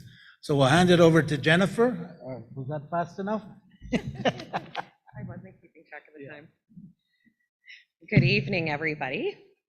So, ani makwashkishwan Indigenous Matagami Nadojba. I'll go over quickly. I know everyone wants to head out today. It's been a long day. Just to touch further on the climate change strategy, it is available with Christina back at the back desk. It's available solely to chiefs and proxies. If you would like to review that, we would encourage you to do so, because we would like to move ahead with passing that document or editing whatever changes that need to be included as per the chief's wishes. So for the next slide, please.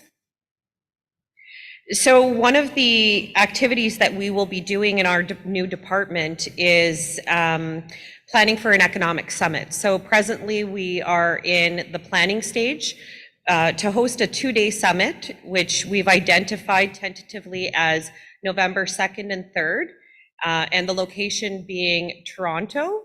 And the reason we chose that location was just consideration for travel for everyone, to try and make it fair. Everyone knows the nightmare of traveling lately. So for most communities, it would be at least a 2-flight, and it's a draw for at least, you know, a nice stay in a nice location. The working theme right now is partnering for success. So we're working on a previous draft that was prepared. And one of the aims of doing this, since economic development is relatively new to NAN, is to host something, as the Deputy Grand Chief had mentioned, drawing upon the expertise that we have in our own communities, and hosting a forum where we have the ability to share that knowledge amongst each other.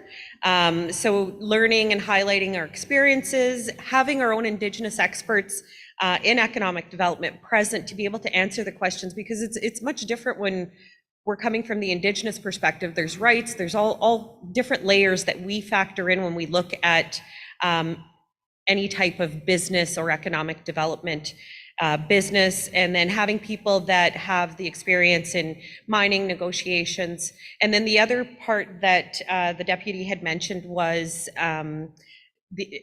establishing committees to help guide us. We all know the chiefs are busy and you're dealing with a lot of other issues in your community that may be more pressing. If you have people that you would want to consider joining our interim economic advisory committee, which would be the main guiding committee for this particular summit, we would encourage you to reach out to me. We will be sending out some letters shortly to the tribal councils.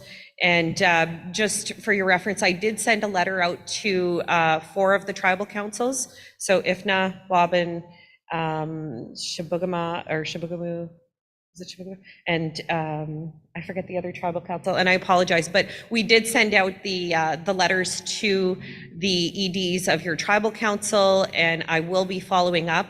Sunny, we did get the appointment of yours, and we appreciate that response. So with that, we can go to the next slide. So with this one, it's just doing the food sovereignty update. On this one, I'll just be reading some notes. So the food sovereignty aspect was working with the Nutrition North Canada. So NAN has a representative on the Northern Audit Review Committee and the Indigenous Working Group, where NAN advocates for improvements to the NNC's food subsidy program and the Harvesters Support Grant Program. So we're looking at finalizing reporting in that area for the NAN FedNor Homeland Foodland Harvesting, so the HRH project, with the HFH coordinators phase of the project being completed. So what we're hoping to do with that is developing the needs assessment and feasibility study from the work that was done in that particular aspect. And we're planning to have a food strategy plan, a NAN-wide food strategy plan, completed for a target of September of 2022. So with those projects ending, the department will be turning its focus on a new direction of the food sovereignty plan, which will create a stronger connection to NAN's role to support communities and the broader goals of the Sustainable Initiatives Department. The last NAN Food Actions Committee was held in coordination with our strategic planning. So the last 2 days of our strategic planning were held at the end of June, where updates were provided, discussions were had about the wrap up of the both of the programs that we have mentioned, and the food strategy mandate. We also, as a department, which is not part of this particular slide specifically, but we also have our midterm and long-term strategic planning to complete, and we're hoping that we'll have the Chiefs Committee fully filled for the roles. If not with the Chiefs, then at least some alternates on that, so that we can move ahead with some of the plans that we have for our department. Next slide, please. Again, this is the Sustainable Initiatives team. So myself, Christina John George, who is at the back, she's helping with the registration. She is the climate change coordinator, and then Melinda Salt Coates, who is the food sovereignty coordinator. Next slide, please. And that's it. So thank you, Miigwech. Hopefully our presentation was done quickly and but thoroughly, and that you got some great exciting information from it. If anybody has any questions, we'll open the floor for some questions.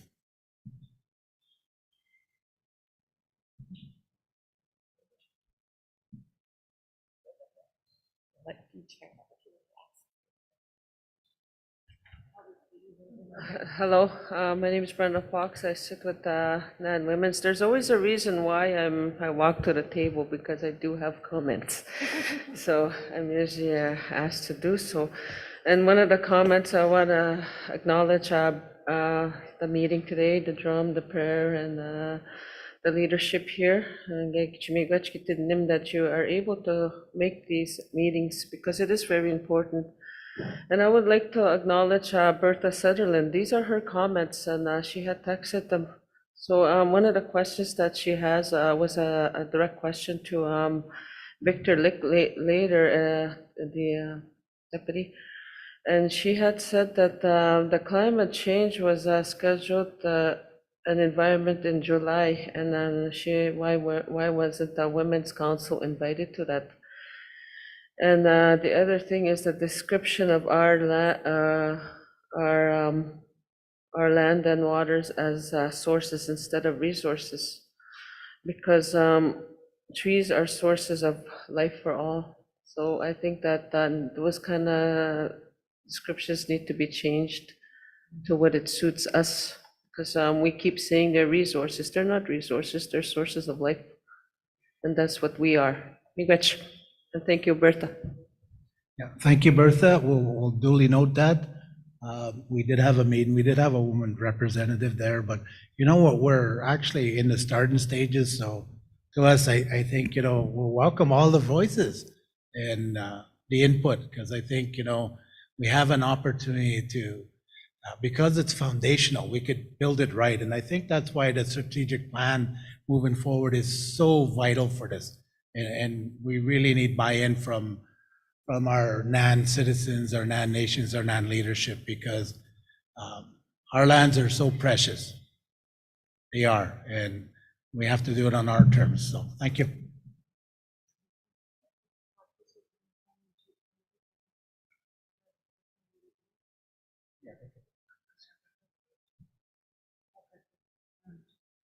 So that ends the day, if there's not any other questions. I know it's been a long day. I was just looking at the handouts, and I know I must be getting tired because they're starting to look like aliens on the handouts. You take a quick look at it. But yeah, it's been a good day. I know some meetings have gone into 9, 10 o'clock. And think about that, we're looking for Chiefs Committee members. We are living the impacts of climate change. So it's something that's really dear to our grandchildren, great-grandchildren. With that, if there's no other comments, there is no closing drum, no closing prayer. Say God bless you and keep you tonight, bring you back refreshed tomorrow. Okay, very good.